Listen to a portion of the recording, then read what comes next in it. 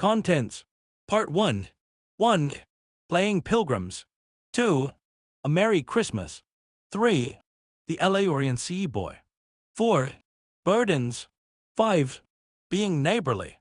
6. BETH finds the palace beautiful. 7. Amy's Valley of Humiliation. 8. JOMETS Apollyon. 9. Meg goes to Vanity Fair. 10. The PC and PO. 11. Experiments. 12. Camp LAURENCE. 13. Castles in the Air. 14. SECRETS. 15. A Telegram. 16. Letters. 17. Little Faithful. 18. Dark Days. 19. Amy's Will. 20. Confidential. 21. LAURIE MAKES Mischief, and JO Makes Peace. 22. Pleasant Meadows. 23. Aunt March Settles the Question. Part 2. 24. Gossip. 25. The First Wedding. 26. Artistic Attempts. 27. Literary Lessons. 28. Domestic Experiences. 29. Calls. 30. Consequences. 31. Our Foreign Correspondent. 32. Tender Troubles. 33. JOS Journal. 34. Friend. 35. Heartache. 36. BETH's Secret. 37. New Impressions. 38. On the Shelf. 39. Lazy LAURENCE. 40. The Valley of the Shadow. 41. Learning to Forget. 42. All Alone. 43. Surprises. 44. My Lord and Lady. 45. Daisy and Demi. 46. Under the Umbrella. 47. Harvest Time. Chapter 1 PLAYING Pilgrims. Christmas won't be Christmas without any presents, grumbled Joe, lying on the rug. It's so dreadful to be poor, sighed Meg, looking down at her old dress. I don't think it's fair for some girls to have plenty of pretty things and other girls nothing at all, added little Amy, with an injured sniff. We've got father and mother and each other, said BETH contentedly from her corner. The four young faces on which the firelight shone brightened at the cheerful words, but darkened again as Joe said sadly, We haven't got father and shall not have him for a long time. She didn't say perhaps never, but each silently added it, thinking of father far away where the fighting was. Nobody spoke for a minute. Then Meg said in an altered tone, You know the reason Mother proposed not having any presents this Christmas was because it is going to be a hard winter for everyone, and she thinks we ought not to spend money for pleasure when our men are suffering so in the army. We can't do much, but we can make our little sacrifices and ought to do it gladly. But I am afraid I don't, and Meg shook her head as she thought regretfully of all the pretty things she wanted. But I don't think the little we should spend would do any good. We've each got $1, and the army wouldn't be much helped by our giving that. I agree not to expect anything from Mother or you, but I do want to buy Undine and Cintran for myself. I've wanted it so long, said Joe, who was a bookworm. I plan to spend mine in new music, said BETH with a little sigh, which no one heard but the hearth brush and kettle holder. I shall get a nice box of Faber's drawing pencils. I really need them, said Amy decidedly. Mother didn't say anything about our money, and she won't wish us to give up everything. Let's each buy what we want and have a little fun. I'm sure we work hard enough to earn it, cried Joe, examining the heels of her shoes in a gentlemanly manner. I know I do, teaching those tiresome children nearly all day, when I'm longing to enjoy myself at home, began Meg, in the complaining tone again. You don't have half such a hard time as I do, said Joe.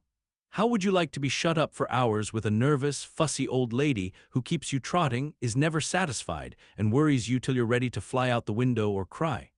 It's naughty to fret, but I do think washing dishes and keeping things tidy is the worst work in the world. It makes me cross, and my hands get so stiff I can't practice well at all.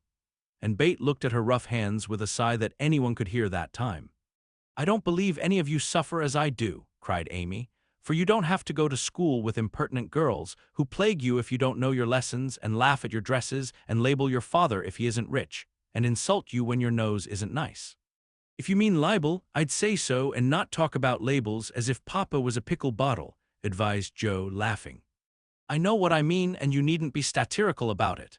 It's proper to use good words and improve your vocabulary, returned Amy with dignity. Don't peck at one another, children. Don't you wish we had the money Papa lost when we were little, Joe? Dear me, how happy and good we'd be if we had no worries, said Meg, who could remember better times. You said the other day you thought we were a deal happier than the King children, for they were fighting and fretting all the time, in spite of their money. So I did, Bet. Well, I think we are. For though we do have to work, we make fun of ourselves and are a pretty jolly set, as Joe would say. Joe does use such slang words, observed Amy, with a reproving look at the long figure stretched on the rug. Joe immediately sat up, put her hands in her pockets, and began to whistle. Don't, Joe, it's so boyish. That's why I do it. I detest rude, unladylike girls. I hate affected, niminy-piminy chits. Birds in their little nests agree, sang Bet, the peacemaker, with such a funny face that both sharp voices softened to a laugh, and the pecking ended for that time. Really, girls, you are both to be blamed, said Meg, beginning to lecture in her elder sisterly fashion. You are old enough to leave off boyish tricks and to behave better, Josephine. It didn't matter so much when you were a little girl, but now you are so tall and turn up your hair, you should remember that you are a young lady. I'm not, and if turning up my hair makes me one, I'll wear it in 2 tails till I'm 20, cried Joe, pulling off her net and shaking down a chestnut mane. I hate to think I've got to grow up and be Miss March and wear long gowns and look as prim as a china aster. It's bad enough to be a girl anyway when I like boys' games and work and manners. I can't get over my disappointment in not being a boy. And it's worse than ever now, for I'm dying to go and fight with Papa. And I can only stay home and knit, like a poky old woman. And Joe shook the blue army sock till the needles rattled like castanets, and her ball bounded across the room. Poor Joe, it's too bad, but it can't be helped. So you must try to be contented with making your name boyish and playing brother to us girls, said Bet, stroking the rough head with a hand that all the dish-washing and dusting in the world could not make ungentle in its touch. As for you, Amy, continued Meg, you are altogether too particular and prim. Your airs are funny now, but you'll grow up an affected little goose if you don't take care. I like your nice manners and refined ways of speaking when you don't try to be elegant, but your absurd words are as bad as Joe's slang. If Joe is a tomboy and Amy a goose, what am I, please? Asked Bet, ready to share the lecture. You're a dear and nothing else, answered Meg warmly, and no one contradicted her, for the mouse was the pet of the family. As young readers like to know how people look, we will take this moment to give them a little sketch of the 4 sisters, who sat knitting away in the twilight, while the December snow fell quietly without and the fire crackled cheerfully within. It was a comfortable room, though the carpet was faded and the furniture very plain, for a good picture or two hung on the walls, books filled the recesses, chrysanthemums and Christmas roses bloomed in the windows, and a pleasant atmosphere of home peace pervaded it. Margaret, the eldest of the 4, was 16, and very pretty, being plump and fair, with large eyes, plenty of soft brown hair, a sweet mouth, and white hands of which she was rather vain. 15-year-old Joe was very tall, thin, and brown, and reminded one of a colt, for she never seemed to know what to do with her long limbs, which were very much in her way. She had a decided mouth, a comical nose, and sharp, gray eyes which appeared to see everything, and were by turns fierce, funny, or thoughtful. Her long, thick hair was her one beauty, but it was usually bundled into a net to be out of her way. Round shoulders had Joe, big hands and feet, a flyaway look to her clothes, and the uncomfortable appearance of a girl who was rapidly shooting up into a woman and didn't like it. Elizabeth, or Bet as everyone called her, was a rosy, smooth-haired, bright-eyed girl of 13, with a shy manner, a timid voice, and a peaceful expression which was seldom disturbed. Her father called her Little Miss Tranquility, and the name suited her excellently, for she seemed to live in a happy world of her own, only venturing out to meet the few whom she trusted and loved. Amy, though the youngest, was a most important person, in her own opinion at least. A regular snow maiden with blue eyes and yellow hair curling on her shoulders, pale and slender, and always carrying herself like a young lady mindful of her manners. What the characters of the 4 sisters were we will leave to be found out. The clock struck 6, and having swept up the hearth, Bet put a pair of slippers down to warm. Somehow the sight of the old shoes had a good effect upon the girls, for Mother was coming, and everyone brightened to welcome her. Meg stopped lecturing and lighted the lamp. Amy got out of the easy chair without being asked, and Joe forgot how tired she was as she sat up to hold the slippers nearer to the blaze.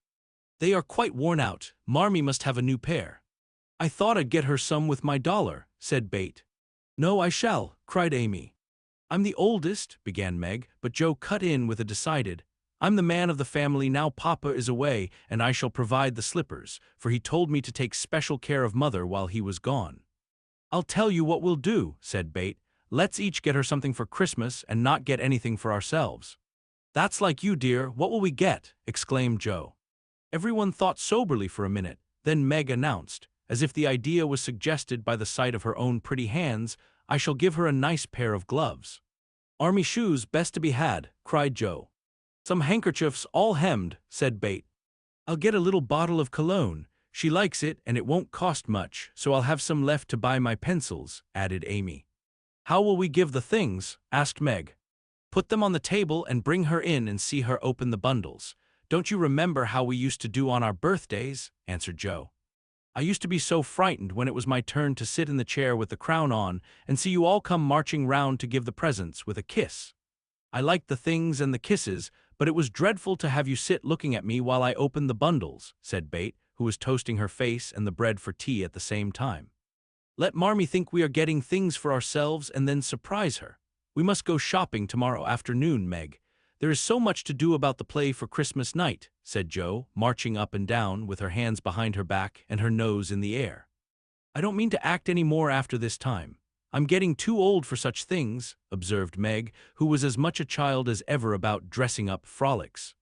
"You won't stop, I know, as long as you can trail round in a white gown with your hair down and wear gold-paper jewelry. You are the best actress we've got, and there'll be an end of everything if you quit the boards," said Joe. "We ought to rehearse tonight. Come here, Amy, and do the fainting scene, for you are as stiff as a poker in that." "I can't help it. I never saw anyone faint, and I don't choose to make myself all black and blue, tumbling flat as you do. If I can go down easily, I'll drop. If I can't, I shall fall into a chair and be graceful. I don't care if Hugo does come at me with a pistol," returned Amy, who was not gifted with dramatic power, but was chosen because she was small enough to be borne out shrieking by the villain of the piece. "Do it this way, clasp your hands so, and stagger across the room, crying frantically, 'Rodrigo, save me, save me!'" And away went Joe with a melodramatic scream which was truly thrilling. Amy followed, but she poked her hands out stiffly before her and jerked herself along as if she went by machinery, and her "ow" was more suggestive of pins being run into her than of fear and anguish. Joe gave a despairing groan, and Meg laughed outright, while Bate let her bread burn as she watched the fun with interest. "It's no use. Do the best you can when the time comes, and if the audience laughs, don't blame me. Come on, Meg." Then things went smoothly, for Don Pedro defied the world in a speech of 2 pages without a single break. Hagar, the witch, chanted an awful incantation over her kettle full of simmering toads with weird effect. Rodrigo rent his chains asunder manfully, and Hugo died in agonies of remorse and arsenic with a wild, "Ha, ha."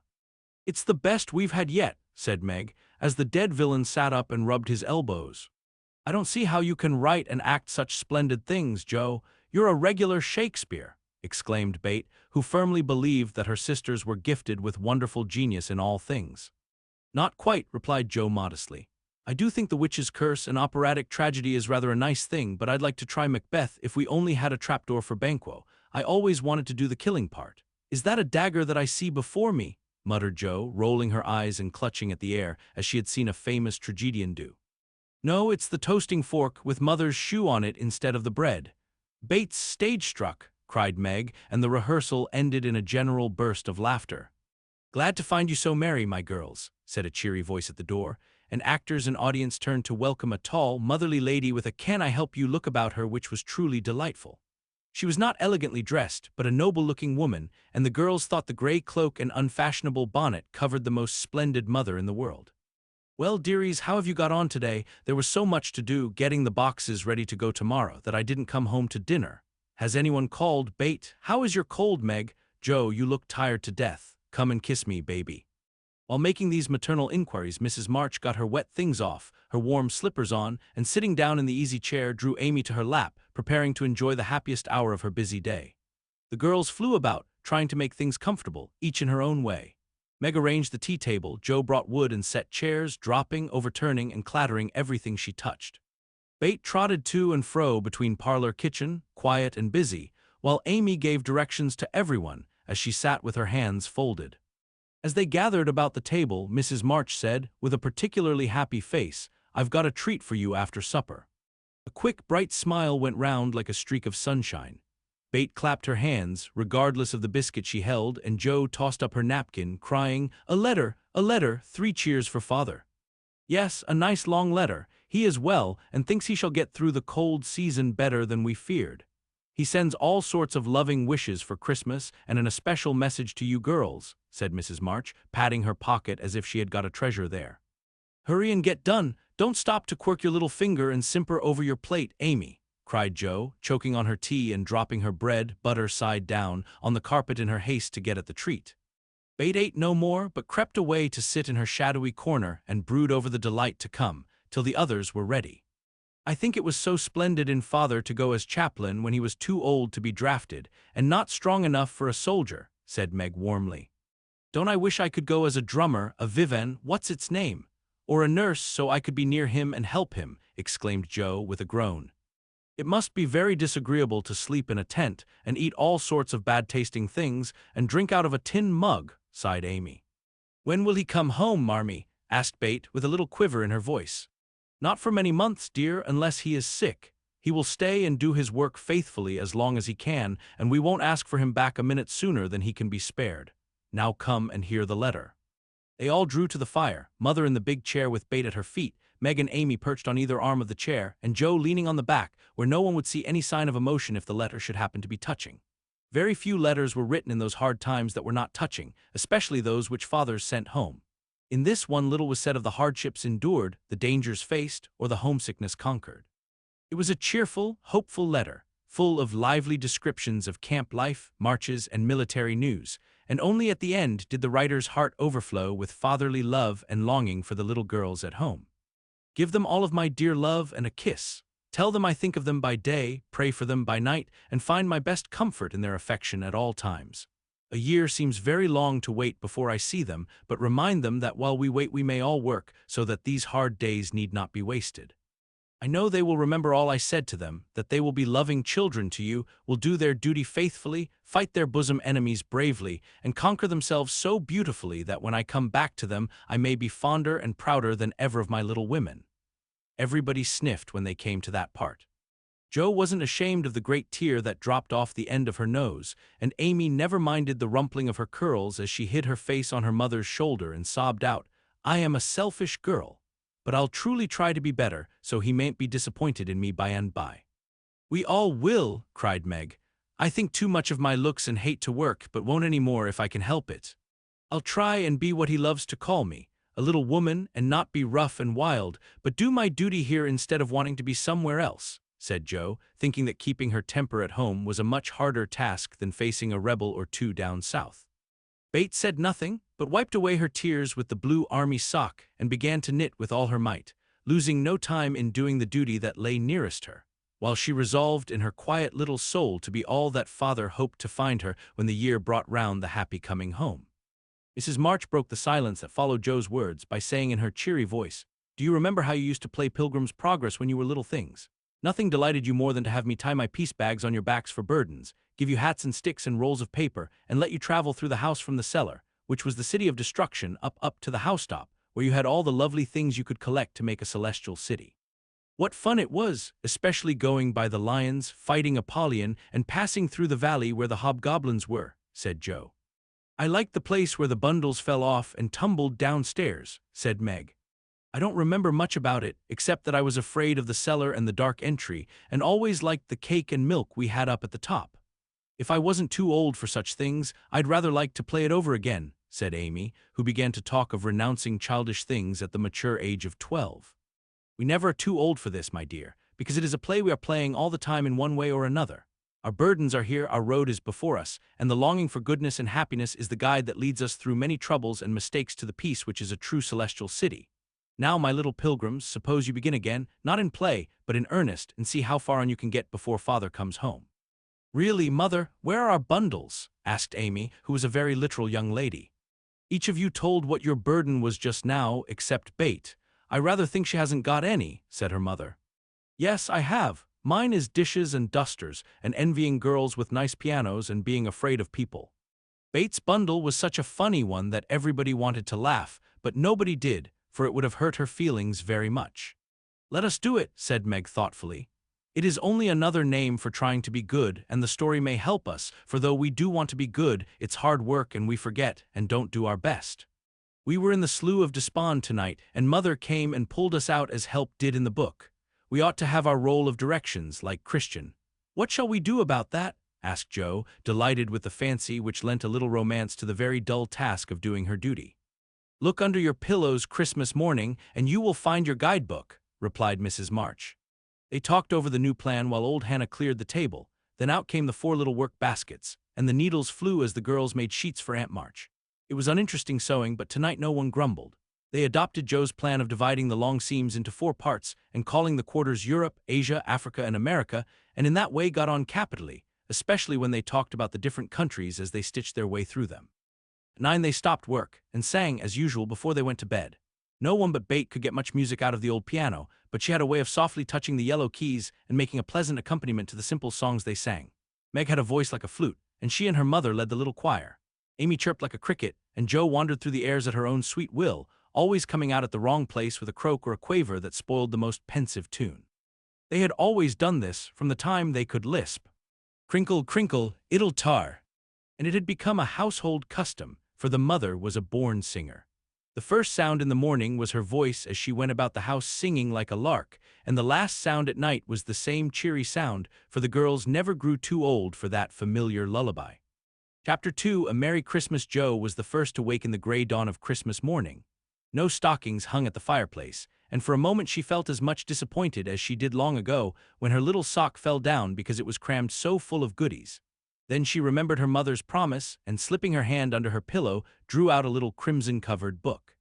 She knew it very well, for it was that beautiful old story of the best life ever lived, and Jo felt that it was a true guidebook for any pilgrim going on a long journey. She woke Meg with a Merry Christmas and bade her see what was under her pillow. A green-covered book appeared with the same picture inside and a few words written by their mother, which made their one present very precious in their eyes. Presently BETH and Amy woke to rummage and find their little books also. One dove-colored, the other blue, and all sat looking at and talking about them, while the east grew rosy with the coming day. In spite of her small vanities, Margaret had a sweet and pious nature, which unconsciously influenced her sisters, especially Jo, who loved her very tenderly, and obeyed her because her advice was so gently given. "Girls," said Meg seriously, looking from the tumbled head beside her to the 2 little night-capped ones in the room beyond, "Mother wants us to read and love and mind these books, and we must begin at once. We used to be faithful about it, but since Father went away and all this war trouble unsettled us, we have neglected many things. You can do as you please, but I shall keep my book on the table here and read a little every morning as soon as I wake, for I know it will do me good and help me through the day." Then she opened her new book and began to read. Jo put her arm round her and, leaning cheek to cheek, read also, with the quiet expression so seldom seen on her restless face. "How good Meg is! Come, Amy, let's do as they do. I'll help you with the hard words and they'll explain things if we don't understand," whispered BETH, very much impressed by the pretty books and her sister's example. "I'm glad mine is blue," said Amy, and then the rooms were very still while the pages were softly turned, and the winter sunshine crept in to touch the bright heads and serious faces with a Christmas greeting. "Where is Mother?" asked Meg, as she and Jo ran down to thank her for their gifts half an hour later. "Goodness only knows. Some poor creetur came a-beggin', and your ma went straight off to see what was needed. There never was such a woman for givin' away victuals and drink, clothes and fearin'," replied Hannah, who had lived with the family since Meg was born and was considered by them all more as a friend than a servant. "She will be back soon, I think, so fry your cakes and have everything ready," said Meg, looking over the presents which were collected in a basket and kept under the sofa, ready to be produced at the proper time. "Why, where is Amy's bottle of cologne?" she added, as the little flask did not appear. "She took it out a minute ago and went off with it to put a ribbon on it or some such notion," replied Jo, dancing about the room to take the first stiffness off the new army slippers. "How nice my handkerchiefs look, don't they?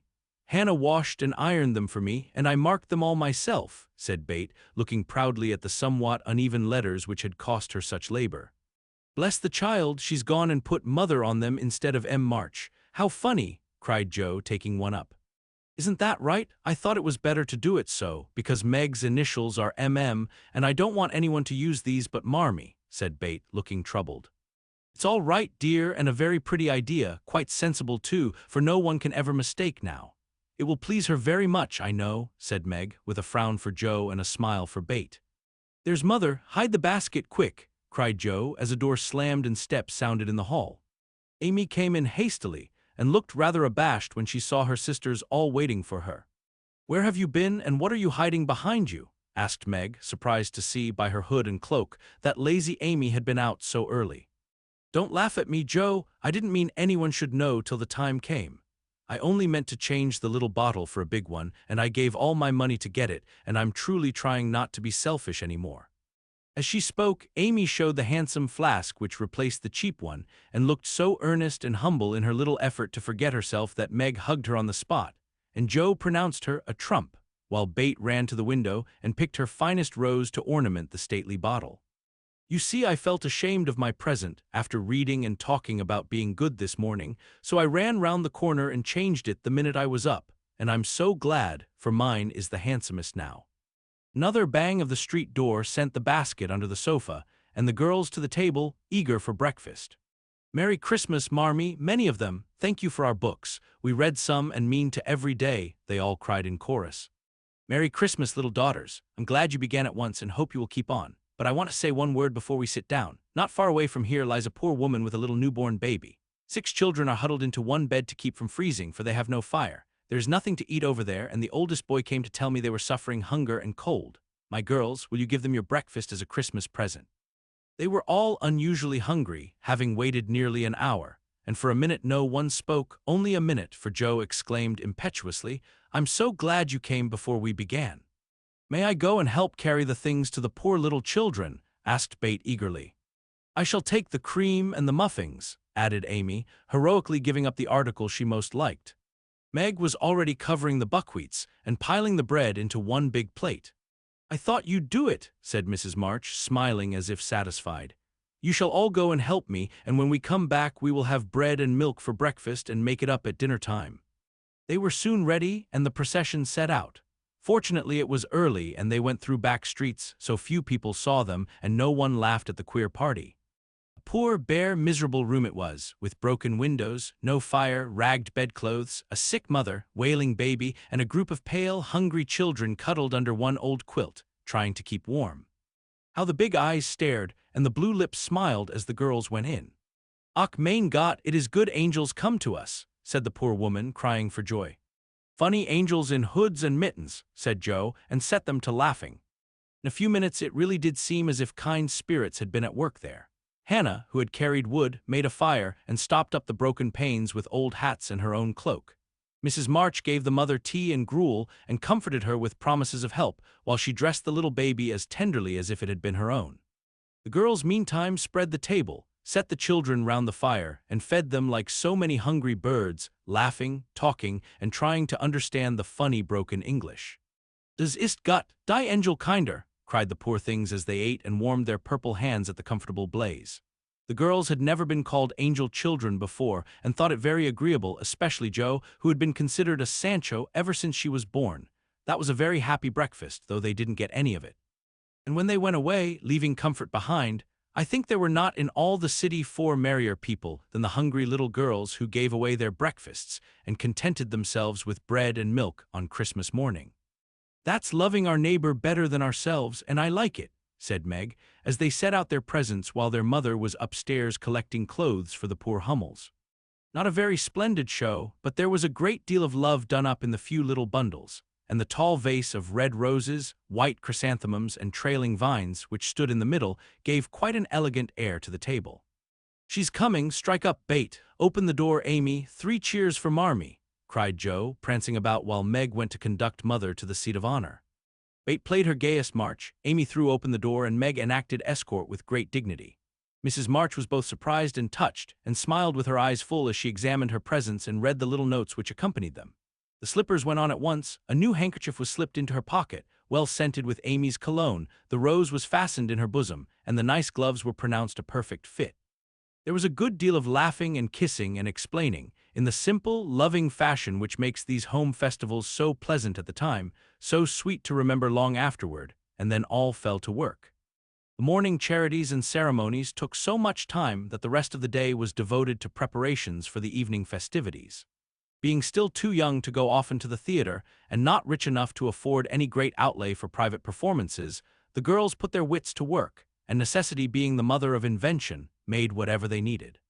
Very clever were some of their productions: pasteboard guitars, antique lamps made of old-fashioned butterboats covered with silver paper, gorgeous robes of old cotton, glittering with tin spangles from a pickle factory, and armor covered with the same useful diamond-shaped bits left in sheets when the lids of preserve pots were cut out. The big chamber was the scene of many innocent revels.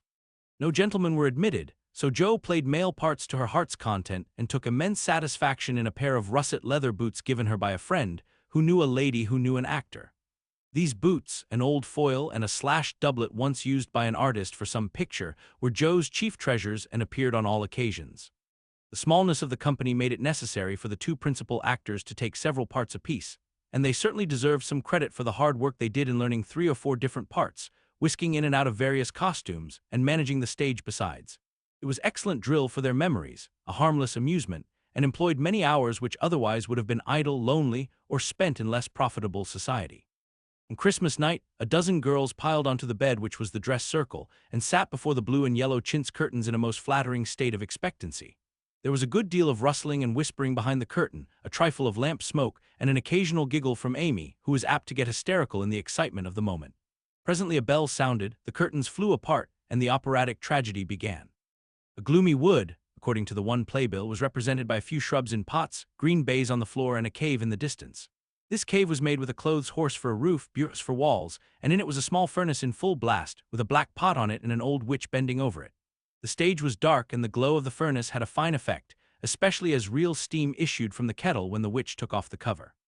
A moment was allowed for the first thrill to subside. Then Hugo, the villain, stalked in with a clanking sword at his side, a slouching hat, black beard, mysterious cloak, and the boots. After pacing to and fro in much agitation, he struck his forehead and burst out in a wild strain, singing of his hatred for Rodrigo, his love for Zara, and his pleasing resolution to kill the one and win the other. The gruff tones of Hugo's voice, with an occasional shout when his feelings overcame him, were very impressive, and the audience applauded the moment he paused for breath. Bowing with the air of one accustomed to public praise, he stole to the cavern and ordered Hagar to come forth with a commanding, "What ho, minion, I need thee." Out came Meg with gray horsehair hanging about her face, a red and black robe, a staff, and cabalistic signs upon her cloak. Hugo demanded a potion to make Zara adore him and one to destroy Rodrigo. Hagar, in a fine dramatic melody, promised both and proceeded to call up the spirit who would bring the love philtre. "Hither, hither from thy home, airy sprite, I bid thee come. Born of roses, fed on dew, charms and potions canst thou brew. Bring me here with elfin speed the fragrant philtre which I need. Make it sweet and swift and strong, spirit, answer now my song." A soft strain of music sounded, and then at the back of the cave appeared a little figure in cloudy white, with glittering wings, golden hair, and a garland of roses on its head. Waving a wand, it sang, "Hither I come from my airy home, afar in the silver moon.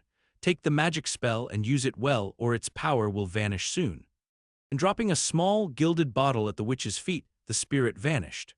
Another chant from Hagar produced another apparition, not a lovely one, for with a bang an ugly black imp appeared, and having croaked a reply, tossed a dark bottle at Hugo and disappeared with a mocking laugh. Having warbled his thanks and put the potions in his boots, Hugo departed, and Hagar informed the audience that as he had killed a few of her friends in times past, she had cursed him and intends to thwart his plans and be revenged on him. Then the curtain fell, and the audience reposed and ate candy while discussing the merits of the play. A good deal of hammering went on before the curtain rose again, but when it became evident what a masterpiece of stage carpentry had been got up, no one murmured at the delay. It was truly superb. A tower rose to the ceiling, halfway up appeared a window with a lamp burning in it, and behind the white curtain appeared Zara in a lovely blue and silver dress waiting for Rodrigo. He came in gorgeous array with plumed cap, red cloak, chestnut lovelocks, a guitar, and the boots, of course. Kneeling at the foot of the tower, he sang a serenade in melting tones. Zara replied, and after a musical dialogue, consented to fly. Then came the grand effect of the play. Rodrigo produced a rope ladder with 5 steps to it, threw up one end, and invited Zara to descend. Timidly she crept from her lattice, put her hand on Rodrigo's shoulder, and was about to leap gracefully down when alas for Zara, she forgot her train. It caught in the window, the tower tottered, leaned forward, fell with a crash, and buried the unhappy lovers in the ruins. A universal shriek arose as the russet boots waved wildly from the wreck and a golden head emerged, exclaiming, "I told you so, I told you so."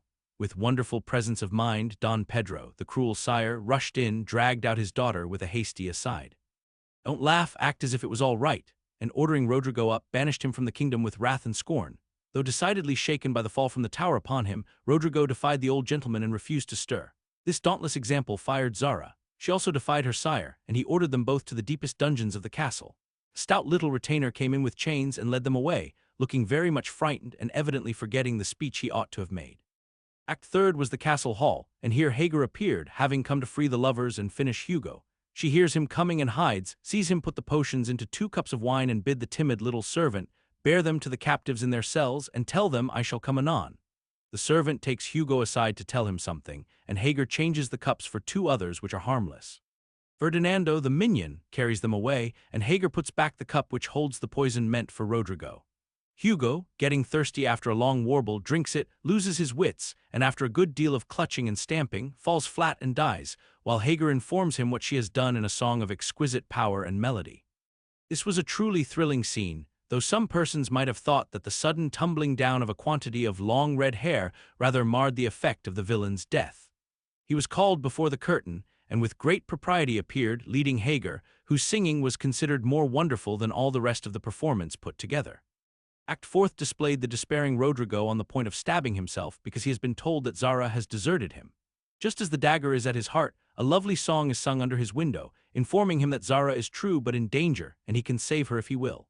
A key is thrown in, which unlocks the door, and in a spasm of rapture he tears off his chains and rushes away to find and rescue his lady love. Act 5 opened with a stormy scene between Zara and Don Pedro. He wishes her to go into a convent, but she won't hear of it, and after a touching appeal is about to faint when Rodrigo dashes in and demands her hand. Don Pedro refuses because he is not rich. They shout and gesticulate tremendously but cannot agree, and Rodrigo is about to bear away the exhausted Zara, when the timid servant enters with a letter and a bag from Hagar, who has mysteriously disappeared. The latter informs the party that she bequeaths untold wealth to the young pair and an awful doom to Don Pedro if he doesn't make them happy. The bag is opened, and several quarts of tin money shower down upon the stage till it is quite glorified with the glitter.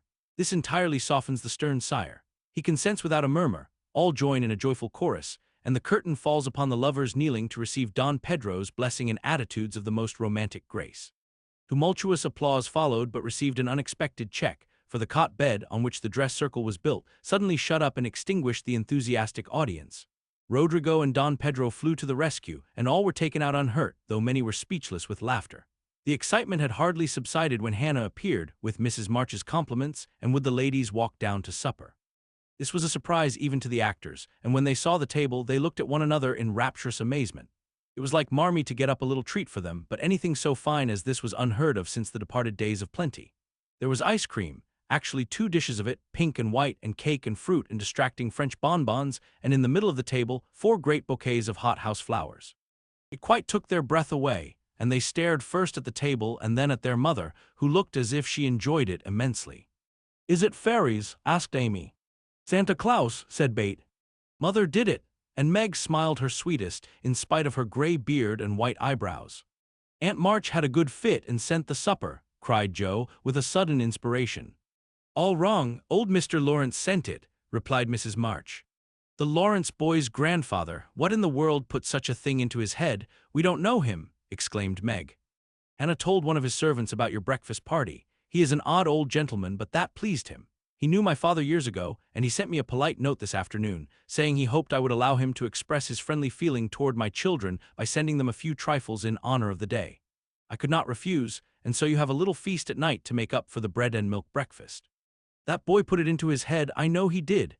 He's a capital fellow, and I wish we could get acquainted. He looks as if he'd like to know us, but he's bashful, and Meg is so prim she won't let me speak to him when we pass," said Joe, as the plates went round, and the ice began to melt out of sight with ohs and ahs of satisfaction.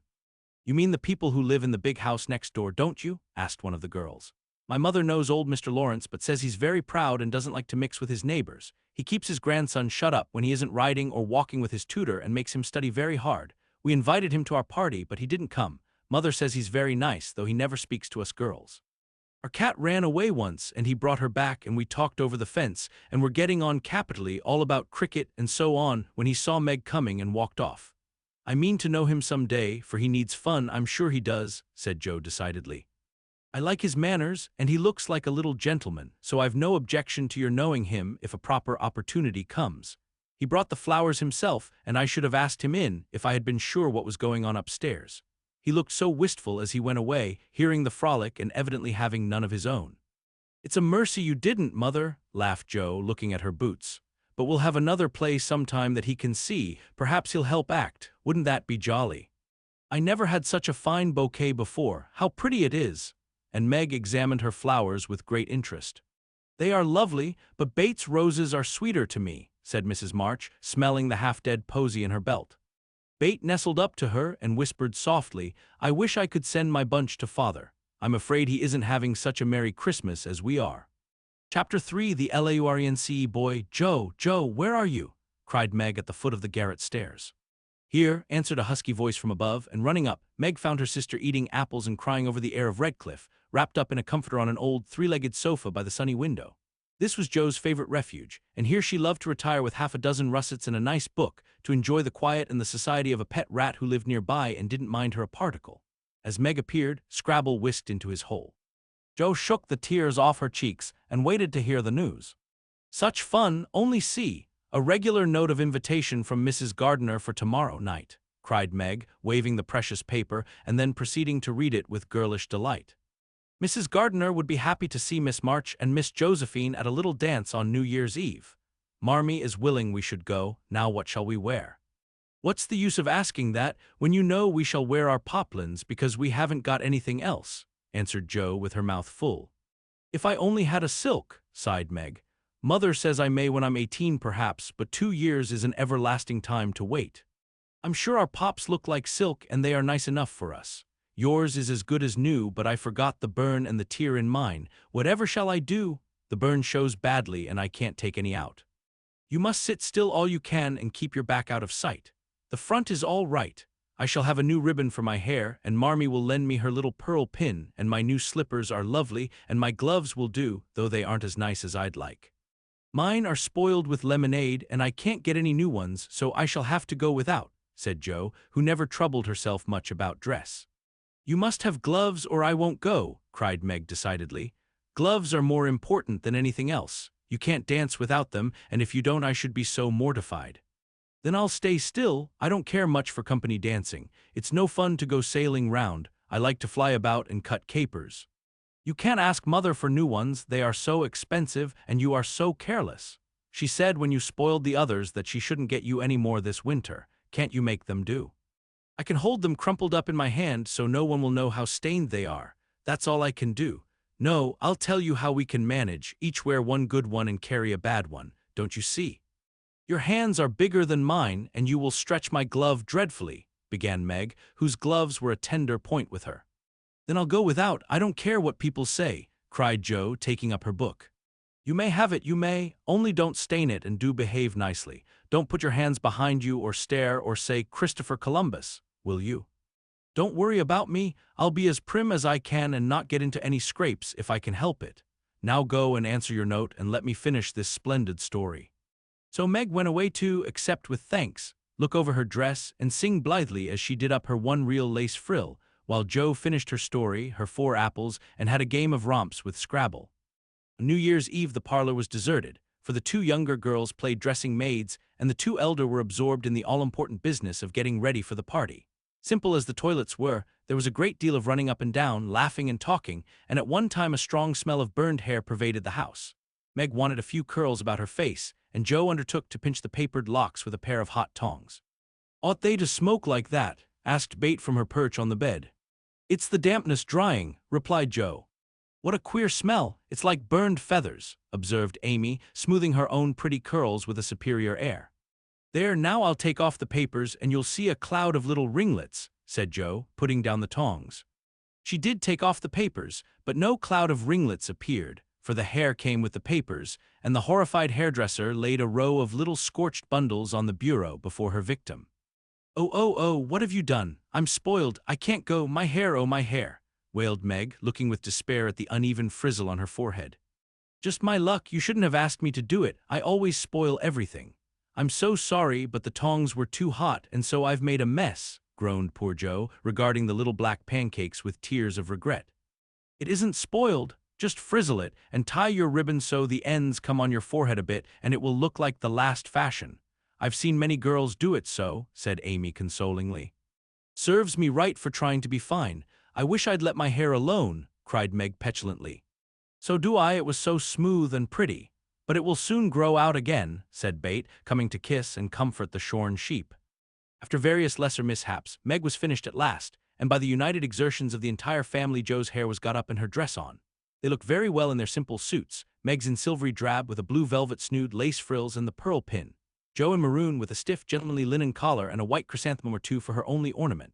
Each put on one nice light glove and carried one soiled one, and all pronounced the effect quite easy and fine. Meg's high-heeled slippers were very tight and hurt her, though she would not own it, and Joe's 19 hairpins all seemed stuck straight into her head, which was not exactly comfortable, but dear me, let us be elegant or die.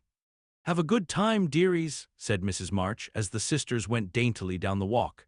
"Don't eat much supper and come away at 11 when I send Hannah for you." As the gate clashed behind them, a voice cried from a window. "Girls, girls, have you both got nice pocket handkerchiefs?" "Yes, yes, Spandy nice, and Meg has cologne on hers," cried Joe, adding with a laugh as they went on, "I do believe Marmee would ask that if we were all running away from an earthquake." "It is one of her aristocratic tastes, and quite proper, for a real lady is always known by neat boots, gloves, and handkerchief," replied Meg, who had a good many little aristocratic tastes of her own. "Now don't forget to keep the bad breath out of sight, Joe. Is my sash right, and does my hair look very bad?" said Meg, as she turned from the glass in Mrs. Gardiner's dressing room after a prolonged prink. "I know I shall forget. If you see me doing anything wrong, just remind me by a wink, will you?" returned Joe, giving her collar a twitch and her head a hasty brush. "No, winking isn't ladylike. I'll lift my eyebrows if anything is wrong and nod if you are all right. Now hold your shoulders straight and take short steps, and don't shake hands if you are introduced to anyone. It isn't the thing. How do you learn all the proper ways? I never can. Isn't that music gay?" Down they went, feeling a trifle timid, for they seldom went to parties, and informal as this little gathering was, it was an event to them. Mrs. Gardiner, a stately old lady, greeted them kindly and handed them over to the eldest of her 6 daughters.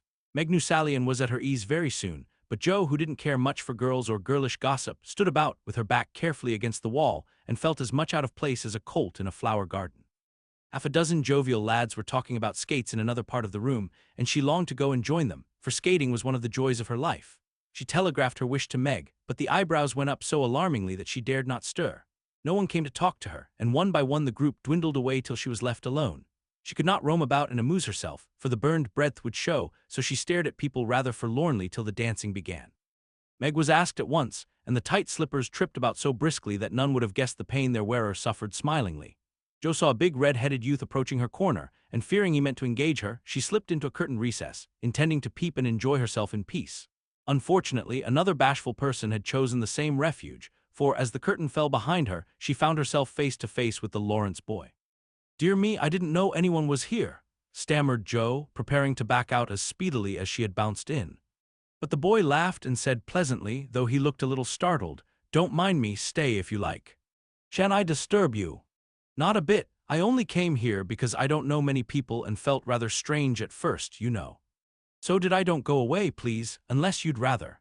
The boy sat down again and looked at his pumps, till Joe said, trying to be polite and easy, "I think I've had the pleasure of seeing you before. You live near us, don't you?" "Next door," and he looked up and laughed outright, for Joe's prim manner was rather funny when he remembered how they had chatted about cricket when he brought the cat home. That put Joe at her ease, and she laughed too, as she said, in her heartiest way, "We did have such a good time over your nice Christmas present. Grandpa sent it.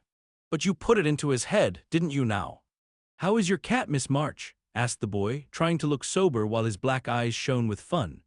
"Nicely, thank you, Mr. Laurence. But I am not Miss March, I'm only Joe," returned the young lady. "I'm not Mr. Laurence, I'm only Laurie."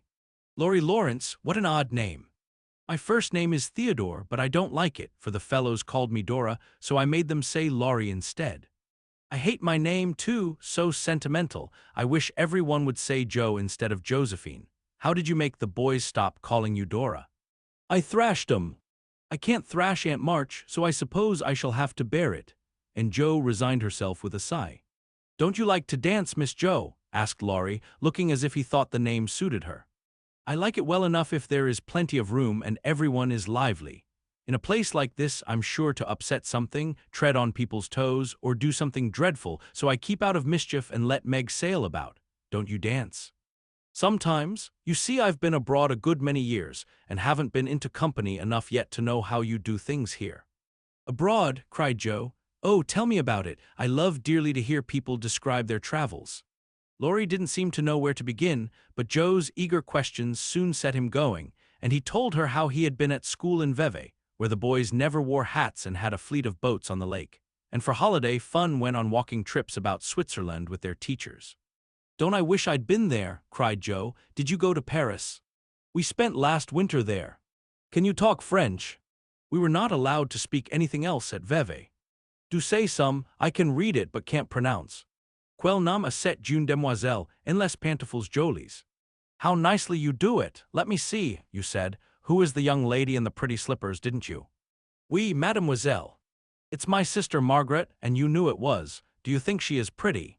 "Yes, she makes me think of the German girls. She looks so fresh and quiet, and dances like a lady." Joe quite glowed with pleasure at this boyish praise of her sister, and stored it up to repeat to Meg. Both peeped and criticized and chatted till they felt like old acquaintances. Laurie's bashfulness soon wore off, for Joe's gentlemanly demeanor amused and set him at his ease, and Joe was her merry self again, because her dress was forgotten and nobody lifted their eyebrows at her. She liked the Laurence boy better than ever and took several good looks at him, so that she might describe him to the girls, for they had no brothers, very few male cousins, and boys were almost unknown creatures to them. Curly black hair, brown skin, big black eyes, handsome nose, fine teeth, small hands and feet, taller than I am, very polite for a boy and altogether jolly. Wonder how old he is. It was on the tip of Joe's tongue to ask, but she checked herself in time and, with unusual tact, tried to find out in a roundabout way. "I suppose you are going to college soon? I see you pegging away at your books. No, I mean studying hard." And Joe blushed at the dreadful pegging which had escaped her. Laurie smiled but didn't seem shocked and answered with a shrug. "Not for a year or two. I won't go before 17 anyway." "Aren't you but 15? Asked Joe, looking at the tall lad, whom she had imagined 17 already. 16 next month." "How I wish I was going to college. You don't look as if you liked it." "I hate it, nothing but grinding or skylarking, and I don't like the way fellows do either in this country." "What do you like?" "To live in Italy, and to enjoy myself in my own way." Joe wanted very much to ask what his own way was, but his black brows looked rather threatening as he knit them, so she changed the subject by saying, as her foot kept time, "That's a splendid polka. Why don't you go and try it?" "If you will come too," he answered, with a gallant little bow. "I can't, for I told Meg I wouldn't because—" There Joe stopped and looked undecided whether to tell or to laugh. "Because what? You won't tell?" "Never." "Well, I have a bad trick of standing before the fire, and so I burn my frocks, and I scorched this one, and though it's nicely mended, it shows, and Meg told me to keep still so no one would see it. You may laugh if you want to. It is funny, I know." But Laurie didn't laugh. He only looked down a minute, and the expression of his face puzzled Joe when he said very gently, "Never mind that. I'll tell you how we can manage. There's a long hall out there, and we can dance grandly, and no one will see us. Please come." Joe thanked him and gladly went, wishing she had 2 neat gloves when she saw the nice pearl-colored ones her partner wore. The hall was empty, and they had a grand polka, for Laurie danced well and taught her the German step, which delighted Joe, being full of swing and spring. When the music stopped, they sat down on the stairs to get their breath, and Laurie was in the midst of an account of a students' festival at Heidelberg when Meg appeared in search of her sister. She beckoned, and Joe reluctantly followed her into a side room, where she found her on a sofa, holding her foot and looking pale. "I've sprained my ankle. That stupid high heel turned and gave me a sad wrench. It aches so, I can hardly stand, and I don't know how I'm ever going to get home," she said, rocking to and fro in pain. "I knew you'd hurt your feet with those silly shoes. I'm sorry. But I don't see what you can do except get a carriage or stay here all night," answered Joe, softly rubbing the poor ankle as she spoke. "I can't have a carriage without its costing ever so much. I dare say I can't get one at all, for most people come in their own, and it's a long way to the stable and no one to send." "I'll go." "No, indeed, it's past 9 and dark as Egypt. I can't stop here, for the house is full. Sally has some girls staying with her. I'll rest till Hannah comes and then do the best I can." "I'll ask Laurie. He will go," said Joe, looking relieved as the idea occurred to her. "Mercy, no, don't ask or tell anyone. Get me my rubbers and put these slippers with our things. I can't dance any more, but as soon as supper is over, watch for Hannah and tell me the minute she comes." "They are going out to supper now. I'll stay with you, I'd rather." "No, dear, run along and bring me some coffee. I'm so tired I can't stir." So Meg reclined, with rubbers well hidden, and Joe went blundering away to the dining room, which she found after going into a china closet and opening the door of a room where old Mr. Gardiner was taking a little private refreshment. Making a dart at the table, she secured the coffee, which she immediately spilled, thereby making the front of her dress as bad as the back. "Oh dear, what a blunderbuss I am!" exclaimed Joe, finishing Meg's glove by scrubbing her gown with it. "Can I help you?" said a friendly voice. And there was Laurie, with a full cup in one hand and a plate of ice in the other. "I was trying to get something for Meg, who is very tired, and someone shook me, and here I am in a nice state," answered Joe, glancing dismally from the stained skirt to the coffee-colored glove. "Too bad, I was looking for someone to give this to. May I take it to your sister?" "Oh, thank you, I'll show you where she is. I don't offer to take it myself, for I should only get into another scrape if I did." Joe led the way, and as if used to waiting on ladies, Laurie drew up a little table, brought a second installment of coffee and ice for Joe, and was so obliging that even particular Meg pronounced him a nice boy. They had a merry time over the bonbons and mottos, and were in the midst of a quiet game of buzz with 2 or 3 other young people who had strayed in when Hannah appeared. Meg forgot her foot and rose so quickly that she was forced to catch hold of Joe with an exclamation of pain. "Hush, don't say anything," she whispered, adding aloud, "It's nothing. I turned my foot a little, that's all," and limped upstairs to put her things on. Hannah scolded, Meg cried, and Joe was at her wits' end, till she decided to take things into her own hands. Slipping out, she ran down and, finding a servant, asked if he could get her a carriage. It happened to be a hired waiter who knew nothing about the neighborhood, and Joe was looking round for help when Laurie, who had heard what she said, came up and offered his grandfather's carriage, which had just come for him. He said, "It's so early, you can't mean to go yet," began Joe, looking relieved but hesitating to accept the offer. "I always go early, I do, truly. Please let me take you home. It's all on my way, you know, and it rains, they say." That settled it, and telling him of Meg's mishap, Joe gratefully accepted and rushed up to bring down the rest of the party. Hannah hated rain as much as a cat, so she made no trouble, and they rolled away in the luxurious close carriage, feeling very festive and elegant. Laurie went on the box so Meg could keep her foot up, and the girls talked over their party in freedom. "I had a capital time, did you?" asked Joe, rumpling up her hair and making herself comfortable. "Yes, till I hurt myself. Sally's friend Annie Moffat took a fancy to me and asked me to come and spend a week with her when Sally does. She is going in the spring when the opera comes, and it will be perfectly splendid if Mother only lets me go," answered Meg, cheering up at the thought. "I saw you dancing with the red-headed man I ran away from. Was he nice?" "Oh, very. His hair is auburn, not red, and he was very polite, and I had a delicious redowa with him. He looked like a grasshopper in a fit when he did the new step. Laurie and I couldn't help laughing. Did you hear us?" "No, but it was very rude. What were you about all that time, hidden away there?" Joe told her adventures, and by the time she had finished they were at home. With many thanks, they said good night and crept in, hoping to disturb no one, but the instant their door creaked, 2 little nightcaps bobbed up, and 2 sleepy but eager voices cried out, "Tell about the party, tell about the party." With what Meg called a great want of manners, Joe had saved some bonbons for the little girls, and they soon subsided, after hearing the most thrilling events of the evening. "I declare it really seems like being a fine young lady, to come home from the party in a carriage and sit in my dressing gown with a maid to wait on me," said Meg, as Joe bound up her foot with arnica and brushed her hair. "I don't believe fine young ladies enjoy themselves a bit more than we do, in spite of our burned hair, old gowns, 1 glove apiece, and tight slippers that sprain our ankles when we are silly enough to wear them." And I think Joe was quite right. Chapter 4, Burdens. "Oh dear, how hard it does seem to take up our packs and go on," sighed Meg the morning after the party. For now the holidays were over, the week of merrymaking did not fit her for going on easily with the task she never liked.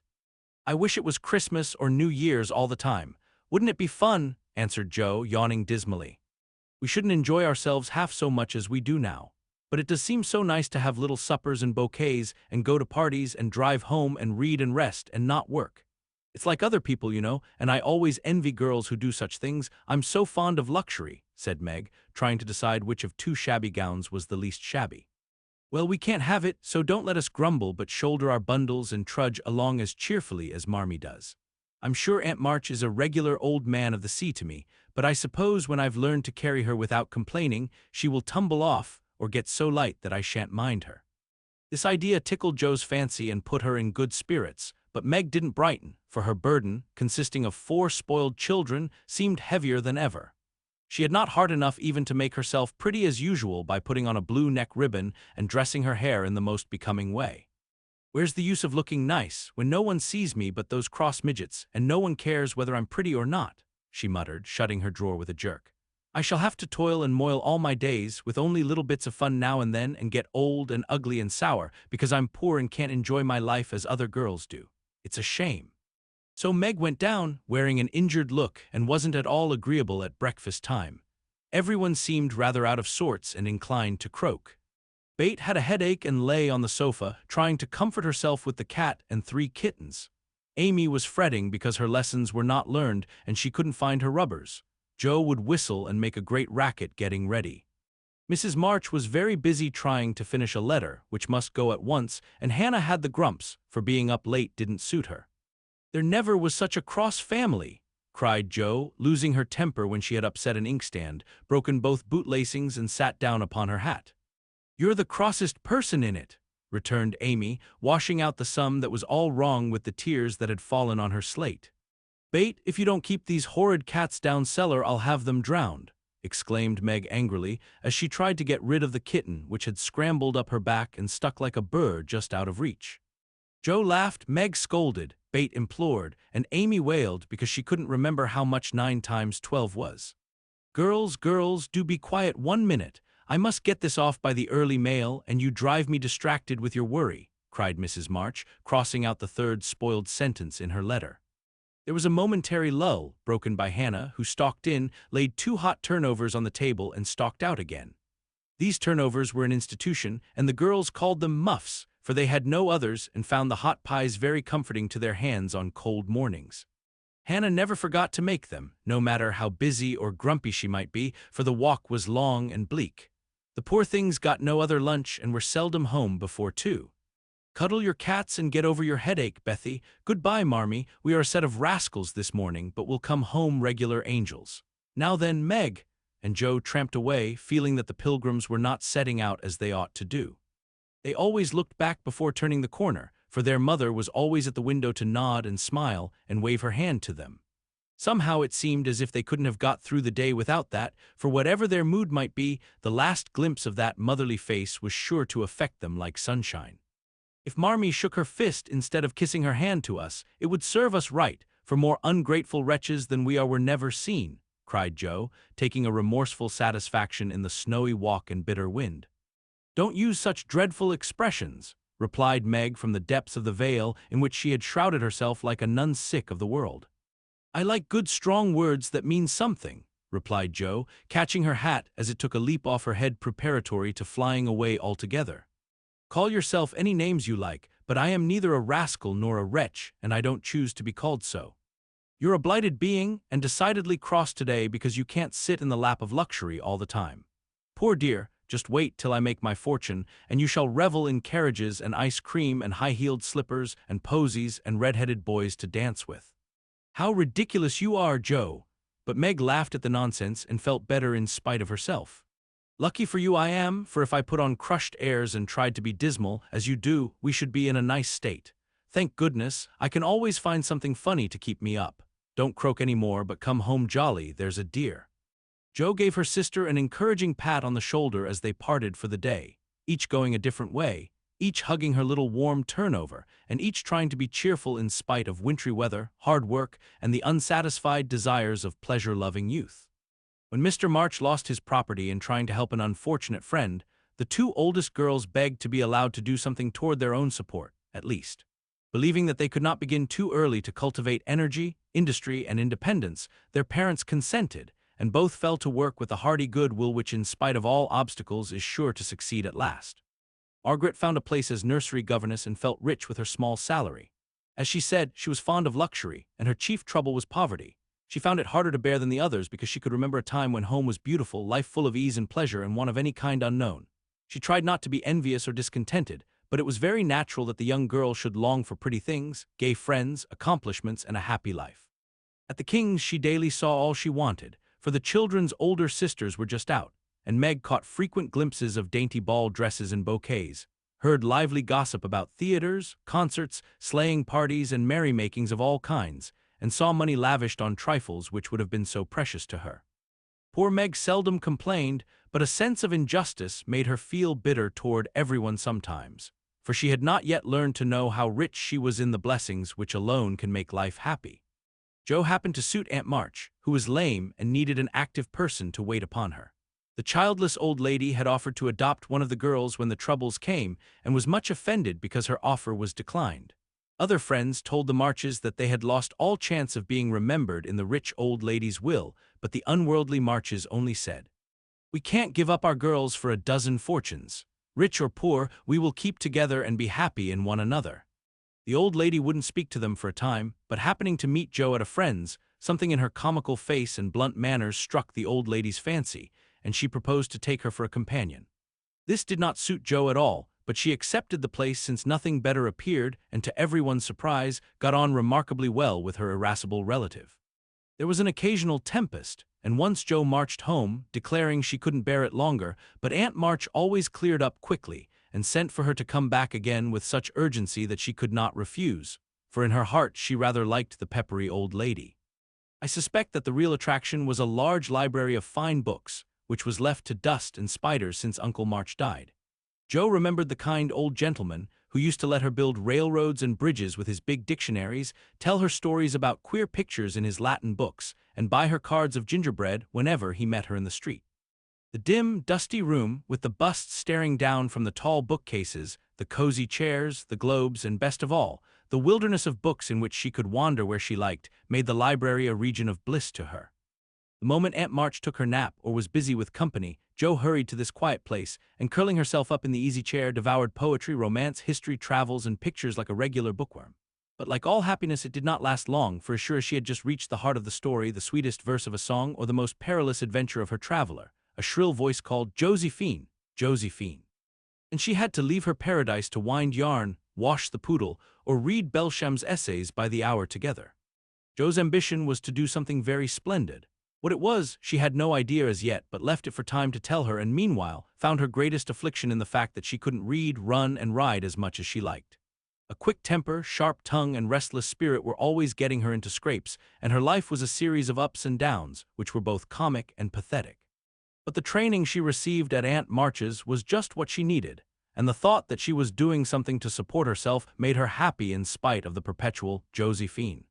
BETH was too bashful to go to school. It had been tried, but she suffered so much that it was given up, and she did her lessons at home with her father. Even when he went away and her mother was called to devote her skill and energy to soldiers' aid societies, BETH went faithfully on by herself and did the best she could. She was a housewifely little creature, and helped Hannah keep home neat and comfortable for the workers, never thinking of any reward but to be loved. Long, quiet days she spent, not lonely nor idle, for her little world was peopled with imaginary friends, and she was by nature a busy bee. There were 6 dolls to be taken up and dressed every morning, for BETH was a child still and loved her pets as well as ever. Not one whole or handsome one among them, all were outcasts till BETH took them in, for when her sisters outgrew these idols, they passed to her because Amy would have nothing old or ugly. BETH cherished them all the more tenderly for that very reason, and set up a hospital for infirm dolls. No pins were ever stuck into their cotton vitals, no harsh words or blows were ever given them, no neglect ever saddened the heart of the most repulsive, but all were fed and clothed, nursed and caressed with an affection which never failed. One forlorn fragment of Delanity had belonged to Jo, and having led a tempestuous life, was left a wreck in the rag bag, from which dreary poorhouse it was rescued by BETH and taken to her refuge. Having no top to its head, she tied on a neat little cap, and as both arms and legs were gone, she hid these deficiencies by folding it in a blanket and devoting her best bed to this chronic invalid. If anyone had known the care lavished on that dolly, I think it would have touched their hearts, even while they laughed. She brought it bits of bouquets, she read to it, took it out to breathe fresh air, hidden under her coat, she sang it lullabies and never went to bed without kissing its dirty face and whispering tenderly, "I hope you'll have a good night, my poor dear." BETH had her troubles as well as the others, and not being an angel but a very human little girl, she often wept a little weep, as Jo said, because she couldn't take music lessons and have a fine piano. She loved music so dearly, tried so hard to learn, and practiced away so patiently at the jingling old instrument, that it did seem as if someone, not to hint Aunt March, ought to help her. Nobody did, however, and nobody saw BETH wipe the tears off the yellow keys that wouldn't keep in tune when she was all alone. She sang like a little lark about her work, never was too tired for Marmee and the girls, and day after day said hopefully to herself, "I know I'll get my music some time if I'm good." There are many BETHs in the world, shy and quiet, sitting in corners till needed, and living for others so cheerfully that no one sees the sacrifices till the little cricket on the hearth stops chirping, and the sweet, sunshiny presence vanishes, leaving silence and shadow behind. If anybody had asked Amy what the greatest trial of her life was, she would have answered at once, my nose. When she was a baby, Joe had accidentally dropped her into the coal hod, and Amy insisted that the fall had ruined her nose forever. It was not big nor red like poor Petria's, it was only rather flat, and all the pinching in the world could not give it an aristocratic point. No one minded it but herself, and it was doing its best to grow, but Amy felt deeply the want of a Grecian nose and drew whole sheets of handsome ones to console herself. Little Raphael, as her sisters called her, had a decided talent for drawing, and was never so happy as when copying flowers, designing fairies, or illustrating stories with queer specimens of art. Her teachers complained that instead of doing her sums, she covered her slate with animals. The blank pages of her atlas were used to copy maps on, and caricatures of the most ludicrous description came fluttering out of all her books at unlucky moments. She got through her lessons as well as she could, and managed to escape reprimands by being a model of deportment. She was a great favorite with her mates, being good-tempered and possessing the happy art of pleasing without effort. Her little airs and graces were much admired, so were her accomplishments, for besides her drawing, she could play 12 tunes, crochet, and read French without mispronouncing more than 2/3 of the words. She had a plaintive way of saying, when Papa was rich we did so-and-so, which was very touching, and her long words were considered perfectly elegant by the girls. Amy was in a fair way to be spoiled, for everyone petted her, and her small vanities and selfishnesses were growing nicely. One thing, however, rather quenched the vanities. She had to wear her cousin's clothes. Now Florence's mama hadn't a particle of taste, and Amy suffered deeply at having to wear a red instead of a blue bonnet, unbecoming gowns, and fussy aprons that did not fit. Everything was good, well-made, and little worn, but Amy's artistic eyes were much afflicted, especially this winter, when her school dress was a dull purple with yellow dots and no trimming. My only comfort, she said to Meg with tears in her eyes, is that Mother doesn't take tucks in my dresses whenever I'm naughty, as Maria Parks's mother does. My dear, it's really dreadful, for sometimes she is so bad her frock is up to her knees, and she can't come to school. When I think of this degradation, I feel that I can bear even my flat nose and purple gown with yellow skyrockets on it. Meg was Amy's confidant and monitor, and by some strange attraction of opposites, Joe was gentle Bates. To Joe alone did the shy child tell her thoughts, and over her big harum-scarum sister Bate unconsciously exercised more influence than anyone in the family. The two older girls were a great deal to one another, but each took one of the younger sisters into her keeping and watched over her in her own way. Playing mother, they called it, and put their sisters in the places of discarded dolls with the maternal instinct of little women. Has anybody got anything to tell? It's been such a dismal day, I'm really dying for some amusement, said Meg, as they sat sewing together that evening. I had a queer time with Aunt today, and as I got the best of it, I'll tell you about it, began Joe, who dearly loved to tell stories. I was reading that everlasting Belsham and droning away as I always do, for Aunt soon drops off, and then I take out some nice book and read like fury till she wakes up. I actually made myself sleepy, and before she began to nod, I gave such a gape that she asked me what I meant by opening my mouth wide enough to take the whole book in at once. I wish I could and be done with it, said I, trying not to be saucy. Then she gave me a long lecture on my sins, and told me to sit and think them over while she just lost herself for a moment. She never finds herself very soon, so the minute her cap began to bob like a top-heavy dahlia, I whipped the Vicar of Wakefield out of my pocket and read away, with one eye on him and one on Aunt. I just got to where they all tumbled into the water when I forgot and laughed out loud. Aunt woke up and, being more good-natured after her nap, told me to read a bit and show what frivolous work I preferred to the worthy and instructive Belsham. I did my very best, and she liked it, though she only said, I don't understand what it's all about. Go back and begin it, child. Back I went and made the primroses as interesting as ever I could. Once I was wicked enough to stop in a thrilling place and say meekly, I'm afraid it tires you, ma'am. Shan't I stop now? She caught up her knitting, which had dropped out of her hands, gave me a sharp look through her specs, and said, in her short way, Finish the chapter and don't be impertinent, miss. Did she own she liked it? Asked Meg. Oh, bless you, no, but she let old Belsham rest, and when I ran back after my gloves this afternoon, there she was, so hard at the vicar that she didn't hear me laugh as I danced a jig in the hall because of the good time coming. What a pleasant life she might have if only she chose. I don't envy her much in spite of her money, for after all rich people have about as many worries as poor ones, I think, added Joe. That reminds me, said Meg, that I've got something to tell. It isn't funny like Joe's story, but I thought about it a good deal as I came home. At the King's today I found everybody in a flurry, and one of the children said that her oldest brother had done something dreadful, and Papa had sent him away. I heard Mrs. King crying and Mr. King talking very loud, and Grace and Ellen turned away their faces when they passed me, so I shouldn't see how red and swollen their eyes were.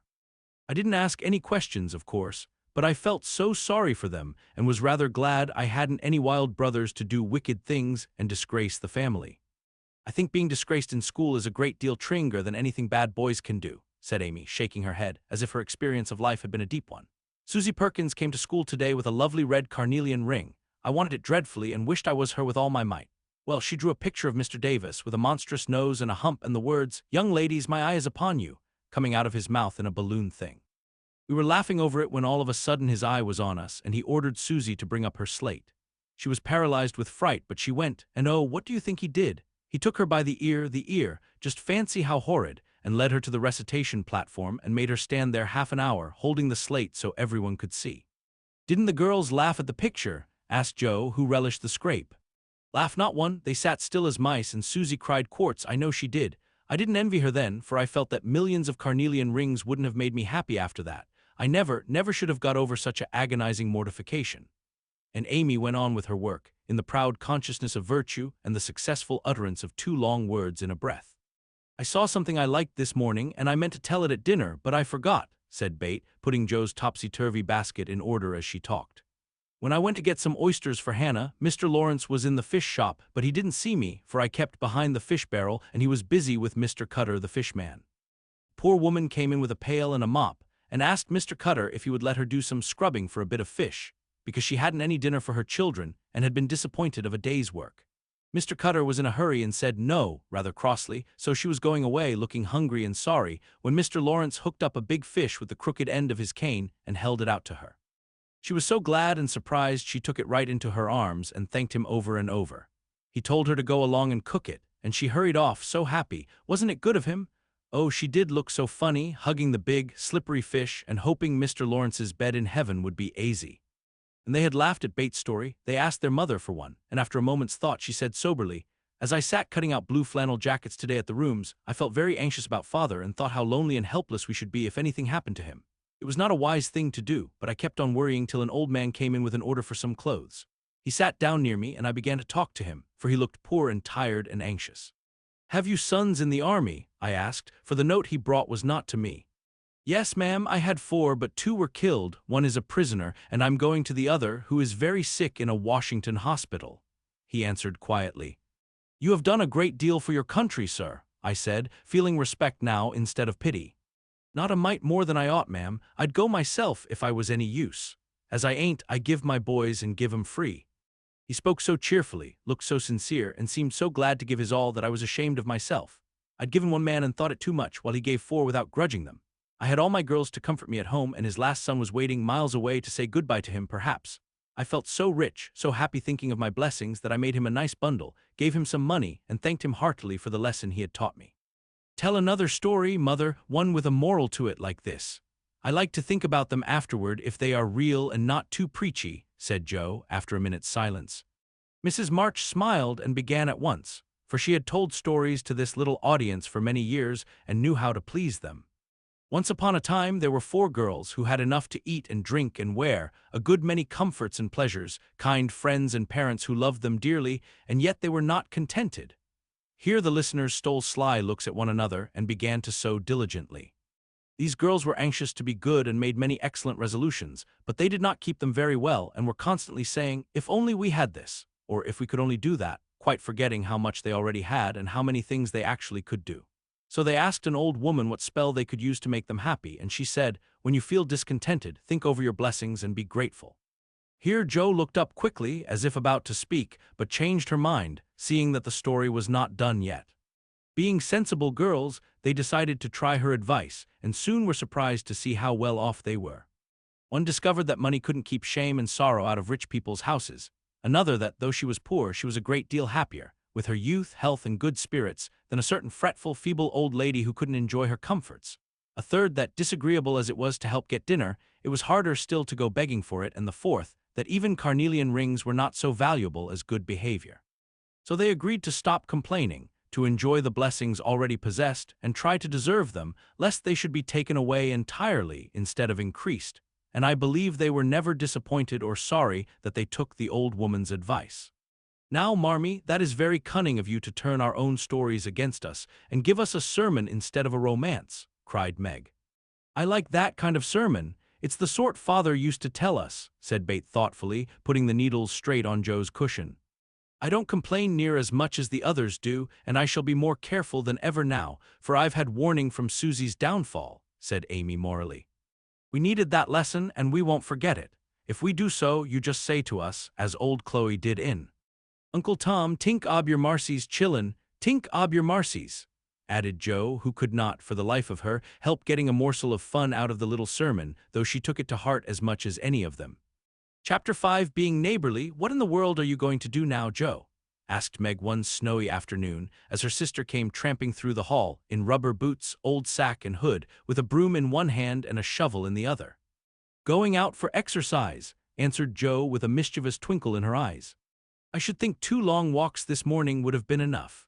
It's cold and dull out, and I advise you to stay warm and dry by the fire as I do, said Meg with a shiver.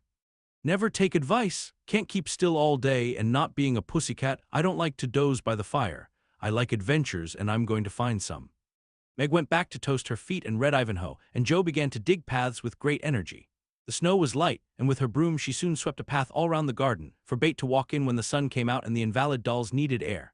Now the garden separated the Marches' house from that of Mr. Laurence. Both stood in a suburb of the city, which was still country-like, with groves and lawns, large gardens, and quiet streets.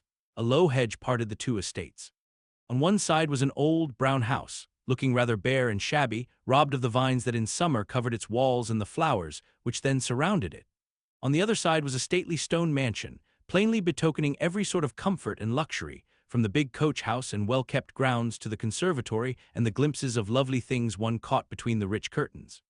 Yet it seemed a lonely, lifeless sort of house, for no children frolicked on the lawn, no motherly face ever smiled at the windows, and few people went in and out, except the old gentleman and his grandson.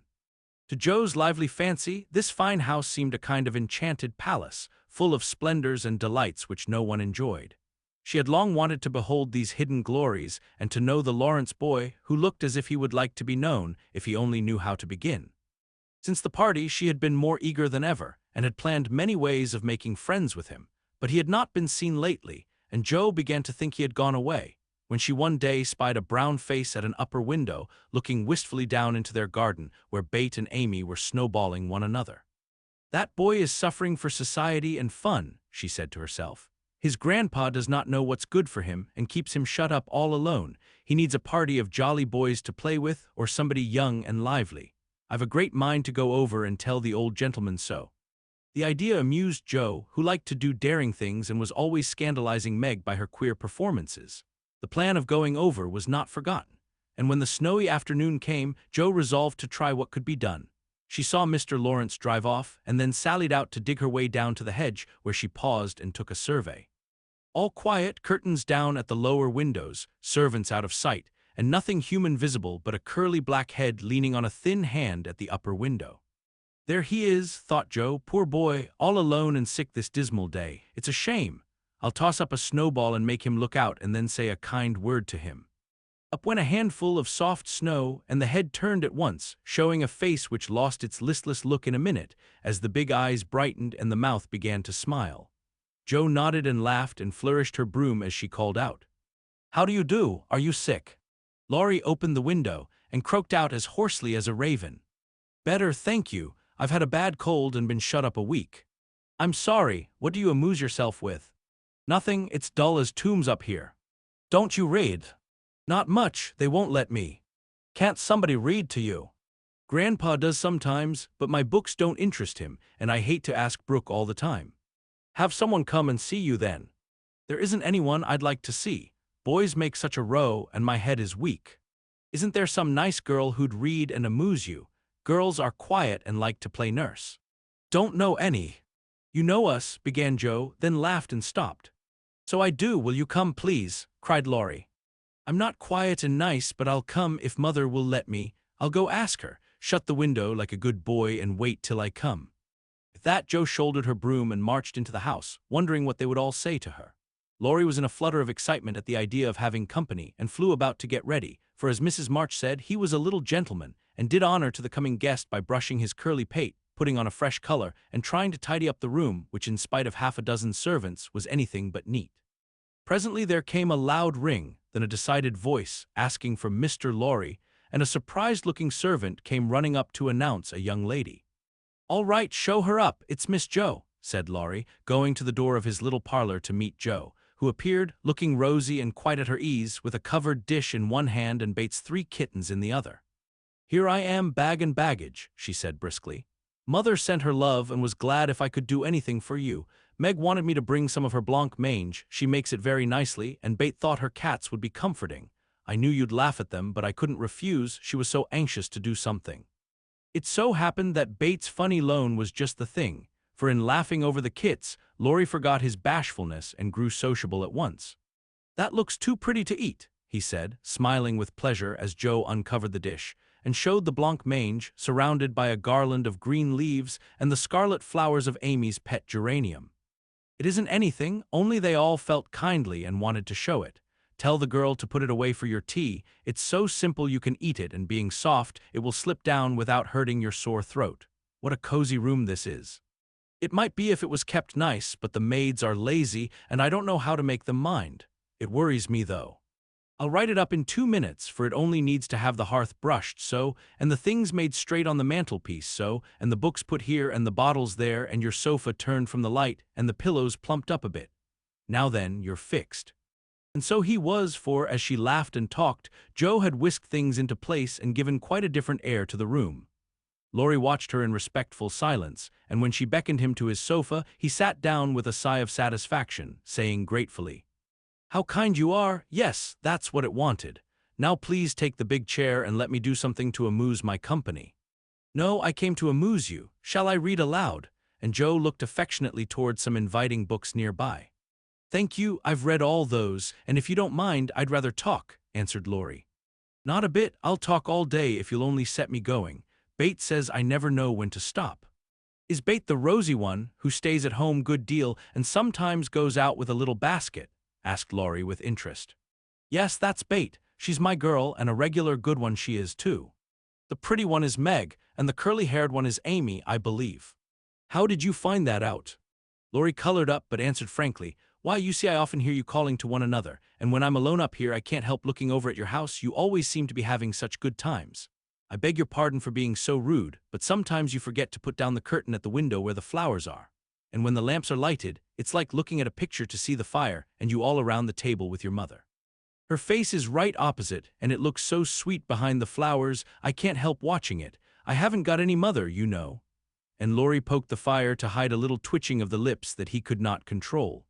The solitary, hungry look in his eyes went straight to Joe's warm heart. She had been so simply taught that there was no nonsense in her head, and at 15 she was as innocent and frank as any child. Laurie was sick and lonely, and feeling how rich she was in home and happiness, she gladly tried to share it with him. Her face was very friendly, and her sharp voice unusually gentle as she said, "We'll never draw that curtain any more, and I give you leave to look as much as you like. I just wish, though, instead of peeping, you'd come over and see us. Mother is so splendid, she'd do you heaps of good, and Bate would sing to you if I begged her to, and Amy would dance. Meg and I would make you laugh over our funny stage properties, and we'd have jolly times. Wouldn't your grandpa let you?" "I think he would if your mother asked him. He's very kind, though he does not look so, and he lets me do what I like, pretty much, only he's afraid I might be a bother to strangers," began Laurie, brightening more and more. "We are not strangers, we are neighbors, and you needn't think you'd be a bother. We want to know you, and I've been trying to do it this ever so long. We haven't been here a great while, you know, but we have got acquainted with all our neighbors but you. You see, Grandpa lives among his books and doesn't mind much what happens outside. Mr. Brooke, my tutor, doesn't stay here, you know, and I have no one to go about with me, so I just stop at home and get on as I can." "That's bad. You ought to make an effort and go visiting everywhere you are asked, then you'll have plenty of friends and pleasant places to go to. Never mind being bashful. It won't last long if you keep going."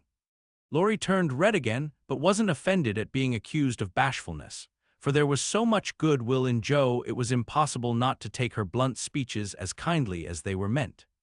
"Do you like your school?" asked the boy, changing the subject after a little pause, during which he stared at the fire and Joe looked about her, well pleased. "Don't go to school, I'm a businessman girl, I mean. I go to wait on my great-aunt, and a dear, cross old soul she is, too," answered Joe.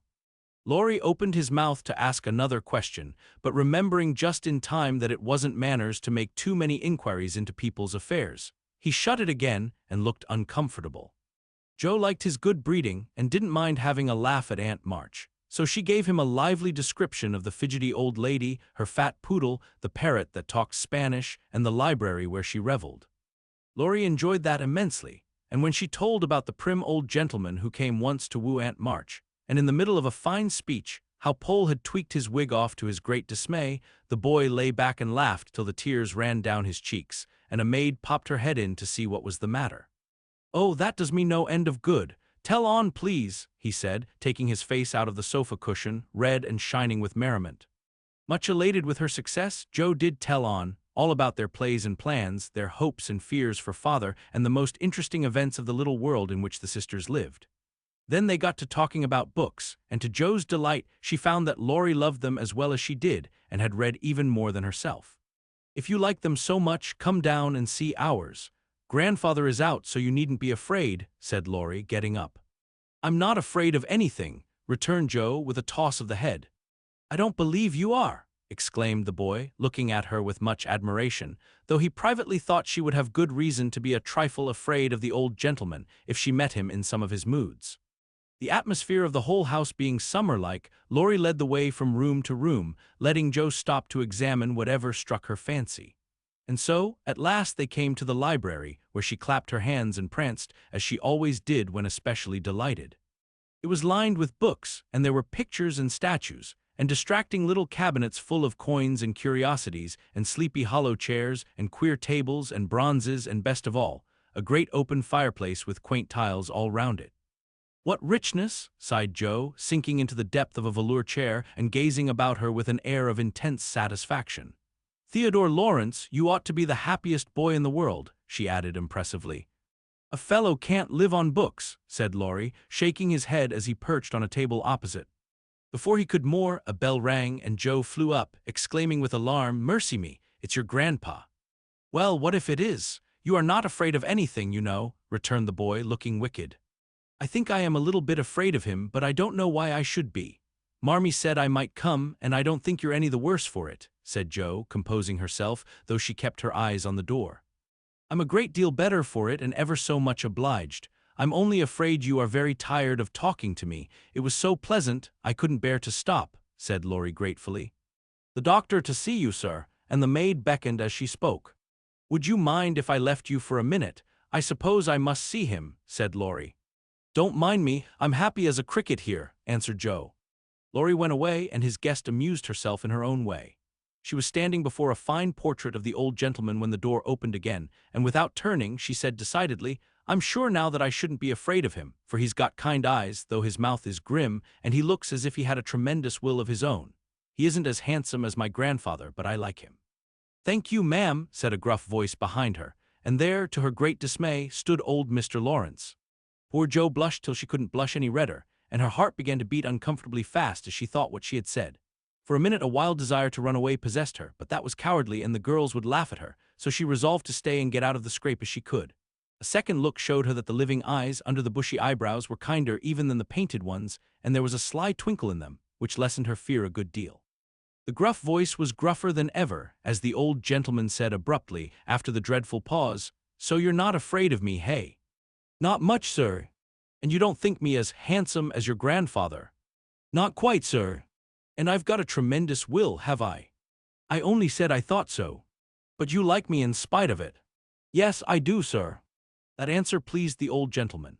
He gave a short laugh, shook hands with her, and putting his finger under her chin, turned up her face, examined it gravely, and let it go, saying with a nod, "You've got your grandfather's spirit if you haven't his face.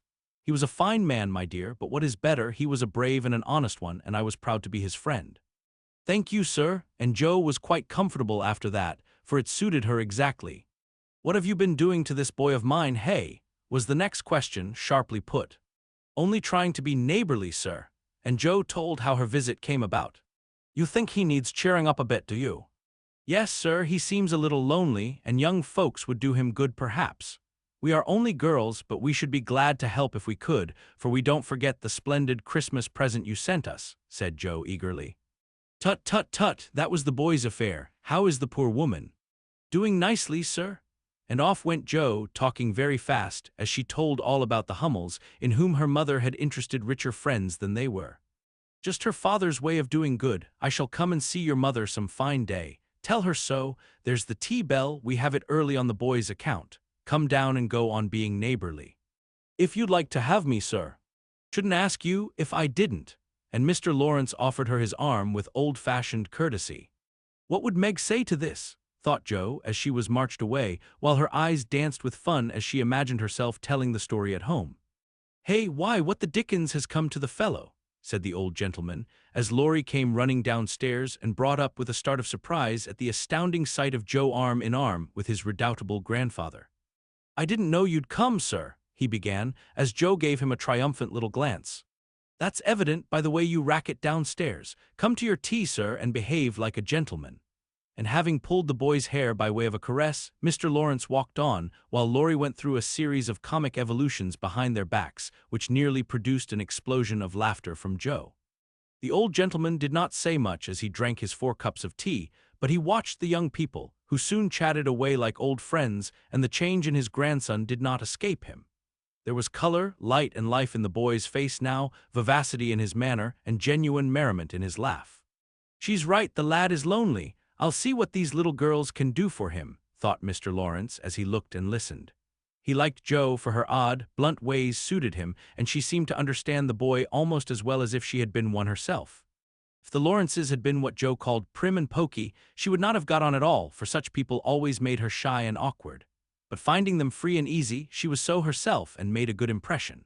When they rose, she proposed to go, but Laurie said he had something more to show her and took her away to the conservatory, which had been lighted for her benefit. It seemed quite fairy-like to Joe, as she went up and down the walks, enjoying the blooming walls on either side, the soft light, the damp, sweet air, and the wonderful vines and trees that hung about her, while her new friend cut the finest flowers till his hands were full. Then he tied them up, saying with the happy look Joe liked to see, "Please give these to your mother, and tell her I like the medicine she sent me very much." They found Mr. Laurence standing before the fire in the great drawing-room, but Joe's attention was entirely absorbed by a grand piano, which stood open. "Do you play?" she asked, turning to Laurie with a respectful expression. "Sometimes," he answered modestly. "Please do now, I want to hear it so I can tell Bate." "Won't you first?" "Don't know how, too stupid to learn, but I love music dearly." So Laurie played and Joe listened, with her nose luxuriously buried in heliotrope and tea roses. Her respect and regard for the Laurence boy increased very much, for he played remarkably well and didn't put on any airs. She wished Bate could hear him, but she did not say so, only praised him till he was quite abashed, and his grandfather came to his rescue. That will do, young lady. Too many sugar plums are not good for him. His music isn't bad, but I hope he will do as well in more important things." "Going? Well, I'm much obliged to you, and I hope you'll come again. My respects to your mother. Good night, Dr. Joe." He shook hands kindly, but looked as if something did not please him. When they got into the hall, Joe asked Laurie if she had said something amiss. He shook his head. "No, it was me. He doesn't like to hear me play." "Why not?" "I'll tell you some day. John is going home with you, as I can't." "No need of that. I am not a young lady, and it's only a step. Take care of yourself, won't you?" "Yes, but you will come again, I hope. If you promise to come and see us after you are well." "I will. Good night, Laurie." "Good night, Joe, good night." When all the afternoon's adventures had been told, the family felt inclined to go visiting in a body, for each found something very attractive in the big house on the other side of the hedge. Mrs. March wanted to talk of her father with the old man who had not forgotten him, Meg longed to walk in the conservatory, Bates sighed for the grand piano, and Amy was eager to see the fine pictures and statues. "Mother, why didn't Mr. Laurence like to have Laurie play?" asked Joe, who was of an inquiring disposition. "I'm not sure, but I think it was because his son Laurie's father married an Italian lady, a musician, which displeased the old man, who is very proud. The lady was good and lovely and accomplished, but he did not like her and never saw his son after he married. They both died when Laurie was a little child, and then his grandfather took him home. I fancy the boy, who was born in Italy, is not very strong, and the old man is afraid of losing him, which makes him so careful. Laurie comes naturally by his love of music, for he is like his mother, and I dare say his grandfather fears that he may want to be a musician. At any rate, his skill reminds him of the woman he did not like, and so he glowered, as Joe said." "Dear me, how romantic!" exclaimed Meg. "How silly," said Joe. Let him be a musician if he wants to and not plague his life out sending him to college when he hates to go. That's why he has such handsome black eyes and pretty manners, I suppose. Italians are always nice, said Meg, who was a little sentimental. What do you know about his eyes and his manners? You never spoke to him, hardly, cried Joe, who was not sentimental.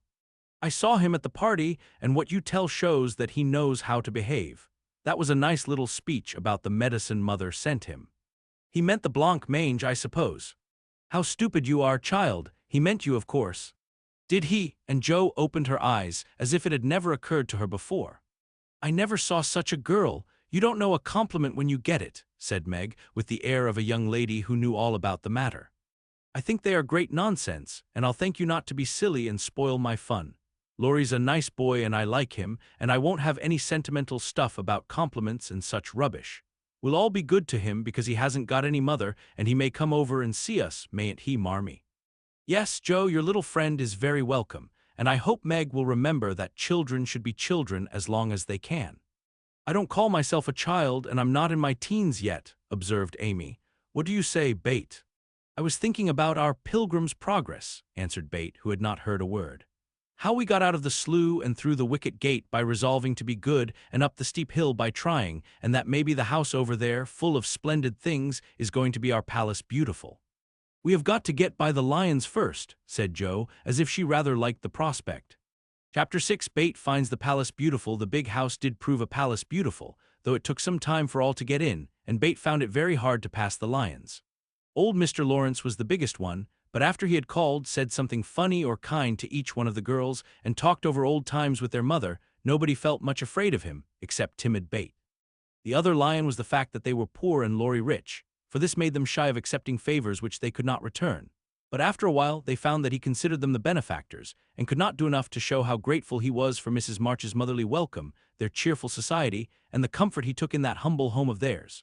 So they soon forgot their pride and interchanged kindnesses without stopping to think which was the greater. All sorts of pleasant things happened about that time, for the new friendship flourished like grass in spring. Everyone liked Laurie, and he privately informed his tutor that the Marches were regularly splendid girls. With the delightful enthusiasm of youth, they took the solitary boy into their midst and made much of him, and he found something very charming in the innocent companionship of these simple-hearted girls. Never having known mother or sisters, he was quick to feel the influences they brought about him, and their busy, lively ways made him ashamed of the indolent life he led. He was tired of books, and found people so interesting now that Mr. Brooke was obliged to make very unsatisfactory reports, for Laurie was always playing truant and running over to the Marches. Never mind, let him take a holiday and make it up afterward, said the old gentleman. The good lady next door says he is studying too hard and needs young society, amusement, and exercise. I suspect she is right, and that I've been coddling the fellow as if I'd been his grandmother. Let him do what he likes as long as he is happy. He can't get into mischief in that little nunnery over there, and Mrs. March is doing more for him than we can. What good times they had, to be sure. Such plays and tableaux, such sleigh rides and skating frolics, such pleasant evenings in the old parlor, and now and then such gay little parties at the great house. Meg could walk in the conservatory whenever she liked and revel in bouquets. Joe browsed over the new library voraciously, and convulsed the old gentleman with her criticisms. Amy copied pictures and enjoyed beauty to her heart's content, and Laurie played Lord of the Manor in the most delightful style. Bate, though yearning for the grand piano, could not pluck up courage to go to the Mansion of Bliss, as Meg called it. She went once with Joe, but the old gentleman, not being aware of her infirmity, stared at her so hard from under his heavy eyebrows and said, "Hey," so loud that he frightened her so much her feet chattered on the floor. She never told her mother, and she ran away, declaring she would never go there any more, not even for the dear piano. No persuasions or enticements could overcome her fear, till the fact coming to Mr. Lawrence's ear in some mysterious way, he set about mending matters. During one of the brief calls he made, he artfully led the conversation to music, and talked away about great singers whom he had seen, fine organs he had heard, and told such charming anecdotes that Bate found it impossible to stay in her distant corner, but crept nearer and nearer, as if fascinated. At the back of his chair she stopped and stood listening, with her great eyes wide open and her cheeks red with excitement of this unusual performance. Taking no more notice of her than if she had been a fly, Mr. Laurence talked on about Laurie's lessons and teachers. And presently, as if the idea had just occurred to him, he said to Mrs. March, "The boy neglects his music now, and I'm glad of it, for he was getting too fond of it. But the piano suffers for want of use. Wouldn't some of your girls like to run over and practice on it now and then, just to keep it in tune, you know, ma'am?" Bate took a step forward and pressed her hands tightly together to keep from clapping them, for this was an irresistible temptation, and the thought of practicing on that splendid instrument quite took her breath away. Before Mrs. March could reply, Mr. Laurence went on with an odd little nod and smile. "They needn't see or speak to anyone but run in at any time.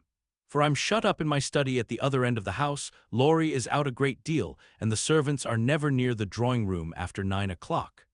Here he rose as if going, and Bate made up her mind to speak, for that last arrangement left nothing to be desired. "Please, tell the young ladies what I say, and if they don't care to come, why, never mind." Here a little hand slipped into his, and Bate looked up at him with a face full of gratitude as she said, in her earnest yet timid way, "Oh, sir, they do care, very, very much." "Are you the musical girl?" he asked, without any startling "hey," as he looked down at her very kindly. "I'm Bate, I love it dearly, and I'll come, if you are quite sure nobody will hear me and be disturbed," she added, fearing to be rude and trembling at her own boldness as she spoke. "Not a soul, my dear. The house is empty half the day, so come and drum away as much as you like, and I shall be obliged to you." "How kind you are, sir." Bate blushed like a rose under the friendly look he wore, but she was not frightened now, and gave the hand a grateful squeeze because she had no words to thank him for the precious gift he had given her. The old gentleman softly stroked the hair off her forehead, and stooping down, he kissed her, saying, in a tone few people ever heard, "I had a little girl once with eyes like these. God bless you, my dear. Good day, madam." And away he went in a great hurry. Bate had a rapture with her mother, and then rushed up to impart the glorious news to her family of invalids, as the girls were not home. How blithely she sang that evening, and how they all laughed at her because she woke Amy in the night by playing the piano on her face in her sleep. Next day, having seen both the old and young gentlemen out of the house, Bate, after 2 or 3 retreats, fairly got in at the side door, and made her way as noiselessly as any mouse to the drawing-room where her idol stood. Quite by accident, of course, some pretty, easy music lay on the piano, and with trembling fingers and frequent stops to listen and look about, Bate at last touched the great instrument, and straightway forgot her fear, herself, and everything else but the unspeakable delight which the music gave her, for it was like the voice of a beloved friend. She stayed till Hannah came to take her home to dinner, but she had no appetite, and could only sit and smile upon everyone in a general state of beatitude. After that, the little brown hood slipped through the hedge nearly every day, and the great drawing-room was haunted by a tuneful spirit that came and went unseen. She never knew that Mr. Laurence opened his study door to hear the old-fashioned airs he liked. She never saw Laurie mount guard in the hall to warn the servants away. She never suspected that the exercise books and new songs which she found in the rack were put there for her special benefit, and when he talked to her about music at home, she only thought how kind he was to tell things that helped her so much. So she enjoyed herself heartily and found, what isn't always the case, that her granted wish was all she had hoped. Perhaps it was because she was so grateful for this blessing that a greater was given her. At any rate, she deserved both. "Mother, I'm going to work Mr. Laurence a pair of slippers. He is so kind to me I must thank him, and I don't know any other way. Can I do it?" asked Bate, a few weeks after that eventful call of his. "Yes, dear, it will please him very much and be a nice way of thanking him. The girls will help you about them, and I will pay for the making up," replied Mrs. March, who took peculiar pleasure in granting Bate's requests because she so seldom asked anything for herself. After many serious discussions with Meg and Joe, the pattern was chosen, the materials bought, and the slippers begun. A cluster of grave yet cheerful pansies on a deeper purple ground was pronounced very appropriate and pretty, and Bate worked away early and late, with occasional lifts over hard parts. She was a nimble little needlewoman, and they were finished before anyone got tired of them. Then she wrote a short, simple note, and with Laurie's help, got them smuggled onto the study table one morning before the old gentleman was up. When this excitement was over, Bate waited to see what would happen. All day passed and a part of the next before any acknowledgement arrived, and she was beginning to fear she had offended her crotchety friend. On the afternoon of the second day, she went out to do an errand and give poor Joanna, the invalid doll, her daily exercise. As she came up the street on her return, she saw 4 heads popping in and out of the parlor windows, and the moment they saw her, several hands were waved and several joyful voices screamed. "Here's a letter from the old gentleman. Come quick and read it." "Oh, Bate, he's sent you," began Amy, gesticulating with unseemly energy, but she got no further, for Joe quenched her by slamming down the window. Bate hurried on in a flutter of suspense. At the door her sisters seized and bore her to the parlor in a triumphal procession, all pointing and all saying at once, "Look there, look there!"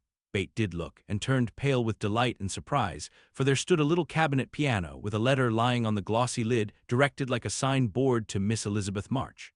"For me," gasped Bate, holding on to Jo and feeling as if she should tumble down. It was such an overwhelming thing altogether. "Yes, all for you, my precious. Isn't it splendid of him? Don't you think he's the dearest old man in the world? Here's the key in the letter. We didn't open it, but we are dying to know what he says," cried Jo, hugging her sister and offering the note. "You read it? I can't, I feel so queer. Oh, it is too lovely." And Bate hid her face in Jo's apron, quite upset by her present. Jo opened the paper and began to laugh, for the first words she saw were, "Miss March, dear madam." "How nice it sounds. I wish someone would write to me so," said Amy, who thought the old-fashioned address very elegant. "I have had many pairs of slippers in my life, but I never had any that suited me so well as yours," continues Jo. "Heartsease is my favorite flower, and these will always remind me of the gentle giver. I like to pay my debts, so I know you will allow the old gentleman to send you something which once belonged to the little granddaughter he lost. With hearty thanks and best wishes, I remain, your grateful friend and humble servant, James LAURENCE." "There, Bate, that's an honor to be proud of, I'm sure. Laurie told me how fond Mr. Laurence used to be of the child who died, and how he kept all her little things carefully. Just think, he's given you her piano. That comes of having big blue eyes and loving music," said Jo, trying to soothe Bate, who trembled and looked more excited than she had ever been before. "See the cunning brackets to hold candles, and the nice green silk, puckered up with a gold rose in the middle, and the pretty rack and stool, all complete," added Meg, opening the instrument and displaying its beauties. "Your humble servant, James Laurence. Only think of his writing that to you. I'll tell the girls. They'll think it's splendid," said Amy, much impressed by the note. "Try it, honey. Let's hear the sound of the baby peony," said Hannah, who always took a share in the family joys and sorrows.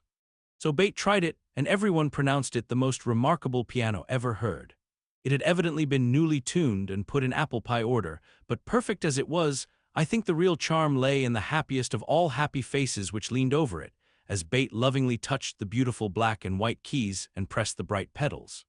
"You'll have to go and thank him," said Jo, by way of a joke, for the idea of the child's really going never entered her head.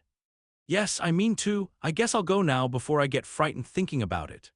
And to the utter amazement of the assembled family, Bate walked deliberately down the garden, through the hedge, and in at the Laurences' door. "Well, I wish I may die if it ain't the queerest thing I ever see. The peony has turned her head. She'd never have gone in her right mind," cried Hannah, staring after her, while the girls were rendered quite speechless by the miracle. They would have been still more amazed if they had seen what Bate did afterward. If you will believe me, she went and knocked at the study door before she gave herself time to think, and when a gruff voice called out, "Come in," she did go in, right up to Mr. Laurence, who looked quite taken aback, and held out her hand, saying with only a small quaver in her voice, "I came to thank you, sir, for—" But she didn't finish, for he looked so friendly that she forgot her speech, and only remembering that he had lost the little girl he loved, she put both arms round his neck and kissed him. If the roof of the house had suddenly flown off, the old gentleman wouldn't have been more astonished. But he liked it. Oh dear, yes, he liked it amazingly, and was so touched and pleased by that confiding little kiss that all his crustiness vanished, and he just set her on his knee and laid his wrinkled cheek against her rosy one, feeling as if he had got his own little granddaughter back again. Bate ceased to fear him from that moment, and sat there talking to him as cozily as if she had known him all her life, for love casts out fear and gratitude can conquer pride. When she went home, he walked with her to her own gate, shook hands cordially, and touched his hat as he marched back again, looking very stately and erect, like a handsome, soldierly old gentleman as he was. When the girls saw that performance, Jo began to dance a jig by way of expressing her satisfaction. Amy nearly fell out of the window in her surprise, and Meg exclaimed, with uplifted hands, "Well, I do believe the world is coming to an end." Chapter 7, Amy's Valley of Humiliation. "That boy is a perfect cyclops, isn't he?" said Amy one day, as Laurie clattered by on horseback, with a flourish of his whip as he passed. "How dare you say so when he's got both his eyes? And very handsome ones they are, too," cried Jo, who resented any slighting remarks about her friend. "I didn't say anything about his eyes, and I don't see why you need fire up when I admire his writing." "Oh my goodness, that little goose means a centaur and she called him a cyclops," exclaimed Jo with a burst of laughter. "You needn't be so rude, it's only a lapse of lingy, as Mr. Davis says," retorted Amy, finishing Jo with her Latin. "I just wish I had a little of the money Laurie spends on that horse," she added, as if to herself, yet hoping her sisters would hear. "Why?" asked Meg kindly, for Joe had gone off in another laugh at Amy's second blunder. "I need it so much. I'm dreadfully in debt, and it won't be my turn to have the rag money for a month." "In debt, Amy? What do you mean?" And Meg looked sober. "Why, I owe at least a dozen pickled limes, and I can't pay them, till I have money, for Marmee forbade my having anything charged at the shop." "Tell me all about it. Are limes the fashion now? It used to be pricking bits of rubber to make balls." And Meg tried to keep her countenance. Amy looked so grave and important. "Why, you see, the girls are always buying them, and unless you want to be thought mean, you must do it too. It's nothing but limes now, for everyone is sucking them in their desks in school time and trading them off for pencils, bead rings, paper dolls, or something else at recess. If one girl likes another, she gives her a lime. If she's mad with her, she eats one before her face and doesn't offer even a suck. They treat by turns, and I've had ever so many but haven't returned them, and I ought, for they are debts of honor, "How much will pay them off and restore your credit?" asked Meg, taking out her purse. "A quarter would more than do it, and leave a few cents over for a treat for you. Don't you like limes?" "Not much. You may have my share. Here's the money. Make it last as long as you can, for it isn't very plenty, "Oh, thank you. It must be so nice to have pocket money. I'll have a grand feast, for I haven't tasted a lime this week. I felt delicate about taking any, as I couldn't return them, and I'm actually suffering for one." Next day Amy was rather late at school, but could not resist the temptation of displaying, with pardonable pride, a moist brown paper parcel, before she consigned it to the inmost recesses of her desk. During the next few minutes the rumor that Amy March had got 24 delicious limes, she ate one on the way, and was going to treat circulated through her set, and the attentions of her friends became quite overwhelming. Katie Brown invited her to her next party on the spot. Mary Kinglesey insisted on lending her watch till recess, and Jenny Snow, a satirical young lady who had basely twitted Amy upon her limeless state, promptly buried the hatchet and offered to furnish answers to certain appalling sums. But Amy had not forgotten Miss Snow's cutting remarks about some persons whose noses were not too flat to smell other people's limes, and stuck-up people who were not too proud to ask for them, and she instantly crushed that Snow girl's hopes by the withering telegram. "You needn't be so polite all of a sudden, for you won't get any." A distinguished personage happened to visit the school that morning, and Amy's beautifully drawn maps received praise, which honor to her foe rankled in the soul of Miss Snow, and caused Miss March to assume the airs of a studious young peacock. But alas, alas! Pride goes before a fall, and the revengeful Snow turned the tables with disastrous success. No sooner had the guest paid the usual stale compliments and bowed himself out, than Jenny, under pretense of asking an important question, informed Mr. Davis, the teacher, that Amy March had pickled limes in her desk. Now Mr. Davis had declared limes a contraband article, and solemnly vowed to publicly ferule the first person who was found breaking the law. This much-enduring man had succeeded in banishing chewing gum after a long and stormy war, had made a bonfire of the confiscated novels and newspapers, had suppressed a private post office, had forbidden distortions of the face, nicknames, and caricatures, and done all that one man could do to keep 100 rebellious girls in order. Boys are trying enough to human patience, goodness knows, but girls are infinitely more so, especially to nervous gentlemen with tyrannical tempers and no more talent for teaching than Dr. Blimber. Mr. Davis knew any quantity of Greek, Latin, algebra, and ologies of all sorts, so he was called a fine teacher, and manners, morals, feelings, and examples were not considered of any particular importance. It was a most unfortunate moment for denouncing Amy, and Jenny knew it. Mr. Davis had evidently taken his coffee too strong that morning. There was an east wind, which always affected his neuralgia, and his pupils had not done him the credit which he felt he deserved. Therefore, to use the expressive, if not elegant, language of a schoolgirl, he was as nervous as a witch and as cross as a bear. The word limes was like fire to powder, his yellow face flushed, and he rapped on his desk with an energy which made Jenny skip to her seat with unusual rapidity. "Young ladies, attention, if you please." At the stern order the buzz ceased, and 50 pairs of blue, black, gray, and brown eyes were obediently fixed upon his awful countenance. "Miss March, come to the desk." Amy rose to comply with outward composure, but a secret fear oppressed her, for the limes weighed upon her conscience. "Bring with you the limes you have in your desk," was the unexpected command which arrested her before she got out of her seat. "Don't take all," whispered her neighbor, a young lady of great presence of mind.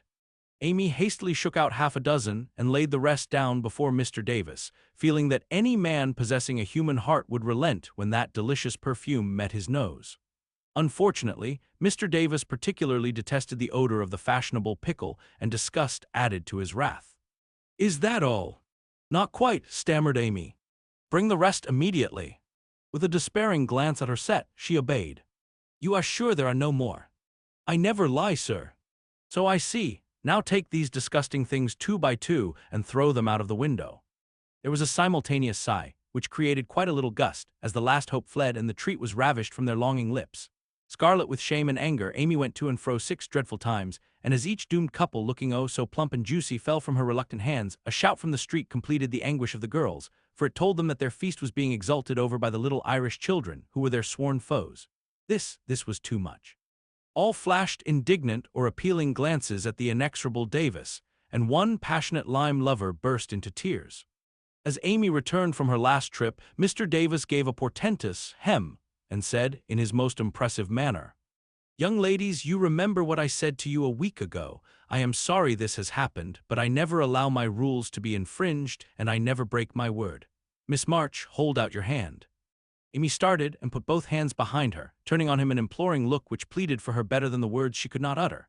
She was rather a favorite with old Davis, as of course he was called, and it's my private belief that he would have broken his word if the indignation of one irrepressible young lady had not found vent in a hiss. That hiss, faint as it was, irritated the irascible gentleman and sealed the culprit's fate. "Your hand, Miss March," was the only answer her mute appeal received, and too proud to cry or beseech, Amy set her teeth, threw back her head defiantly, and bore without flinching several tingling blows on her little palm. They were neither many nor heavy, but that made no difference to her. For the first time in her life she had been struck, and the disgrace in her eyes was as deep as if he had knocked her down. "You will now stand on the platform till recess," said Mr. Davis, resolved to do the thing thoroughly since he had begun. That was dreadful. It would have been bad enough to go to her seat and see the pitying faces of her friends or the satisfied ones of her few enemies, but to face the whole school with that shame fresh upon her seemed impossible, and for a second she felt as if she could only drop down where she stood and break her heart with crying. A bitter sense of wrong and the thought of Jenny Snow helped her to bear it, and taking the ignominious place, she fixed her eyes on the stove funnel above what now seemed a sea of faces, and stood there, so motionless and white that the girls found it hard to study with that pathetic figure before them. During the 15 minutes that followed, the proud and sensitive little girl suffered a shame and pain which she never forgot. To others it might seem a ludicrous or trivial affair, but to her it was a hard experience, for during the 12 years of her life she had been governed by love alone, and a blow of that sort had never touched her before. The smart of her hand and the ache of her heart were forgotten in the sting of the thought, "I shall have to tell at home, and they will be so disappointed in me."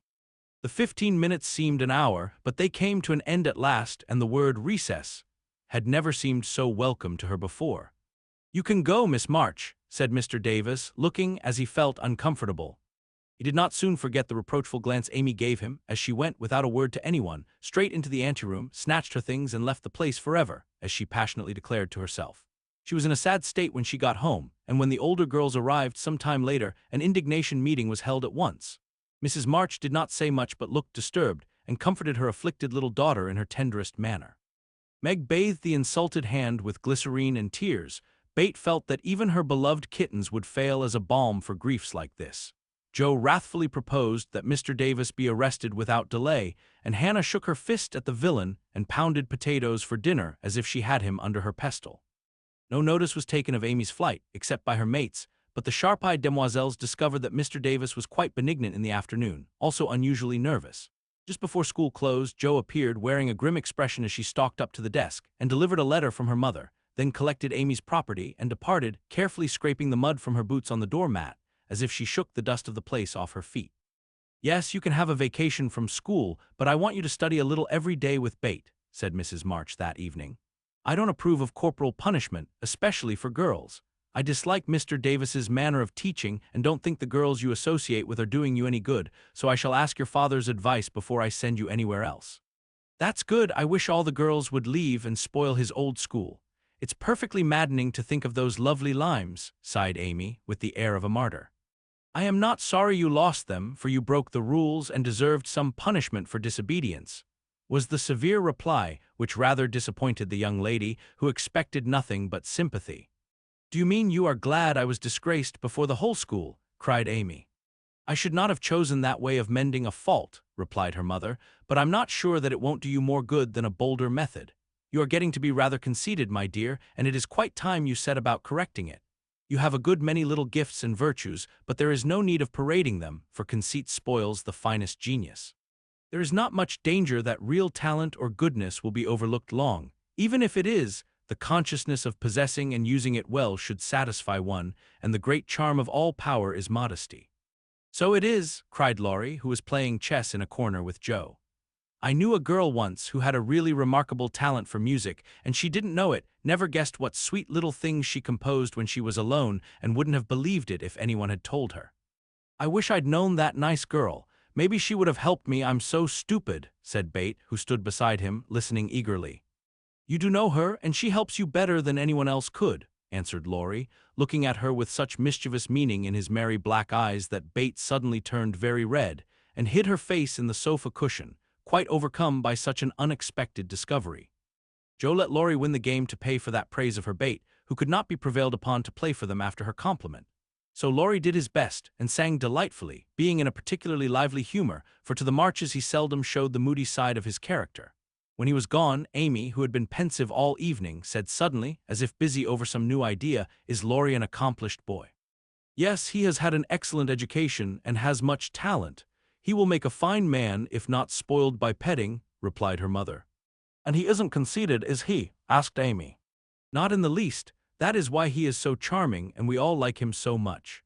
"I see. It's nice to have accomplishments and be elegant, but not to show off or get perked up," said Amy thoughtfully. "These things are always seen and felt in a person's manner and conversations, if modestly used, but it is not necessary to display them," said Mrs. March. "Any more than it's proper to wear all your bonnets and gowns and ribbons at once, that folks may know you've got them," added Joe, and the lecture ended in a laugh. Chapter 8 JOMETS Apollyon Girls, where are you going? Asked Amy, coming into their room one Saturday afternoon and finding them getting ready to go out with an air of secrecy which excited her curiosity. "Never mind, little girls shouldn't ask questions," returned Joe sharply. "Now if there is anything mortifying to our feelings when we are young, it is to be told that, and to be bidden to run away, dear, is still more trying to us." Amy bridled up at this insult and determined to find out the secret if she teased for an hour.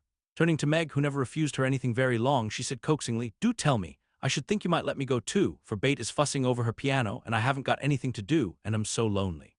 "I can't, dear, because you aren't invited," began Meg, but Joe broke in impatiently. "Now, Meg, be quiet or you will spoil it all. You can't go, Amy, so don't be a baby and whine about it. You are going somewhere with Laurie, I know you are. You were whispering and laughing together on the sofa last night and you stopped when I came in. Aren't you going with him?" "Yes, we are. Now do be still and stop bothering." Amy held her tongue but used her eyes, and saw Meg slip a fan into her pocket. I know, you're going to the theater to see The Seven Castles," she cried, adding resolutely, "and I shall go, for Mother said I might see it, and I've got my rag money, and it was mean not to tell me in time." "Just listen to me a minute and be a good child," said Meg soothingly. "Mother doesn't wish you to go this week, because your eyes are not well enough yet to bear the light of this fairy piece. Next week you can go with BETH and Hannah and have a nice time." "I don't like that half as well as going with you and Laurie. Please let me. I've been sick with this cold so long, and shut up, I'm dying for some fun." "Do, Meg, I'll be ever so good," pleaded Amy, looking as pathetic as she could. "Suppose we take her. I don't believe Mother would mind if we bundle her up well," began Meg. "If she goes I shan't, and if I don't, Laurie won't like it, and it will be very rude after he invited only us to go and drag in Amy." "I should think she'd hate to poke herself where she isn't wanted," said Joe crossly, for she disliked the trouble of overseeing a fidgety child when she wanted to enjoy herself. Her tone and manner angered Amy, who began to put her boots on, saying in her most aggravating way, "I shall go. Meg says I may, and if I pay for myself, Laurie hasn't anything to do with it. You can't sit with us, for our seats are reserved, and you mustn't sit alone, so Laurie will give you his place and that will spoil our pleasure. Or he'll get another seat for you, and that isn't proper when you weren't asked. You shan't stir a step, so you may just stay where you are," scolded Joe, crosser than ever, having just pricked her finger in her hurry. Sitting on the floor with one boot on, Amy began to cry and Meg to reason with her, when Laurie called from below, and the two girls hurried down, leaving their sister wailing. For now and then she forgot her grown-up ways and acted like a spoiled child. Just as the party was setting out, Amy called over the banisters in a threatening tone, "You'll be sorry for this, Joe March, see if you ain't." "Fiddlesticks," returned Joe, slamming the door. They had a charming time, for the Seven Castles of the Diamond Lake was as brilliant and wonderful as heart could wish. But in spite of the comical red imps, sparkling elves, and the gorgeous princes and princesses, Joe's pleasure had a drop of bitterness in it. The Fairy Queen's yellow curls reminded her of Amy, and between the acts she amused herself with wondering what her sister would do to make her sorry for it. She and Amy had had many lively skirmishes in the course of their lives, for both had quick tempers and were apt to be violent when fairly roused. Amy teased Joe, and Joe irritated Amy, and semi-occasional explosions occurred, of which both were much ashamed afterward. Although the oldest, Joe had the least self-control, and had hard times trying to curb the fiery spirit which was continually getting her into trouble. Her anger never lasted long, and having humbly confessed her fault, she sincerely repented and tried to do better. Her sisters used to say that they rather liked to get Joe into a fury because she was such an angel afterward. Poor Joe tried desperately to be good, but her bosom enemy was always ready to flame up and defeat her, and it took years of patient effort to subdue it. When they got home, they found Amy reading in the parlor. She assumed an injured air as they came in, never lifted her eyes from her book or asked a single question. Perhaps curiosity might have conquered resentment, if BETH had not been there to inquire and receive a glowing description of the play. On going up to put away her best hat, Joe's first look was toward the bureau, for in their last quarrel Amy had soothed her feelings by turning Joe's top drawer upside down on the floor. Everything was in its place, however, and after a hasty glance into her various closets, bags, and boxes, Joe decided that Amy had forgiven and forgotten her wrongs. There Joe was mistaken, for next day she made a discovery which produced a tempest. Meg, BETH, and Amy were sitting together, late in the afternoon, when Joe burst into the room, looking excited and demanding breathlessly, "Has anyone taken my book?" Meg and BETH said no at once and looked surprised. Amy poked the fire and said nothing. Joe saw her color rise and was down upon her in a minute. "Amy, you've got it." "No, I haven't." "You know where it is, then." "No, I don't." "That's a fib," cried Joe, taking her by the shoulders and looking fierce enough to frighten a much braver child than Amy. "It isn't. I haven't got it, don't know where it is now, and don't care." "You know something about it, and you'd better tell at once or I'll make you." And Joe gave her a slight shake. "Scold as much as you like, you'll never see your silly old book again," cried Amy, getting excited in her turn. "Why not?" "I burned it up." "What, my little book I was so fond of and worked over and meant to finish before Father got home? Have you really burned it?" said Joe, turning very pale, while her eyes kindled and her hands clutched Amy nervously. "Yes, I did. I told you I'd make you pay for being so cross yesterday, and I have so." Amy got no farther, for Joe's hot temper mastered her, and she shook Amy till her teeth chattered in her head, crying in a passion of grief and anger. "You wicked, wicked girl! I never can write it again, and I'll never forgive you as long as I live." Meg flew to rescue Amy and BETH to pacify Joe, but Joe was quite beside herself, and with a parting box on her sister's ear, she rushed out of the room up to the old sofa in the garret, and finished her fight alone. The storm cleared up below, for Mrs. March came home, and having heard the story soon brought Amy to a sense of the wrong she had done her sister. Joe's book was the pride of her heart, and was regarded by her family as a literary sprout of great promise. It was only half a dozen little fairy tales, but Joe had worked over them patiently, putting her whole heart into her work, hoping to make something good enough to print. She had just copied them with great care, and had destroyed the old manuscript, so that Amy's bonfire had consumed the loving work of several years. It seemed a small loss to others, but to Joe it was a dreadful calamity, and she felt that it never could be made up to her. BETH mourned as for a departed kitten, and Meg refused to defend her pet. Mrs. March looked grave and grieved, and Amy felt that no one would love her till she had asked pardon for the act which she now regretted more than any of them. When the tea bell rang, Joe appeared, looking so grim and unapproachable that it took all Amy's courage to say meekly, "Please forgive me, Joe. I'm very, very sorry." "I never shall forgive you," was Joe's stern answer, and from that moment she ignored Amy entirely. No one spoke of the great trouble, not even Mrs. March, for all had learned by experience that when Joe was in that mood words were wasted, and the wisest course was to wait till some little accident, or her own generous nature, softened Joe's resentment and healed the breach. It was not a happy evening, for though they sewed as usual while their mother read aloud from Bremer, Scott, or Edgeworth, something was wanting, and the sweet home peace was disturbed. They felt this most when singing time came, for BETH could only play, Joe stood dumb as a stone, and Amy broke down, so Meg and Mother sang alone. But in spite of their efforts to be as cheery as larks, the flute-like voices did not seem to chord as well as usual, and all felt out of tune.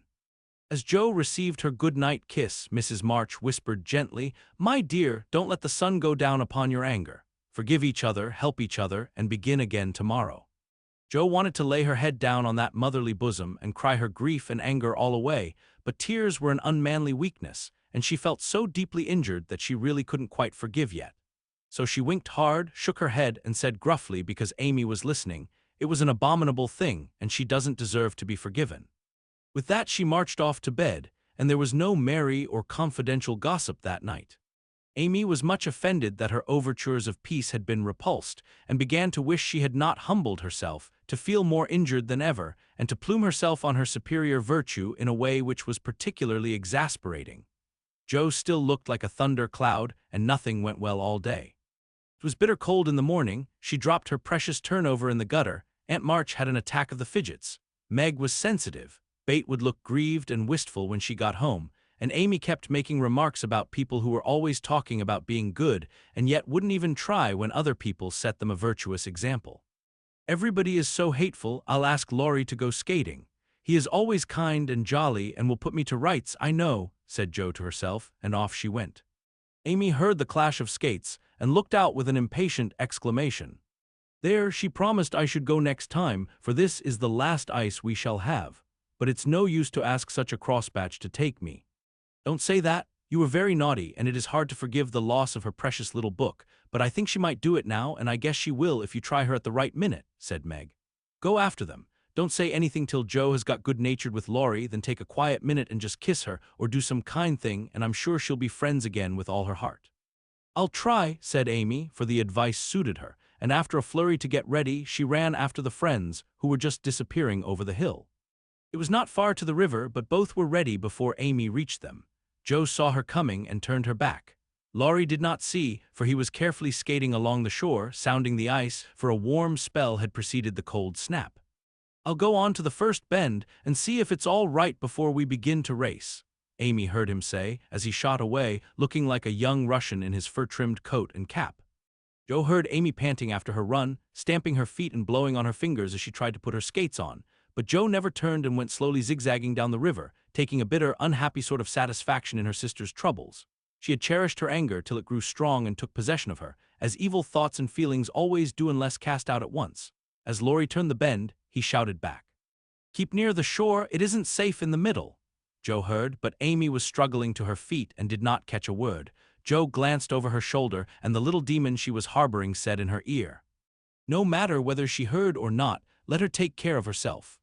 Laurie had vanished round the bend. Joe was just at the turn, and Amy far behind, striking out toward the smoother ice in the middle of the river. For a minute Joe stood still with a strange feeling in her heart. Then she resolved to go on, but something held and turned her round, just in time to see Amy throw up her hands and go down with a sudden crash of rotten ice, the splash of water, and a cry that made Joe's heart stand still with fear. She tried to call Laurie, but her voice was gone. She tried to rush forward, but her feet seemed to have no strength in them, and for a second she could only stand motionless, staring with a terror-stricken face at the little blue hood above the black water. Something rushed swiftly by her, and Laurie's voice cried out, "Bring a rail, quick, quick!"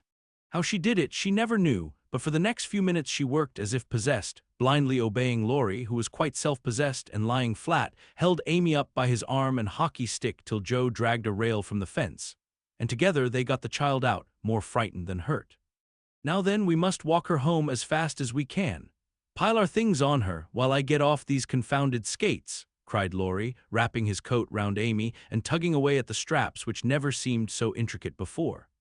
Shivering, dripping, and crying, they got Amy home, and after an exciting time of it she fell asleep, rolled in blankets before a hot fire. During the bustle Joe had scarcely spoken but flown about, looking pale and wild with her things half off, her dress torn, and her hands cut and bruised by ice and rails and refractory buckles. When Amy was comfortably asleep, the house quiet and Mrs. March sitting by the bed, she called Joe to her and began to bind up the hurt hands. "Are you sure she is safe?" whispered Joe, looking remorsefully at the golden head, which might have been swept away from her sight forever under the treacherous ice. "Quite safe, dear. She is not hurt, and won't even take cold, I think. You were so sensible in covering and getting her home quickly," replied her mother cheerfully. "Laurie did it all. I only let her go. Mother, if she should die, it would be my fault." And Joe dropped down beside the bed in a passion of penitent tears, telling all that had happened, bitterly condemning her hardness of heart, and sobbing out her gratitude for being spared the heavy punishment which might have come upon her. "It's my dreadful temper. I try to cure it, I think I have, and then it breaks out worse than ever. Oh, Mother, what shall I do? What shall I do?" cried poor Joe in despair. "Watch and pray, dear. Never get tired of trying, and never think it is impossible to conquer your fault," said Mrs. March, drawing the blowsy head to her shoulder and kissing the wet cheek so tenderly that Joe cried even harder.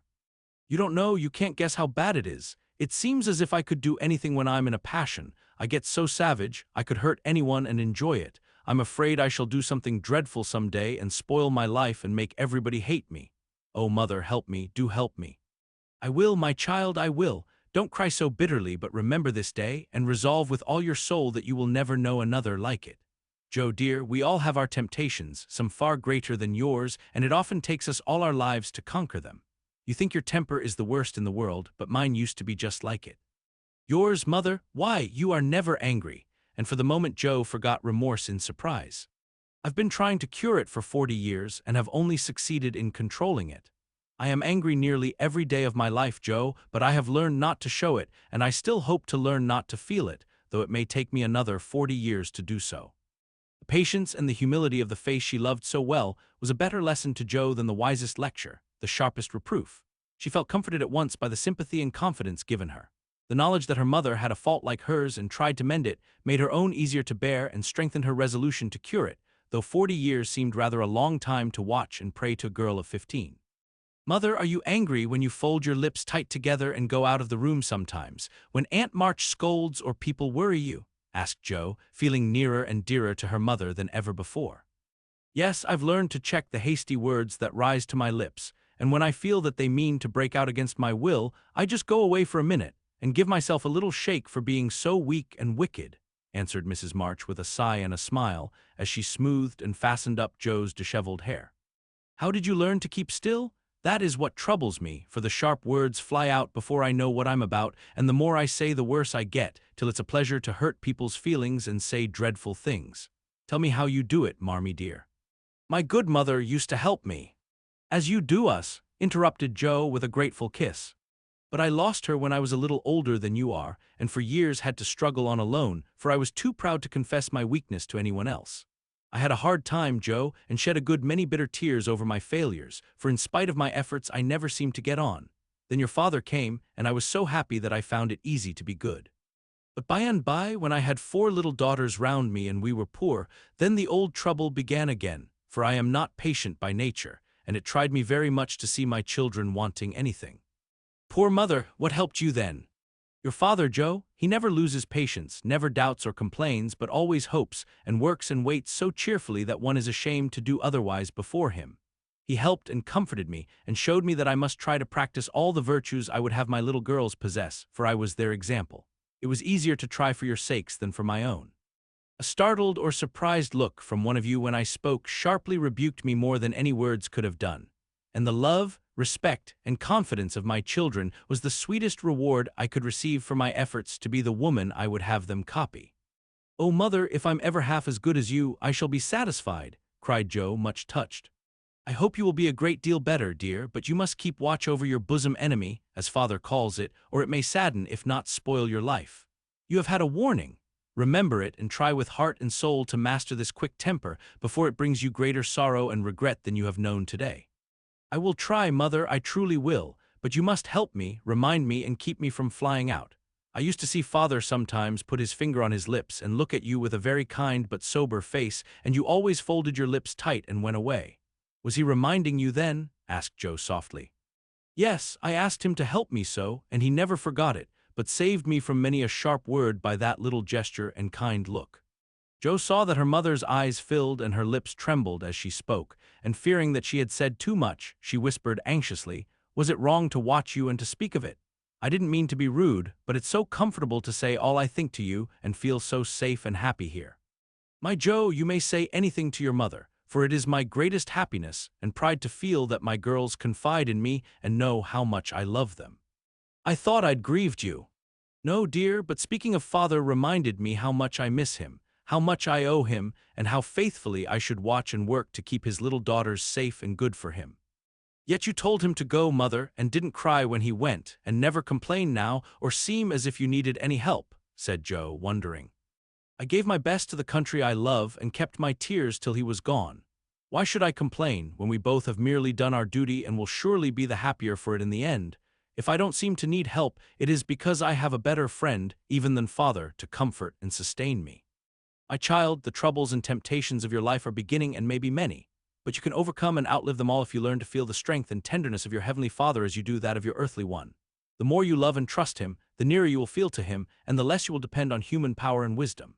His love and care never tire or change, can never be taken from you, but may become the source of lifelong peace, happiness, and strength. Believe this heartily and go to God with all your little cares, and hopes, and sins, and sorrows, as freely and confidingly as you come to your mother. Jo's only answer was to hold her mother close, and in the silence which followed the sincerest prayer she had ever prayed left her heart without words. For in that sad yet happy hour, she had learned not only the bitterness of remorse and despair, but the sweetness of self-denial and self-control, and led by her mother's hand, she had drawn nearer to the friend who always welcomes every child with a love stronger than that of any father, tenderer than that of any mother. Amy stirred and sighed in her sleep, and as if eager to begin at once to mend her fault, Jo looked up with an expression on her face which it had never worn before. I let the sun go down on my anger. I wouldn't forgive her, and today, if it hadn't been for Laurie, it might have been too late. How could I be so wicked? Said Jo, half aloud, as she leaned over her sister, softly stroking the wet hair scattered on the pillow. As if she heard, Amy opened her eyes and held out her arms with a smile that went straight to Jo's heart. Neither said a word, but they hugged one another close in spite of the blankets, and everything was forgiven and forgotten in one hearty kiss. Chapter 9. Meg Goes to Vanity Fair. I do think it was the most fortunate thing in the world that those children should have the measles just now, said Meg, one April day, as she stood packing the go-abroady trunk in her room, surrounded by her sisters. And so nice of Annie Moffat not to forget her promise. A whole fortnight of fun will be regularly splendid, replied Jo, looking like a windmill as she folded skirts with her long arms.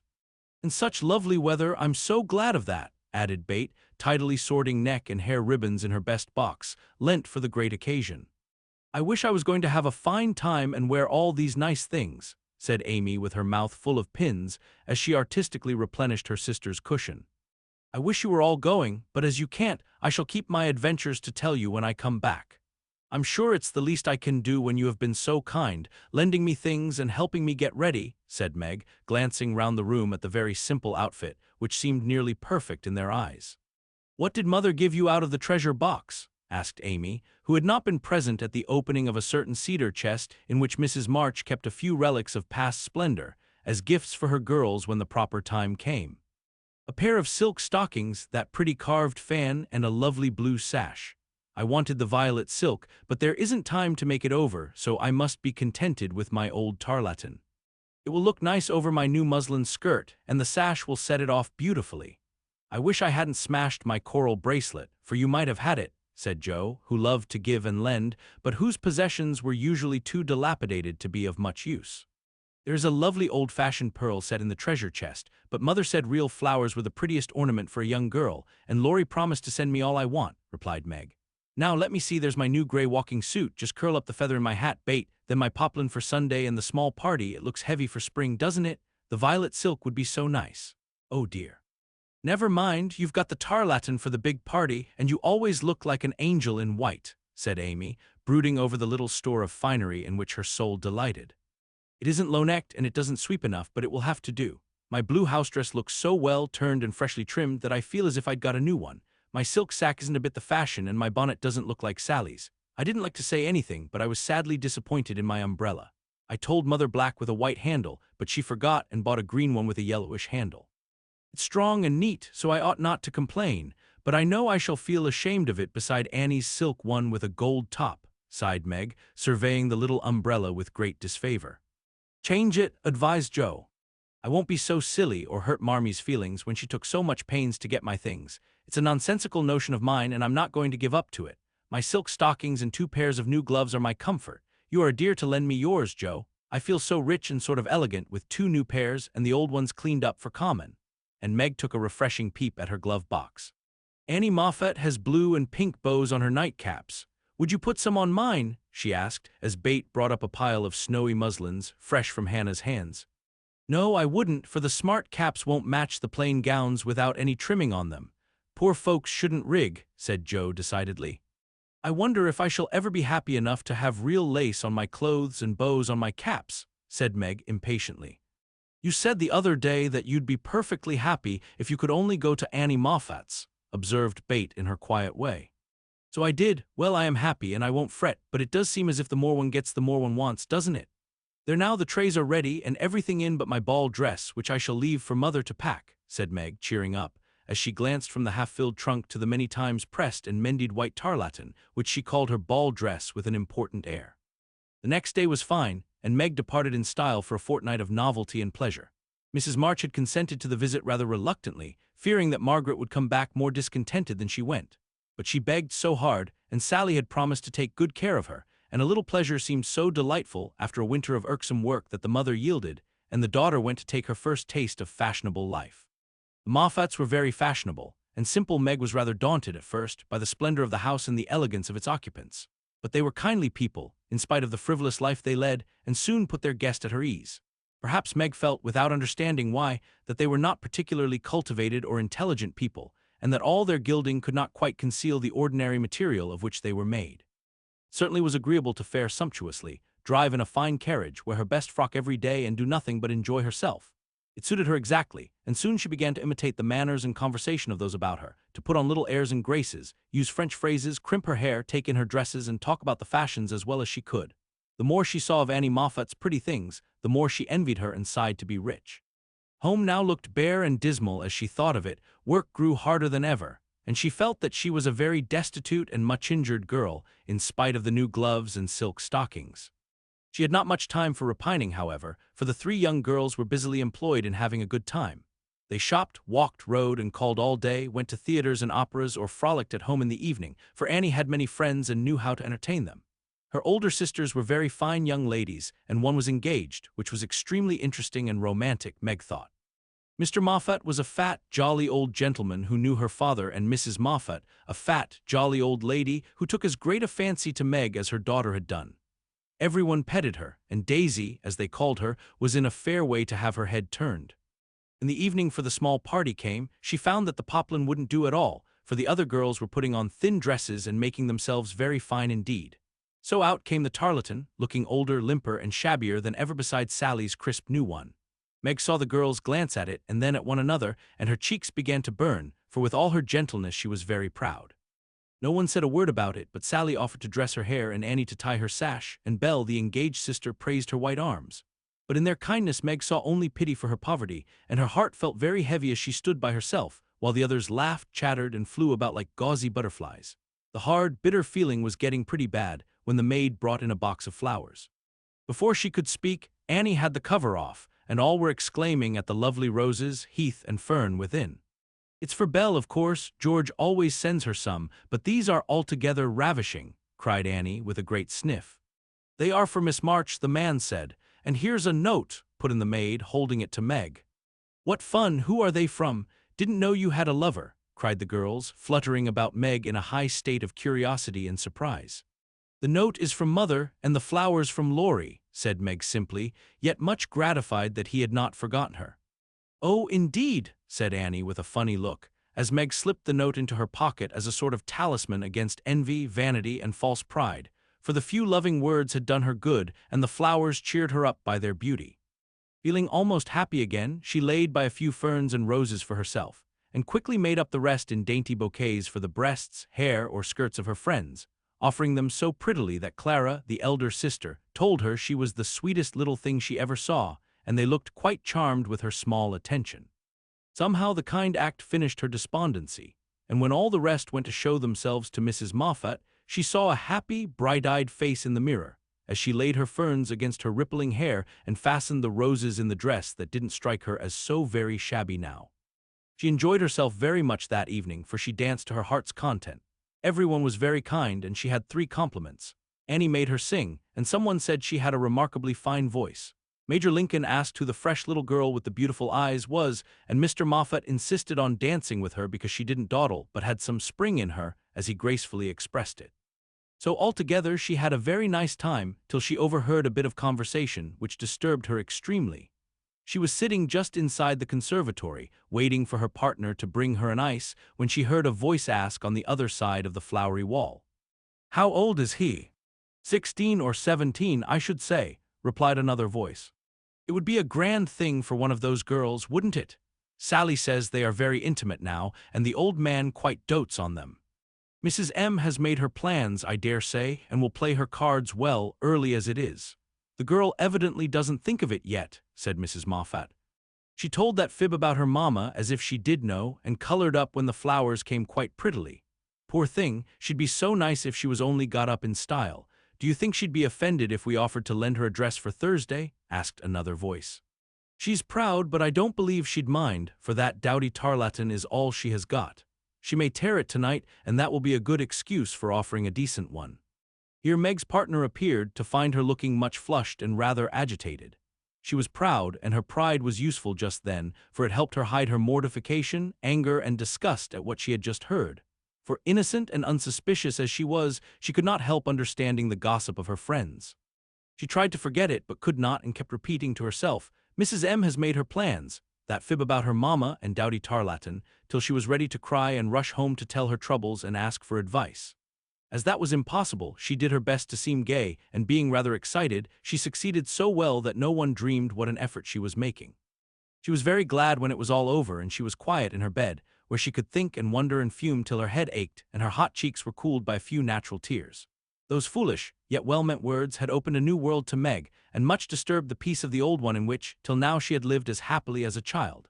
Her innocent friendship with Laurie was spoiled by the silly speeches she had overheard. Her faith in her mother was a little shaken by the worldly plans attributed to her by Mrs. Moffat, who judged others by herself, and the sensible resolution to be contented with the simple wardrobe which suited a poor man's daughter was weakened by the unnecessary pity of girls who thought a shabby dress one of the greatest calamities under heaven. Poor Meg had a restless night, and got up heavy-eyed, unhappy, half resentful toward her friends, and half ashamed of herself for not speaking out frankly and setting everything right. Everybody dawdled that morning, and it was noon before the girls found energy enough even to take up their worsted work. Something in the manner of her friends struck Meg at once. They treated her with more respect, she thought, took quite a tender interest in what she said, and looked at her with eyes that plainly betrayed curiosity. All this surprised and flattered her, though she did not understand it till Miss Bell looked up from her writing and said, with a sentimental air, "Daisy, dear, I've sent an invitation to your friend, Mr. Laurence, for Thursday. We should like to know him, and it's only a proper compliment to you." Meg colored, but a mischievous fancy to tease the girls made her reply demurely, "You are very kind, but I'm afraid he won't come." "Why not, chérie?" asked Miss Bell. "He's too old." "My child, what do you mean? What is his age, I beg to know?" cried Miss Clara. "Nearly 70, I believe," answered Meg, counting stitches to hide the merriment in her eyes. "You sly creature, of course we meant the young man," exclaimed Miss Bell, laughing. "There isn't any, Laurie is only a little boy." And Meg laughed also at the queer look which the sisters exchanged as she thus described her supposed lover. "About your age," Nan said. "Nearer my sister Jo's. I am 17 in August," returned Meg, tossing her head. "It's very nice of him to send you flowers, isn't it?" said Annie, looking wise about nothing. "Yes, he often does to all of us, for their house is full, and we are so fond of them. My mother and old Mr. Laurence are friends, you know, so it is quite natural that we children should play together," and Meg hoped they would say no more. "It's evident Daisy isn't out yet," said Miss Clara to Belle with a nod. "Quite a pastoral state of innocence all round," returned Miss Bell with a shrug. "I'm going out to get some little matters for my girls. Can I do anything for you, young ladies?" asked Mrs. Moffat, lumbering in like an elephant in silk and lace. "No, thank you, ma'am," replied Sally. "I've got my new pink silk for Thursday and don't want a thing." "Nor I," began Meg, but stopped because it occurred to her that she did want several things and could not have them. "What shall you wear?" asked Sally. "My old white one again, if I can mend it fit to be seen. It got sadly torn last night," said Meg, trying to speak quite easily, but feeling very uncomfortable. "Why don't you send home for another?" said Sally, who was not an observing young lady. "I haven't got any other." It cost Meg an effort to say that, but Sally did not see it and exclaimed in amiable surprise, "Only that? How funny!" She did not finish her speech, for Belle shook her head at her and broke in, saying kindly, "Not at all. Where is the use of having a lot of dresses when she isn't out yet?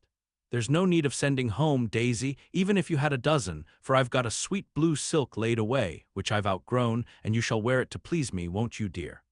"You are very kind, but I don't mind my old dress if you don't. It does well enough for a little girl like me," said Meg. "Now do let me please myself by dressing you up in style. I admire to do it, and you'd be a regular little beauty with a touch here and there. I shan't let anyone see you till you are done, and then we'll burst upon them like Cinderella and her godmother going to the ball," said Belle in her persuasive tone.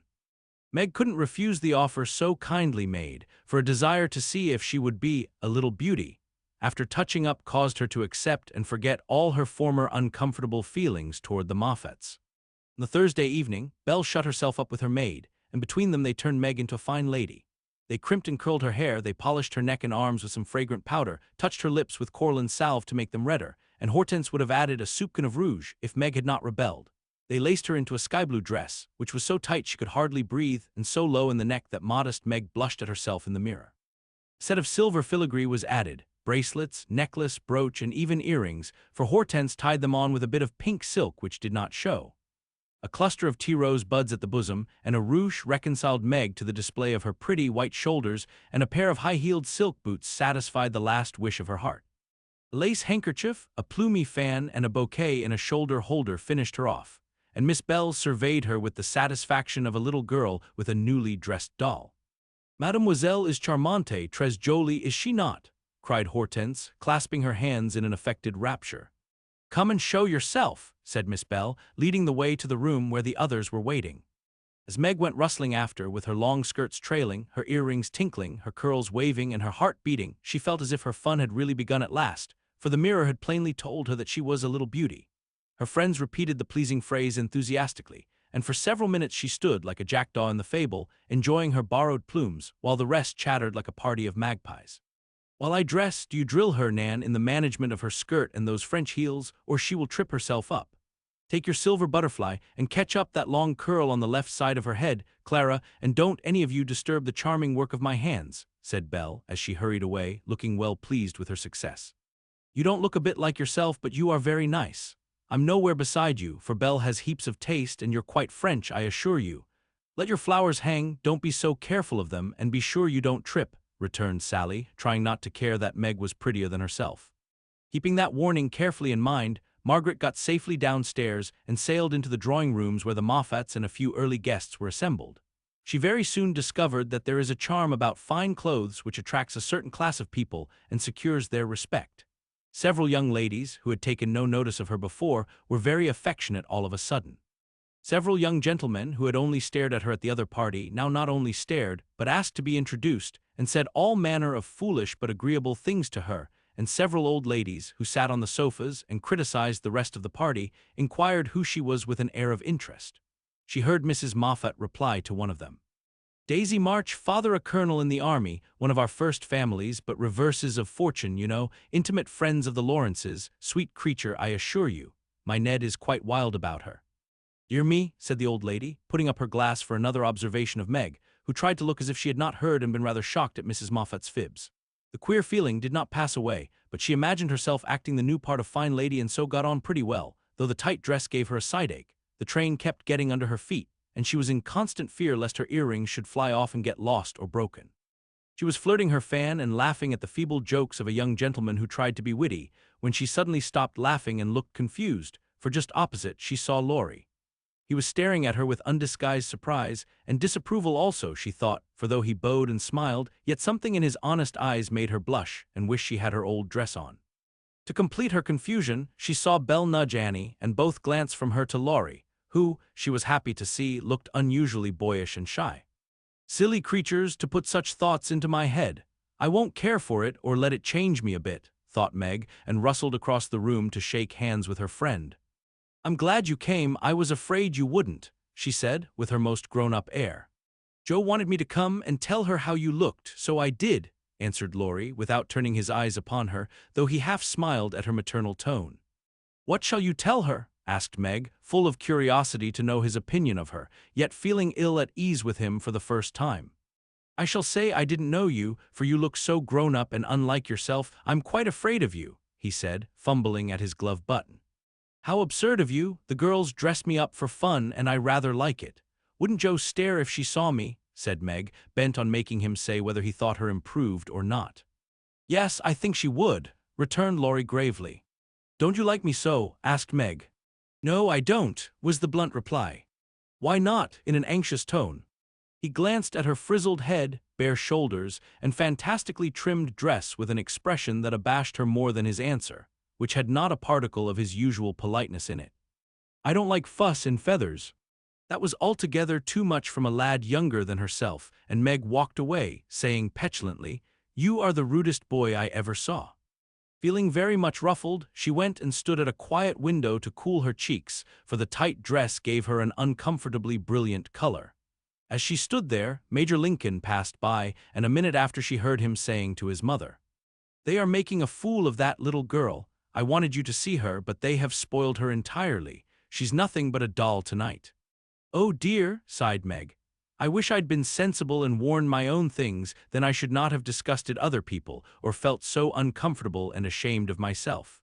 She leaned her forehead on the cool pane and stood half hidden by the curtains, never minding that her favorite waltz had begun, till someone touched her, and turning, she saw Laurie looking penitent as he said, with his very best bow and his hand out, "Please forgive my rudeness, and come and dance with me." "I'm afraid it will be too disagreeable to you," said Meg, trying to look offended and failing entirely. "Not a bit of it, I'm dying to do it. Come, I'll be good. I don't like your gown, but I do think you are just splendid." And he waved his hands as if words failed to express his admiration. Meg smiled and relented, and whispered as they stood waiting to catch the time, "Take care my skirt doesn't trip you up. It's the plague of my life and I was a goose to wear it." "Pin it round your neck and then it will be useful," said Laurie, looking down at the little blue boots which he evidently approved of. Away they went fleetly and gracefully, for having practiced at home, they were well matched, and the blithe young couple were a pleasant sight to see, as they twirled merrily round and round, feeling more friendly than ever after their small tiff. "Laurie, I want you to do me a favor, will you?" said Meg, as he stood fanning her when her breath gave out, which it did very soon, though she would not own why. "Won't I?" said Laurie with alacrity. "Please don't tell them at home about my dress tonight. They won't understand the joke, and it will worry Mother." "Then why did you do it?" said Laurie's eyes, so plainly that Meg hastily added, "I shall tell them myself all about it and fess to Mother how silly I've been, but I'd rather do it myself, so you'll not tell, will you?"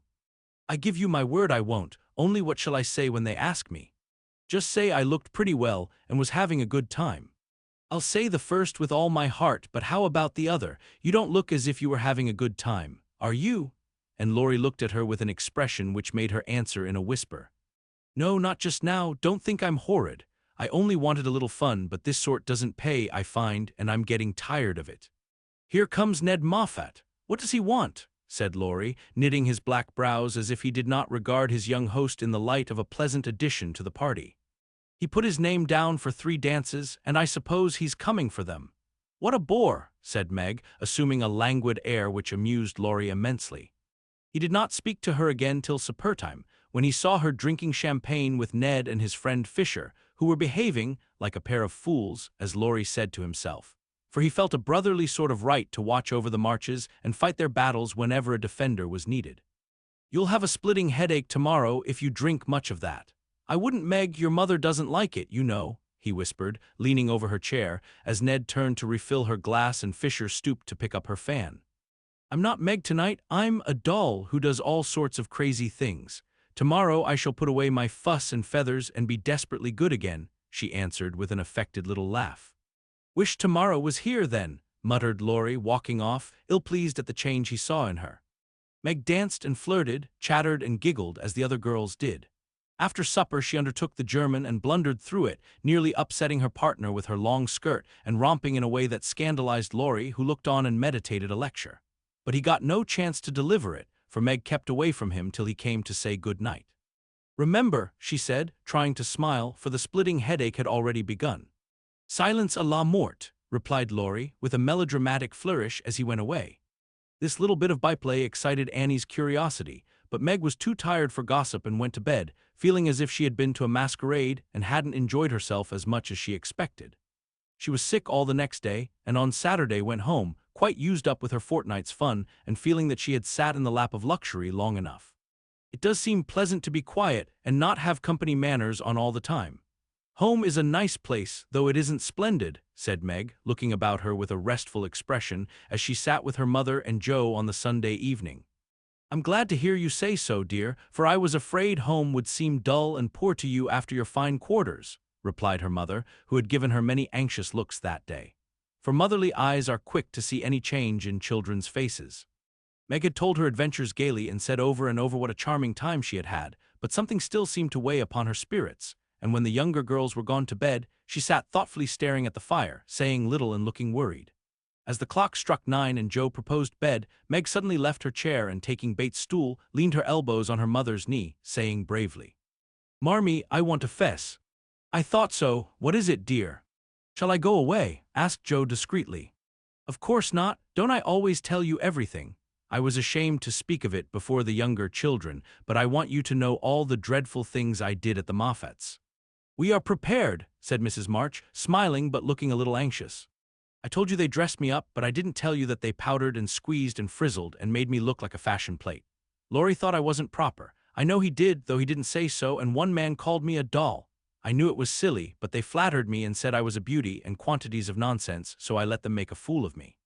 "Is that all?" asked Joe, as Mrs. March looked silently at the downcast face of her pretty daughter, and could not find it in her heart to blame her little follies. "No, I drank champagne and romped and tried to flirt, and was altogether abominable," said Meg self-reproachfully. "There is something more, I think," and Mrs. March smoothed the soft cheek, which suddenly grew rosy as Meg answered slowly. "Yes, it's very silly, but I want to tell it, because I hate to have people say and think such things about us and Laurie." Then she told the various bits of gossip she had heard at the Moffats, and as she spoke, Joe saw her mother fold her lips tightly, as if ill-pleased that such ideas should be put into Meg's innocent mind. "Well, if that isn't the greatest rubbish I ever heard," cried Joe indignantly, "why didn't you pop out and tell them so on the spot?" "I couldn't, it was so embarrassing for me. I couldn't help hearing at first, and then I was so angry and ashamed I didn't remember that I ought to go away. Just wait till I see Annie Moffat, and I'll show you how to settle such ridiculous stuff. The idea of having plans and being kind to Laurie because he's rich and may marry us by and by. Won't he shout when I tell him what those silly things say about us poor children?" And Joe laughed, as if on second thoughts the thing struck her as a good joke. "If you tell Laurie, I'll never forgive you. She mustn't, must she, Mother?" said Meg, looking distressed. "No, never repeat that foolish gossip and forget it as soon as you can," said Mrs. March gravely. "I was very unwise to let you go among people of whom I know so little, kind, I dare say, but worldly, ill-bred, and full of these vulgar ideas about young people. I am more sorry than I can express for the mischief this visit may have done you, Meg. Don't be sorry, I won't let it hurt me. I'll forget all the bad and remember only the good, for I did enjoy a great deal and thank you very much for letting me go. I'll not be sentimental or dissatisfied, Mother. I know I'm a silly little girl and I'll stay with you till I'm fit to take care of myself. But it is nice to be praised and admired, and I can't help saying I like it," said Meg, looking half ashamed of the confession. "That is perfectly natural and quite harmless, if the liking does not become a passion and lead one to do foolish or unmaidenly things. Learn to know and value the praise which is worth having, and to excite the admiration of excellent people by being modest as well as pretty, Meg." Margaret sat thinking a moment, while Joe stood with her hands behind her, looking both interested and a little perplexed, for it was a new thing to see Meg blushing and talking about admiration, lovers, and things of that sort. And Joe felt as if during that fortnight her sister had grown up amazingly and was drifting away from her into a world where she could not follow. "Mother, do you have plans, as Mrs. Moffat said?" asked Meg bashfully. "Yes, my dear, I have a great many, all mothers do, but mine differ somewhat from Mrs. Moffat's, I suspect. I will tell you some of them, for the time has come when a word may set this romantic little head and heart of yours right on a very serious subject. You are young, Meg, but not too young to understand me, and mother's lips are the fittest to speak of such things to girls like you. Joe, your turn will come in time, perhaps, so listen to my plans, and help me carry them out if they are good." Joe went and sat on one arm of the chair, looking as if she thought they were about to join in some very solemn affair. Holding a hand of each, and watching the two young faces wistfully, Mrs. March said, in her serious yet cheery way, "I want my daughters to be beautiful, accomplished, and good, to be admired, loved, and respected, to have a happy youth, to be well and wisely married, and to lead useful, pleasant lives, with as little care and sorrow to try them as God sees fit to send. To be loved and chosen by a good man is the best and sweetest thing which can happen to a woman, and I sincerely hope my girls may know this beautiful experience. It is natural to think of it, Meg, right to hope and wait for it, and wise to prepare for it, so that when the happy time comes you may feel ready for the duties and worthy of the joy. My dear girls, I am ambitious for you, but not to have you make a dash in the world, marry rich men merely because they are rich, or have splendid houses, which are not homes because love is wanting. Money is a needful and precious thing, and when well used, a noble thing, but I never want you to think it is the first or only prize to strive for. I'd rather see you poor men's wives, if you were happy, beloved, contented, than queens on thrones, without self-respect and peace. Poor girls don't stand any chance, Belle says, unless they put themselves forward, sighed Meg. Then we'll be old maids, said Joe stoutly. Right, Joe, better be happy old maids than unhappy wives or unmaidenly girls running about to find husbands, said Mrs. March decidedly. Don't be troubled, Meg, poverty seldom daunts a sincere lover. Some of the best and most honored women I know were poor girls, but so love-worthy that they were not allowed to be old maids. Leave these things to time. Make this home happy, so that you may be fit for homes of your own if they are offered you, and contented here if they are not. One thing remember, my girls. Mother is always ready to be your confidant, father to be your friend, and both of us hope and trust that our daughters, whether married or single, will be the pride and comfort of our lives. We will, Marmee, we will, cried both with all their hearts as she bade them good night. Chapter 10, the PC and PO. As spring came on, a new set of amusements became the fashion, and the lengthening days gave long afternoons for work and play of all sorts. The garden had to be put in order, and each sister had a quarter of the little plot to do what she liked with.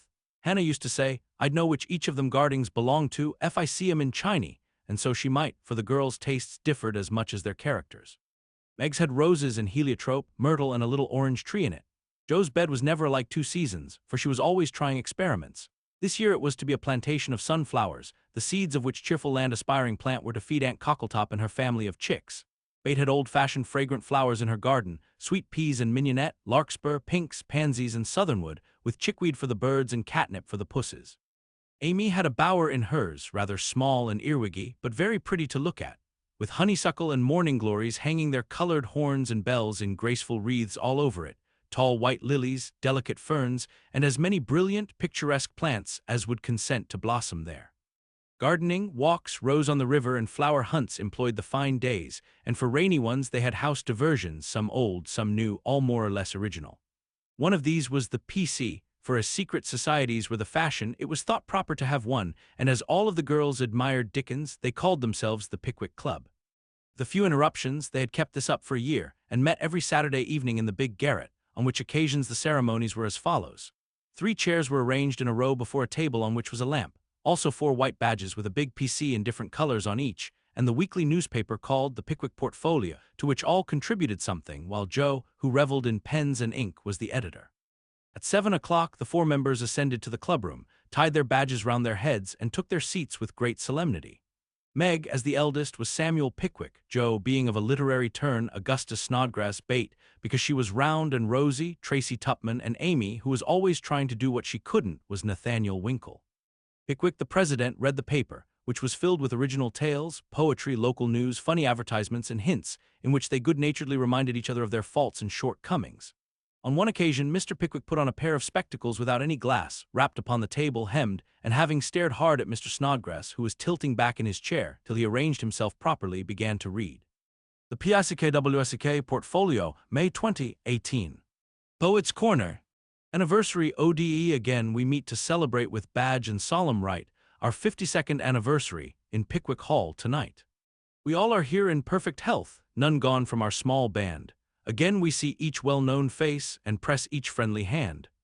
Our Pickwick always at his post, with reverence we greet, as, spectacles on nose, he reads our well-filled weekly sheet. Although he suffers from a cold, we joy to hear him speak, for words of wisdom from him fall, in spite of croak or squeak. Old 6-foot Snodgrass looms on high, with elephantine grace, and beams upon the company with brown and jovial face. Poetic fire lights up his eye, he struggles 'gainst his lot. Behold ambition on his brow, and on his nose a blot. Next our peaceful Tupman comes, so rosy, plump, and sweet, who chokes with laughter at the puns and tumbles off his seat. Prim little Winkle too is here, with every hair in place, a model of propriety, though he hates to wash his face. The year is gone, we still unite to joke and laugh and read, and tread the path of literature that doth to glory lead. Long may our paper prosper well, our club unbroken be, and coming years their blessings pour on the useful, gay PC. A. SNODGRSS. The Masked Marriage, A Tale of Venice. Gondola after gondola swept up to the marble steps and left its lovely load to swell the brilliant throng that filled the stately halls of Count Adelin. Knights and ladies, elves and pages, monks and flower girls all mingled gaily in the dance. Sweet voices and rich melody filled the air, and so with mirth and music the masquerade went on. "Has your highness seen the Lady Viola tonight?" asked a gallant troubadour of the fairy queen who floated down the hall upon his arm. "Yes, is she not lovely, though so sad? Her dress is well chosen, too, for in a week she weds Count Antonio, whom she passionately hates.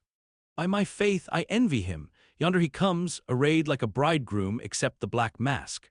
When that is off, we shall see how he regards the fair maid whose heart he cannot win, though her stern father bestows her hand," returned the troubadour.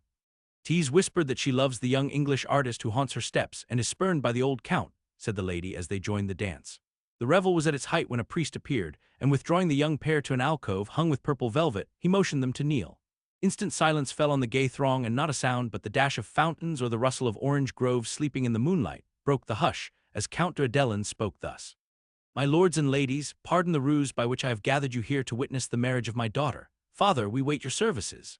All eyes turned toward the bridal party, and a murmur of amazement went through the throng, for neither bride nor groom removed their masks. Curiosity and wonder possessed all hearts, but respect restrained all tongues till the holy rite was over.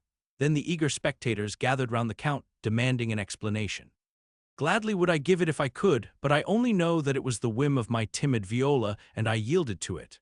Now, my children, let the play end, unmask and receive my blessing." But neither bent the knee, for the young bridegroom replied in a tone that startled all listeners as the mask fell, disclosing the noble face of Ferdinand de Veru, the artist lover, and leaning on the breast where now flashed the star of an English earl was the lovely Viola, radiant with joy and beauty. "My lord, you scornfully bade me claim your daughter when I could boast as high a name and vast a fortune as the Count Antonio. I can do more, for even your ambitious soul cannot refuse the Earl of de Veru and de Vere when he gives his ancient name and boundless wealth in return for the beloved hand of this fair lady, now my wife." The count stood like one changed to stone, and turning to the bewildered crowd, Ferdinand added with a gay smile of triumph, "To you, my gallant friends, I can only wish that your wooing may prosper as mine has done, and that you may all win as fair a bride as I have by this masked marriage. Pickwick, why is the PC like the Tower of Babel? It is full of unruly members." The history of a squash. Once upon a time, a farmer planted a little seed in his garden, and after a while it sprouted and became a vine and bore many squashes. One day in October, when they were ripe, he picked one and took it to market. A grocerman bought and put it in his shop. That same morning, a little girl in a brown hat and blue dress, with a round face and snub nose, went and bought it for her mother. She lugged it home, cut it up, and boiled it in the big pot, mashed some of it with salt and butter for dinner. And to the rest she added a pint of milk, 2 eggs, 4 spoons of sugar, nutmeg, and some crackers, put it in a deep dish, and baked it till it was brown and nice, and next day it was eaten by a family named March. TTUPMAN. "Mr. Pickwick, sir, I address you upon the subject of sin. The sinner, I mean, is a man named Winkle who makes trouble in his club by laughing, and sometimes won't write his piece in this fine paper. I hope you will pardon his badness, and let him send a French fable, because he can't write out of his head as he has so many lessons to do and no brains. In future I will try to take time by the fetlock, and prepare some work which will be all comme il faut. That means all right. I am in haste, as it is nearly school time. Yours respectably, N. Winkle."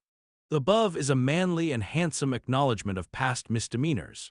If our young friend studied punctuation, it would be well. A sad accident. On Friday last, we were startled by a violent shock in our basement, followed by cries of distress. On rushing in a body to the cellar, we discovered our beloved president prostrate upon the floor, having tripped and fallen while getting wood for domestic purposes. A perfect scene of ruin met our eyes, for in his fall Mr. Pickwick had plunged his head and shoulders into a tub of water, upset a keg of soft soap upon his manly form, and torn his garments badly. On being removed from this perilous situation, it was discovered that he had suffered no injury but several bruises, and we are happy to add, is now doing well. E.D. The public bereavement. It is our painful duty to record the sudden and mysterious disappearance of our cherished friend, Mrs. Snowball Pat Paw. This lovely and beloved cat was the pet of a large circle of warm and admiring friends, for her beauty attracted all eyes, her graces and virtues endeared her to all hearts, and her loss is deeply felt by the whole community. When last seen, she was sitting at the gate, watching the butcher's cart, and it is feared that some villain, tempted by her charms, basely stole her. Weeks have passed, but no trace of her has been discovered, and we relinquish all hope, tie a black ribbon to her basket, set aside her dish, and weep for her as one lost to us forever. A sympathizing friend sends the following gem, A lament for S.B. Patpaw. We mourn the loss of our little pet, and sigh o'er her hapless fate, for never more by the fire she'll sit, nor play by the old green gate. The little grave where her infant sleeps is, 'neath the chestnut tree. But o'er her grave we may not weep, we know not where it may be.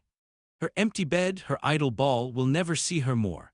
No gentle tap, no loving purr is heard at the parlor door.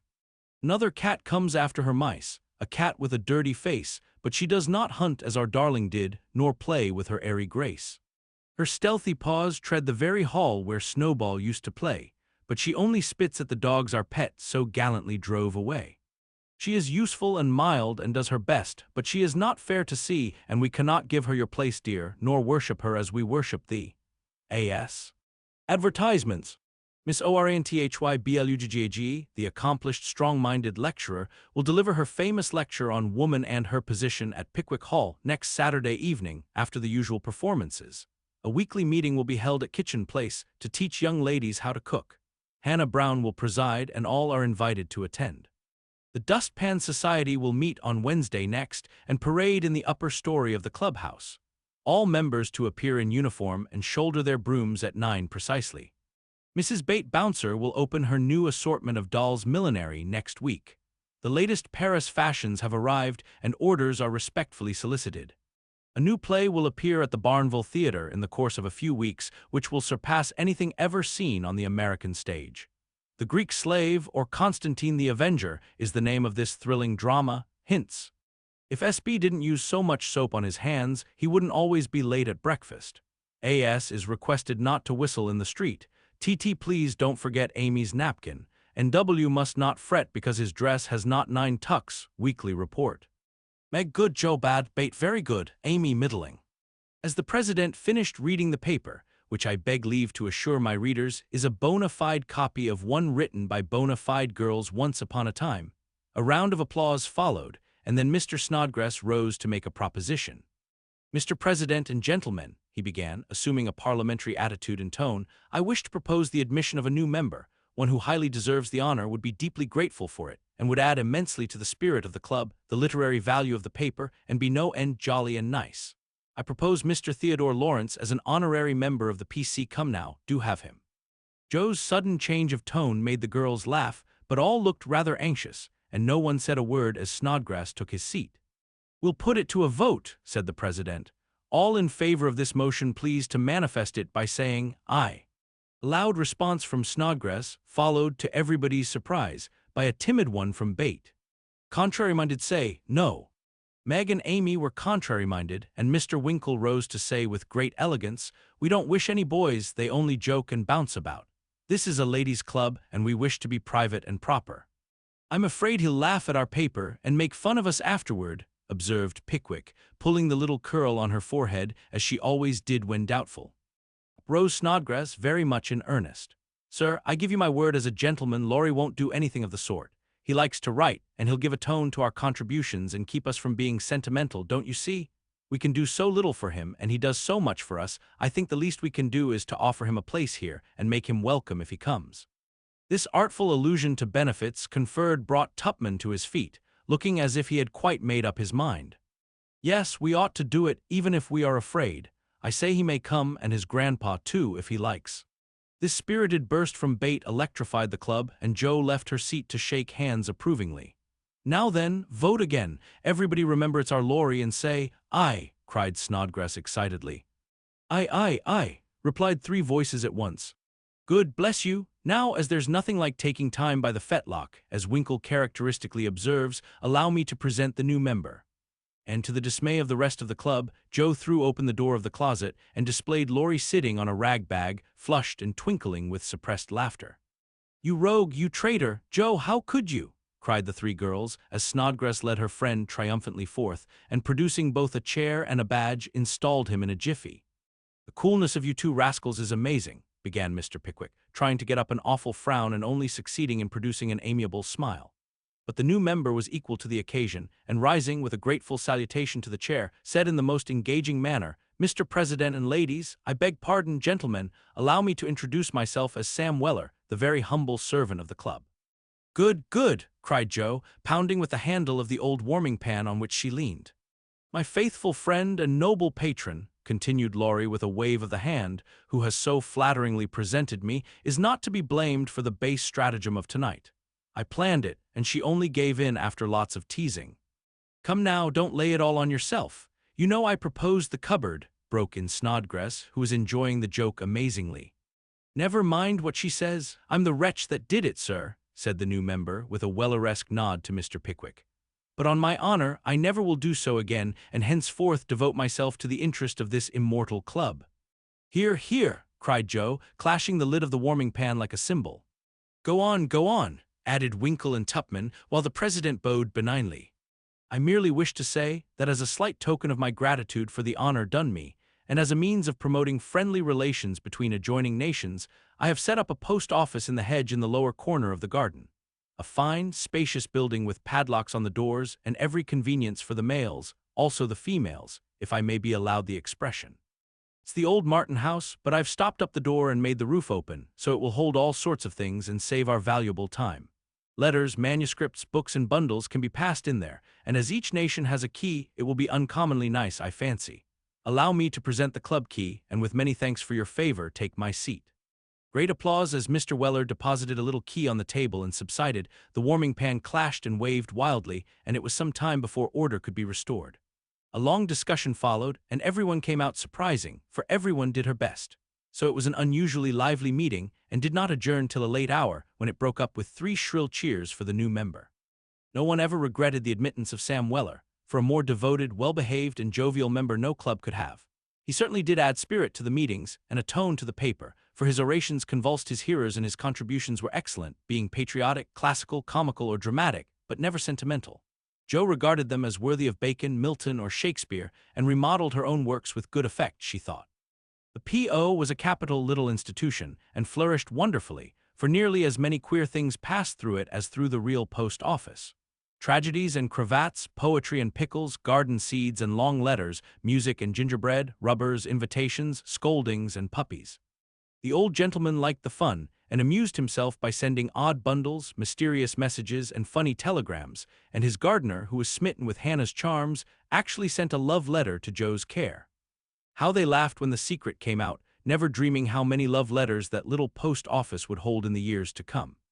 Chapter 11, Experiments, the 1st of June. The Kings are off to the seashore tomorrow, and I'm free. 3 months' vacation, how I shall enjoy it, exclaimed Meg, coming home one warm day to find Joe laid upon the sofa in an unusual state of exhaustion, while Bate took off her dusty boots, and Amy made lemonade for the refreshment of the whole party. Aunt March went today, for which, oh, be joyful, said Joe. I was mortally afraid she'd ask me to go with her. If she had, I should have felt as if I ought to do it, but Plumfield is about as gay as a churchyard, you know, and I'd rather be excused.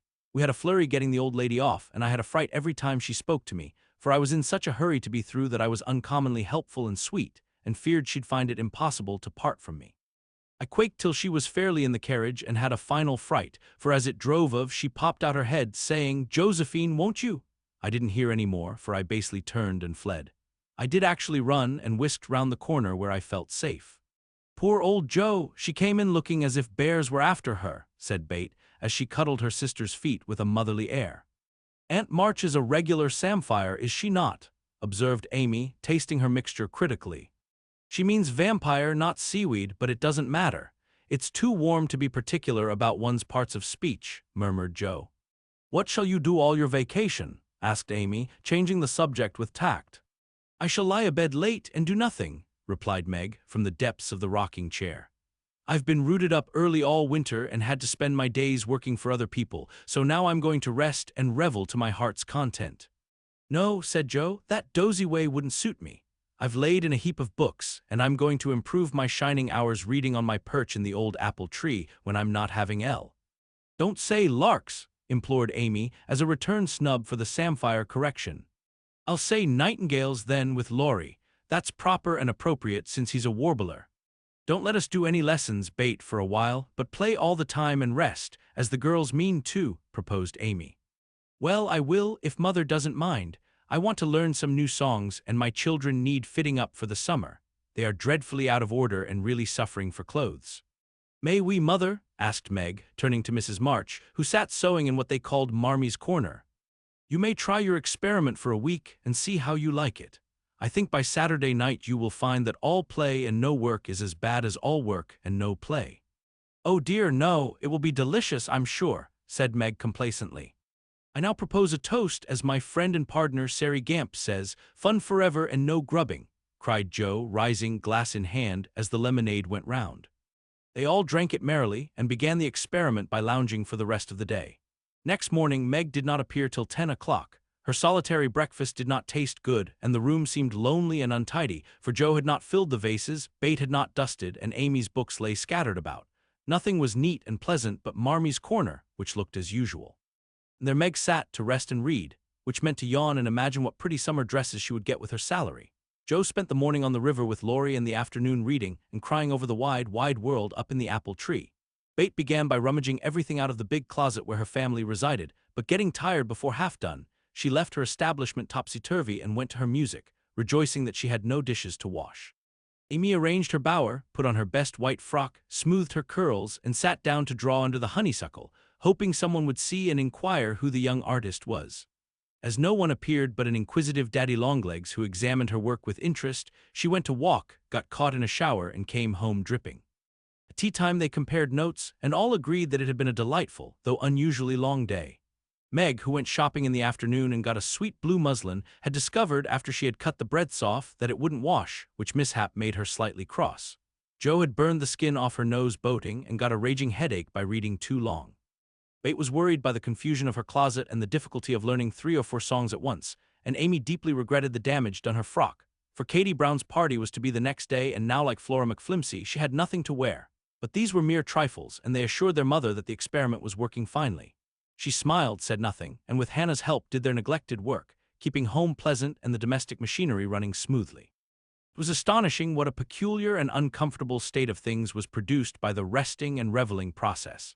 The days kept getting longer and longer, the weather was unusually variable, and so were tempers. An unsettled feeling possessed everyone, and Satan found plenty of mischief for the idle hands to do.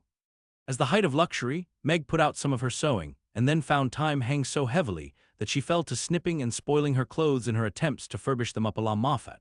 Joe read till her eyes gave out and she was sick of books, got so fidgety that even good-natured Laurie had a quarrel with her, and so reduced in spirits that she desperately wished she had gone with Aunt March.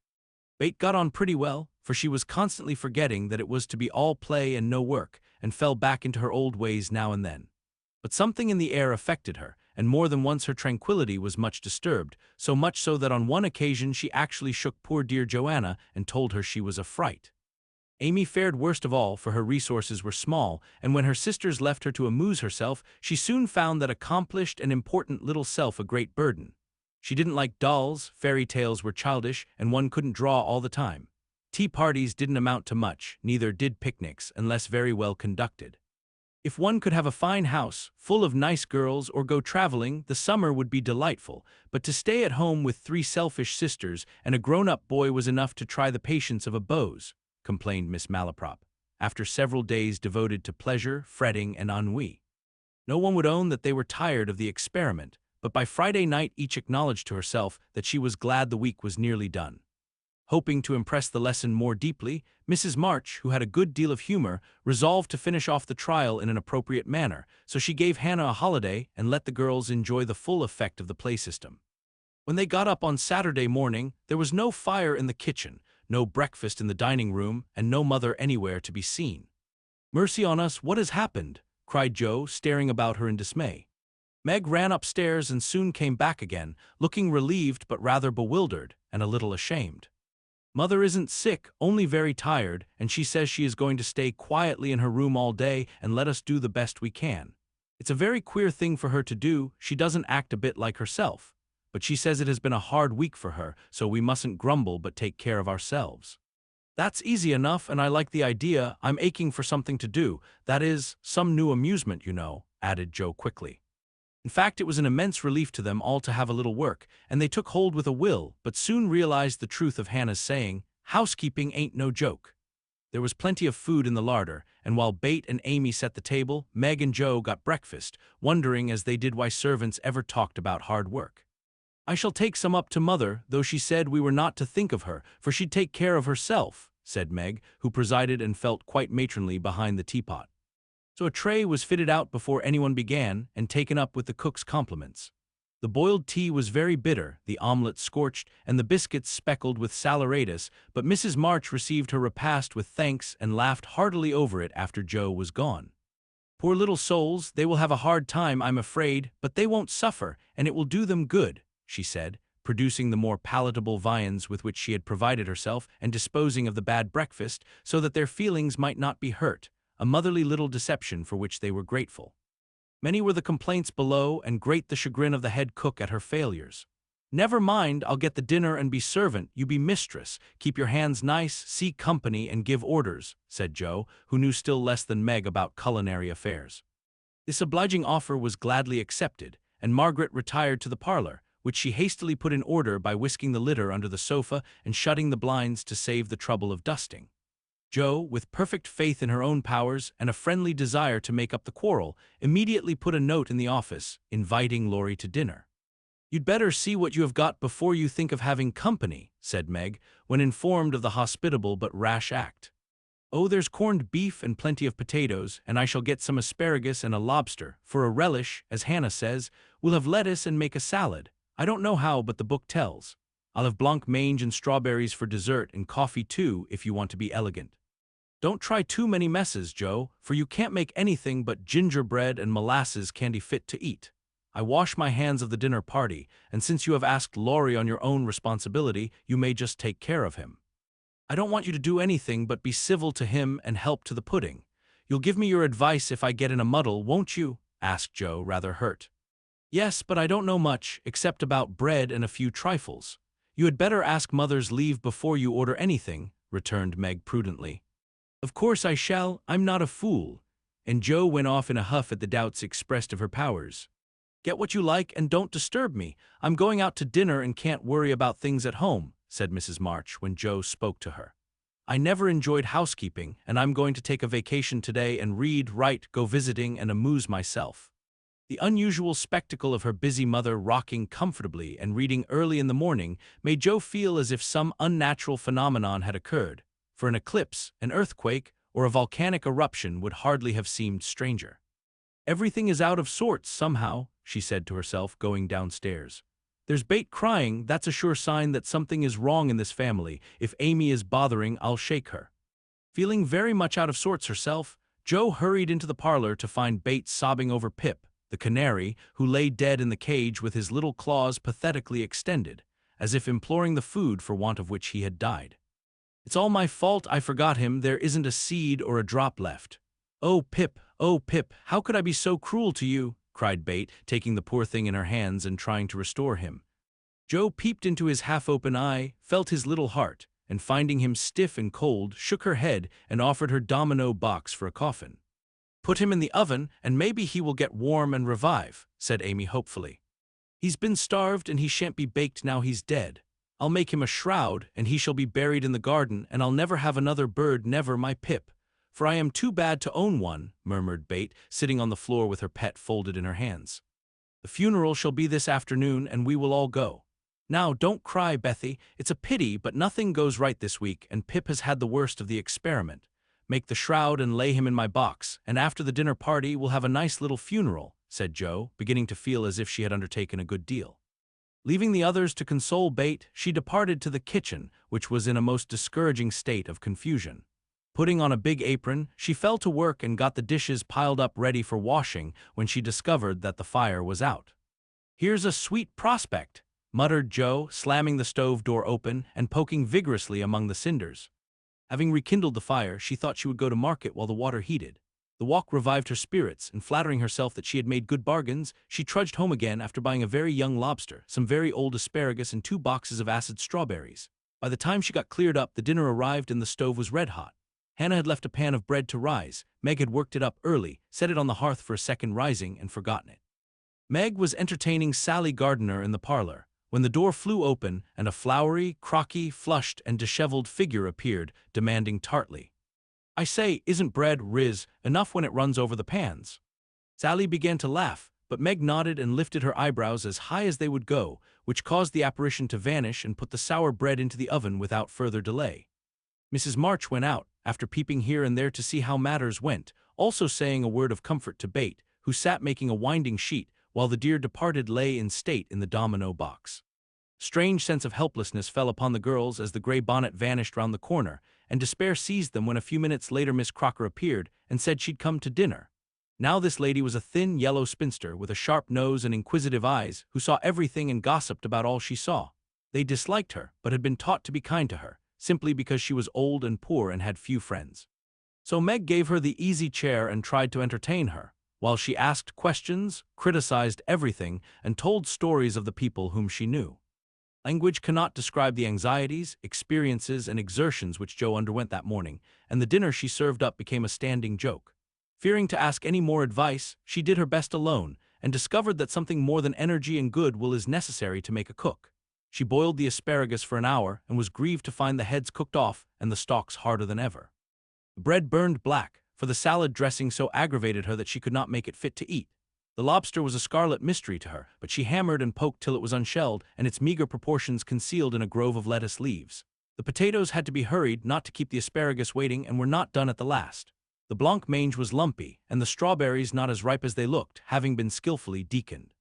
Well, they can eat beef and bread and butter if they are hungry, only it's mortifying to have to spend your whole morning for nothing, thought Jo, as she rang the bell half an hour later than usual, and stood, hot, tired, and dispirited, surveying the feast spread before Laurie, accustomed to all sorts of elegance, and Miss Crocker, whose tattling tongue would report them far and wide. Poor Jo would gladly have gone under the table, as one thing after another was tasted and left. While Amy giggled, Meg looked distressed, Miss Crocker pursed her lips, and Laurie talked and laughed with all his might to give a cheerful tone to the festive scene. Jo's one strong point was the fruit, for she had sugared it well and had a pitcher of rich cream to eat with it. Her hot cheeks cooled a trifle, and she drew a long breath as the pretty glass plates went round, and everyone looked graciously at the little rosy islands floating in a sea of cream. Miss Crocker tasted first, made a wry face, and drank some water hastily. Jo, who refused, thinking there might not be enough, for they dwindled sadly after the picking over, glanced at Laurie, but he was eating away manfully, though there was a slight pucker about his mouth, and he kept his eye fixed on his plate. Amy, who was fond of delicate fare, took a heaping spoonful, choked, hid her face in her napkin, and left the table precipitately. "Oh, what is it?" exclaimed Jo, trembling. "Salt instead of sugar, and the cream is sour," replied Meg with a tragic gesture. Jo uttered a groan and fell back in her chair, remembering that she had given a last hasty powdering to the berries out of one of the 2 boxes on the kitchen table, and had neglected to put the milk in the refrigerator. She turned scarlet and was on the verge of crying when she met Laurie's eyes, which would look merry in spite of his heroic efforts. The comical side of the affair suddenly struck her, and she laughed till the tears ran down her cheeks. So did everyone else, even Croker, as the girls called the old lady, and the unfortunate dinner ended gaily, with bread and butter, olives, and fun. "I haven't strength of mind enough to clear up now, so we will sober ourselves with a funeral," said Jo, as they rose, and Miss Crocker made ready to go, being eager to tell the new story at another friend's dinner table. They did sober themselves for Bates' sake. Laurie dug a grave under the ferns in the grove. Little Pip was laid in, with many tears, by his tender-hearted mistress, and covered with moss, while a wreath of violets and chickweed was hung on the stone which bore his epitaph, composed by Jo while she struggled with the dinner.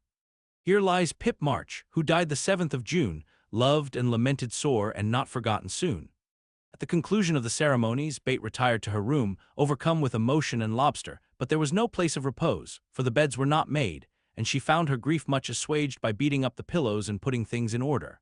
Meg helped Jo clear away the remains of the feast, which took half the afternoon and left them so tired that they agreed to be contented with tea and toast for supper.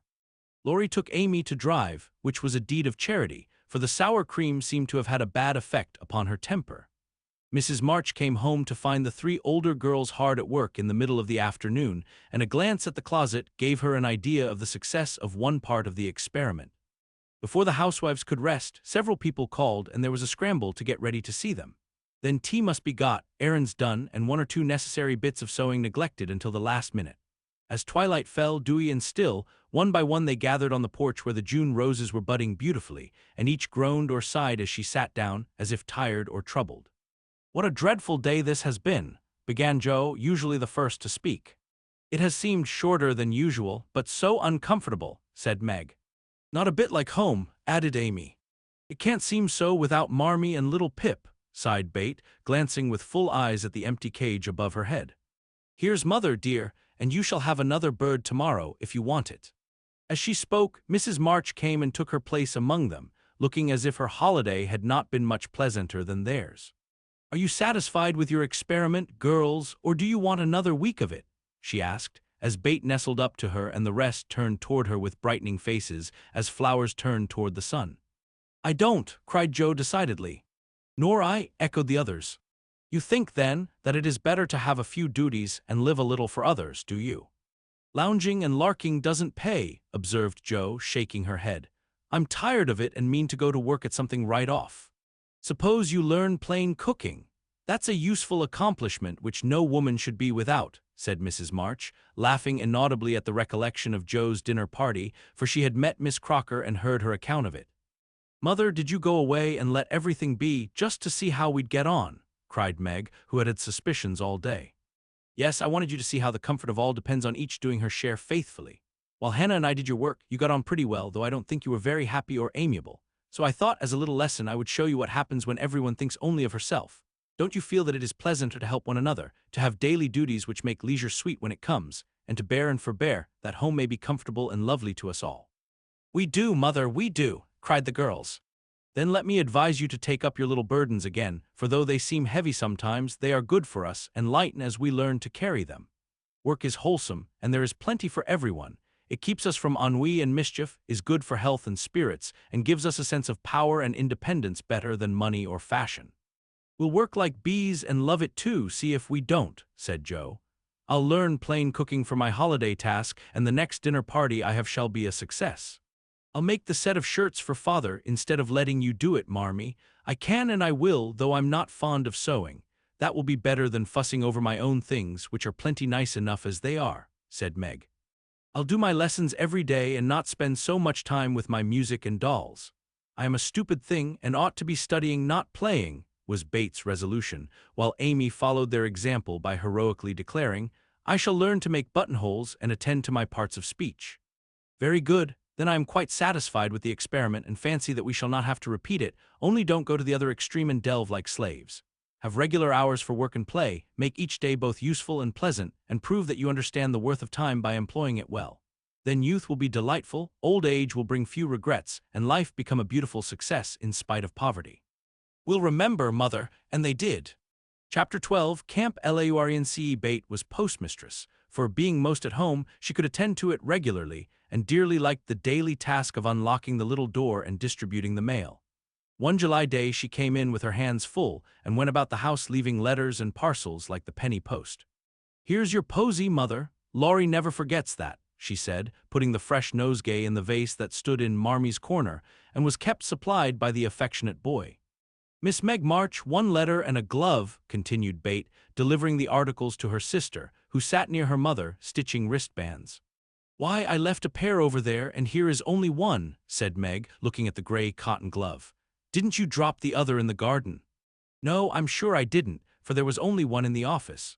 I hate to have odd gloves. Never mind, the other may be found. My letter is only a translation of the German song I wanted. I think Mr. Brooke did it, for this isn't Laurie's writing." Mrs. March glanced at Meg, who was looking very pretty in her gingham morning gown, with the little curls blowing about her forehead, and very womanly as she sat sewing at her little work-table, full of tidy white rolls, so unconscious of the thought in her mother's mind as she sewed and sang, while her fingers flew and her thoughts were busied with girlish fancies as innocent and fresh as the pansies in her belt, that Mrs. March smiled and was satisfied. "2 letters for Dr. Joe, a book, and a funny old hat which covered the whole post office and stuck outside," said BETH, laughing as she went into the study where Joe sat writing. "What a sly fellow Laurie is. I said I wished bigger hats were the fashion because I burn my face every hot day. He said, 'Why mind the fashion? Wear a big hat and be comfortable.' I said I would if I had one, and he has sent me this to try me. I'll wear it for fun and show him I don't care for the fashion." And hanging the antique broad brim on a bust of Plato, Joe read her letters. One from her mother made her cheeks glow and her eyes fill, for it said to her, "My dear, I write a little word to tell you with how much satisfaction I watch your efforts to control your temper. You say nothing about your trials, failures, or successes, and think perhaps that no one sees them but the friend whose help you daily ask, if I may trust the well-worn cover of your guidebook. I, too, have seen them all, and heartily believe in the sincerity of your resolution, since it begins to bear fruit. Go on, dear, patiently and bravely, and always believe that no one sympathizes more tenderly with you than your loving mother. That does me good. That's worth millions of money and pecks of praise. Oh, Marmee, I do try. I will keep on trying and not get tired since I have you to help me." Laying her head on her arms, Jo wet her little romance with a few happy tears, for she had thought that no one saw and appreciated her efforts to be good, and this assurance was doubly precious, doubly encouraging, because unexpected and from the person whose commendation she most valued. Feeling stronger than ever to meet and subdue her Apollyon, she pinned the note inside her frock as a shield and a reminder lest she be taken unaware, and proceeded to open her other letter, quite ready for either good or bad news. In a big, dashing hand, Laurie wrote, "Dear Jo, what ho! Some English girls and boys are coming to see me tomorrow, and I want to have a jolly time. If it's fine, I'm going to pitch my tent in Longmeadow and row up the whole crew to lunch and croquet, have a fire, make messes, gypsy fashion, and all sorts of larks. They are nice people and like such things. Brooke will go to keep us boys steady, and Kate Vaughn will play propriety for the girls. I want you all to come, can't let Bate off at any price, and nobody shall worry her. Don't bother about rations, I'll see to that and everything else, only do come, there's a good fellow. In a tearing hurry, yours ever, Laurie." "Here's richness," cried Jo, flying in to tell the news to Meg. "Of course we can go, Mother. It will be such a help to Laurie, for I can row and Meg see to the lunch, and the children be useful in some way. I hope the Vaughns are not fine grown-up people. Do you know anything about them, Jo?" asked Meg. "Only that there are 4 of them. Kate is older than you, Fred and Frank twins about my age, and a little girl, Grace, who is 9 or 10. Laurie knew them abroad and liked the boys. I fancied, from the way he primmed up his mouth in speaking of her, that he didn't admire Kate much." "I'm so glad my French print is clean, it's just the thing and so becoming," observed Meg complacently. "Have you anything decent, Jo?" "Scarlet and gray boating suit, good enough for me. I shall row and tramp about, so I don't want any start to think of. You'll come, Betty? If you won't let any boys talk to me." "Not a boy. I like to please Laurie, and I'm not afraid of Mr. Brooke, he is so kind, but I don't want to play or sing or say anything. I'll work hard and not trouble anyone, and you'll take care of me, Jo, so I'll go." "That's my good girl. You do try to fight off your shyness, and I love you for it. Fighting faults isn't easy, as I know, and a cheery word kind of gives a lift. Thank you, Mother," and Jo gave the thin cheek a grateful kiss, more precious to Mrs. March than if it had given back the rosy roundness of her youth. "I had a box of chocolate drops and the picture I wanted to copy," said Amy, showing her mail. "And I got a note from Mr. Laurence, asking me to come over and play to him tonight, before the lamps are lighted, and I shall go," added Bate, whose friendship with the old gentleman prospered finely. "Now let's fly round and do double duty today, so that we can play tomorrow with free minds," said Jo, preparing to replace her pen with a broom. When the sun peeped into the girls' room early next morning to promise them a fine day, he saw a comical sight. Each had made such preparation for the fete as seemed necessary and proper. Meg had an extra row of little curl papers across her forehead. Jo had copiously anointed her afflicted face with cold cream. Bate had taken Joanna to bed with her to atone for the approaching separation, and Amy had capped the climax by putting a clothespin on her nose to uplift the offending feature. It was one of the kind artists used to hold the paper on their drawing boards, therefore quite appropriate and effective for the purpose it was now being put. This funny spectacle appeared to amuse the sun, for he burst out with such radiance that Jo woke up and roused her sisters by a hearty laugh at Amy's ornament. Sunshine and laughter were good omens for a pleasure party, and soon a lively bustle began in both houses. Bate, who was ready first, kept reporting what went on next door and enlivened her sisters' toilets by frequent telegrams from the window. "There goes the man with the tent. I see Mrs. Barker doing up the lunch in a hamper and a great basket. Now Mr. Laurence is looking up at the sky and the weathercock. I wish he would go too. There's Laurie looking like a sailor, nice boy. Oh, mercy me, here's a carriage full of people, a tall lady, a little girl, and 2 dreadful boys. One is lame, poor thing, he's got a crutch. Laurie didn't tell us that. Be quick, girls, it's getting late. Why, there is Ned Moffat, I do declare. Meg, isn't that the man who bowed to you one day when we were shopping? So it is. How queer that he should come. I thought he was at the mountains. There is Sally. I'm glad she got back in time. Am I all right, Jo? Cried Meg in a flutter. A regular daisy. Hold up your dress and put your hat on straight. It looks sentimental tipped that way and will fly off at the first puff. Now then, come on. Oh, Jo, you are not going to wear that awful hat. It's too absurd. You shall not make a guy of yourself, remonstrated Meg, as Jo tied down with a red ribbon the broad-brimmed, old-fashioned leghorn Laurie had sent for a joke. I just will, though, for its capital, so shady, light, and big. It will make fun, and I don't mind being a guy if I'm comfortable." With that, Joe marched straight away, and the rest followed, a bright little band of sisters, all looking their best in summer suits, with happy faces under the jaunty hat brims. Laurie ran to meet and present them to his friends in the most cordial manner. The lawn was the reception room, and for several minutes a lively scene was enacted there. Meg was grateful to see that Miss Kate, though 20, was dressed with a simplicity which American girls would do well to imitate, and who was much flattered by Mr. Ned's assurances that he came especially to see her. Joe understood why Laurie primed up his mouth when speaking of Kate, for that young lady had a standoff don't-touch-me air, which contrasted strongly with the free and easy demeanor of the other girls. Bate took an observation of the new boys and decided that the lame one was not dreadful, but gentle and feeble, and she would be kind to him on that account. Amy found Grace a well-mannered, merry little person, and after staring dumbly at one another for a few minutes, they suddenly became very good friends. Hence, lunch and croquet utensils having been sent on beforehand, the party was soon embarked, and the two boats pushed off together, leaving Mr. Laurence waving his hat on the shore. Laurie and Joe rowed one boat, Mr. Brooke and Ned the other, while Fred Vaughn, the riotous twin, did his best to upset both by paddling about in a wherry like a disturbed water bug. Joe's funny hat deserved a vote of thanks, for it was of general utility. It broke the ice in the beginning by producing a laugh. It created quite a refreshing breeze, flapping to and fro as she rowed, and would make an excellent umbrella for the whole party if a shower came up, she said. Miss Kate decided that she was odd but rather clever and smiled upon her from afar. Meg in the other boat was delightfully situated, face to face with the rowers, who both admired the prospect and feathered their oars with uncommon skill and dexterity. Mr. Brooke was a grave, silent young man with handsome brown eyes and a pleasant voice.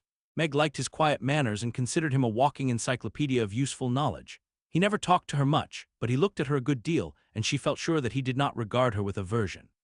Ned, being in college, of course put on all the airs which freshmen think it their bounden duty to assume. He was not very wise, but very good-natured, and altogether an excellent person to carry on a picnic. Sally Gardiner was absorbed in keeping her white pique dress clean and chattering with the ubiquitous Fred, who kept Bate in constant terror by his pranks. It was not far to Longmeadow, but the tent was pitched and the wickets down by the time they arrived.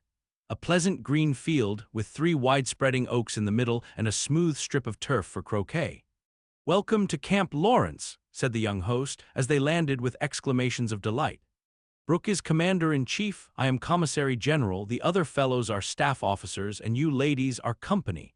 The tent is for your especial benefit, and that oak is your drawing-room, this is the mess-room, and the third is the camp kitchen. Now let's have a game before it gets hot, and then we'll see about dinner." Frank, Bate, Amy, and Grace sat down to watch the game played by the other 8. Mr. Brooke chose Meg, Kate, and Fred. Laurie took Sally, Joe, and Ned. The English played well, but the Americans played better, and contested every inch of the ground as strongly as if the spirit of '76 inspired them. Joe and Fred had several skirmishes and once narrowly escaped high words. Joe was through the last wicket and had missed the stroke, which failure ruffled her a good deal. Fred was close behind her, and his turn came before hers. He gave a stroke, his ball hit the wicket and stopped an inch on the wrong side. No one was very near, and running up to examine, he gave it a sly nudge with his toe, which put it just an inch on the right side. "I'm through. Now, Miss Joe, I'll settle you and get in first," cried the young gentleman, swinging his mallet for another blow. "You pushed it, I saw you. It's my turn now," said Joe sharply. "Upon my word, I didn't move it. It rolled a bit, perhaps, but that is allowed. So, stand off, please, and let me have a go at the stake." "We don't cheat in America, but you can if you choose," said Joe angrily. "Yankees are a deal the most tricky, everybody knows." "There you go," returned Fred, crocking her ball far away. Joe opened her lips to say something rude, but checked herself in time, colored up to her forehead, and stood a minute, hammering down a wicket with all her might, while Fred hit the stake and declared himself out with much exultation. She went off to get her ball and was a long time finding it among the bushes, but she came back, looking cool and quiet, and waited her turn patiently. It took several strokes to regain the place she had lost, and when she got there, the other side had nearly won, for Kate's ball was the last but one and lay near the stake. "By George, it's all up with us. Goodbye, Kate. Miss Joe owes me one, so you are finished," cried Fred excitedly, as they all drew near to see the finish. "Yankees have a trick of being generous to their enemies," said Joe, with a look that made the lad redden, "especially when they beat them," she added, as, leaving Kate's ball untouched, she won the game by a clever stroke. Laurie threw up his hat, then remembered that it wouldn't do to exult over the defeat of his guests, and stopped in the middle of the cheer to whisper to his friend, "Good for you, Joe. He did cheat, I saw him. We can't tell him so, but he won't do it again, take my word for it." Meg drew her aside under pretense of pinning up a loose braid and said approvingly, "It was dreadfully provoking, but you kept your temper, and I'm so glad, Joe. Don't praise me, Meg, for I could box his ears this minute. I should certainly have boiled over if I hadn't stayed among the nettles till I got my rage under control enough to hold my tongue. It's simmering now, so I hope he'll keep out of my way," returned Joe, biting her lips as she glowered at Fred from under her big hat. "Time for lunch," said Mr. Brooke, looking at his watch. "Commissary General, will you make the fire and get water while Miss March, Miss Sally, and I spread the table? Who can make good coffee?" "Joe can," said Meg, glad to recommend her sister. So Joe, feeling that her late lessons in cookery were to do her honor, went to preside over the coffee pot, while the children collected dry sticks, and the boys made a fire and got water from a spring nearby. Miss Kate sketched and Frank talked to Bate, who was making little mats of braided rushes to serve as plates. The commander-in-chief and his aides soon spread the tablecloth with an inviting array of eatables and drinkables, prettily decorated with green leaves. Joe announced that the coffee was ready, and everyone settled themselves to a hearty meal, for youth is seldom dyspeptic, and exercise develops wholesome appetites. A very merry lunch it was, for everything seemed fresh and funny, and frequent peals of laughter startled a venerable horse who fed nearby. There was a pleasing inequality in the table, which produced many mishaps to cups and plates. Acorns dropped in the milk, little black ants partook of the refreshments without being invited, and fuzzy caterpillars swung down from the tree to see what was going on. 3 white-headed children peeped over the fence, and an objectionable dog barked at them from the other side of the river with all his might and main. "There's salt here," said Laurie, as he handed Joe a saucer of berries. "Thank you, I prefer spiders," she replied, fishing up 2 unwary little ones who had gone to a creamy death. "How dare you remind me of that horrid dinner party when yours is so nice in every way," added Joe, as they both laughed and ate out of one plate, the china having run short. "I had an uncommonly good time that day and haven't got over it yet. This is no credit to me, you know I don't do anything. It's you and Meg and Brooke who make it all go, and I'm no end obliged to you. What shall we do when we can't eat any more?" asked Laurie, feeling that his trump card had been played when lunch was over. "Have games till it's cooler. I brought authors, and I dare say Miss Kate knows something new and nice. Go and ask her. She's company, and you ought to stay with her more." "Aren't you company too? I thought she'd suit Brooke, but he keeps talking to Meg, and Kate just stares at them through that ridiculous glass of hers. I'm going, so you needn't try to preach propriety, for you can't do it, Joe." Miss Kate did know several new games, and as the girls would not, and the boys could not, eat any more, they all adjourned to the drawing-room to play Rigmarole. One person begins a story, any nonsense you like, and tells as long as he pleases, only taking care to stop short at some exciting point when the next takes it up and does the same. It's very funny when well done and makes a perfect jumble of tragical-comical stuff to laugh over. "Please start it, Mr. Brooke," said Kate, with a commanding air which surprised Meg, who treated the tutor with as much respect as any other gentleman. Lying on the grass at the feet of the 2 young ladies, Mr. Brooke obediently began the story, with the handsome brown eyes steadily fixed upon the sunshiny river. Once on a time, a knight went out into the world to seek his fortune, for he had nothing but his sword and his shield. He traveled a long while, nearly 20 years, and had a hard time of it, till he came to the palace of a good old king, who had offered a reward to anyone who could tame and train a fine but unbroken colt, of which he was very fond. The knight agreed to try and got on slowly but surely, for the colt was a gallant fellow, and soon learned to love his new master, though he was freakish and wild. Every day when he gave his lessons to this pet of the king's, the knight rode him through the city, and as he rode he looked everywhere for a certain beautiful face, which he had seen many times in his dreams but never found. One day, as he went prancing down a quiet street, he saw at the window of a ruinous castle the lovely face. He was delighted, inquired who lived in this old castle, and was told that several captive princesses were kept there by a spell, and spun all day to lay up money to buy their liberty. The knight wished intensely that he could free them, but he was poor and could only go by each day, watching for the sweet face and longing to see it out in the sunshine. At last he resolved to get into the castle and ask how he could help them. He went and knocked. The great door flew open, and he beheld a ravishingly lovely lady, who exclaimed with a cry of rapture, "At last, at last!" continued Kate, who had read French novels and admired the style. "'Tis she!" cried Count Gustave, and fell at her feet in an ecstasy of joy. "Oh, rise," she said, extending a hand of marble fairness. "Never, till you tell me how I may rescue you," swore the knight, still kneeling. "Alas, my cruel fate condemns me to remain here till my tyrant is destroyed. Where is the villain?" "In the mauve salon." "Go, brave heart, and save me from despair." I obey and return victorious or dead." With these thrilling words he rushed away, and flinging open the door of the mauve salon, was about to enter when he received stunning blow from the big Greek lexicon which an old fellow in a black gown fired at him, said Ned. Instantly, Sir What's-His-Name recovered himself, pitched the tyrant out of the window, and turned to join the lady victorious, but with a bump on his brow found the door locked, tore up the curtains, made a rope ladder, got halfway down when the ladder broke, and he went head first into the moat 60 feet below. Would swim like a duck, paddled round the castle till he came to a little door guarded by two stout fellows, knocked their heads together till they cracked like a couple of nuts.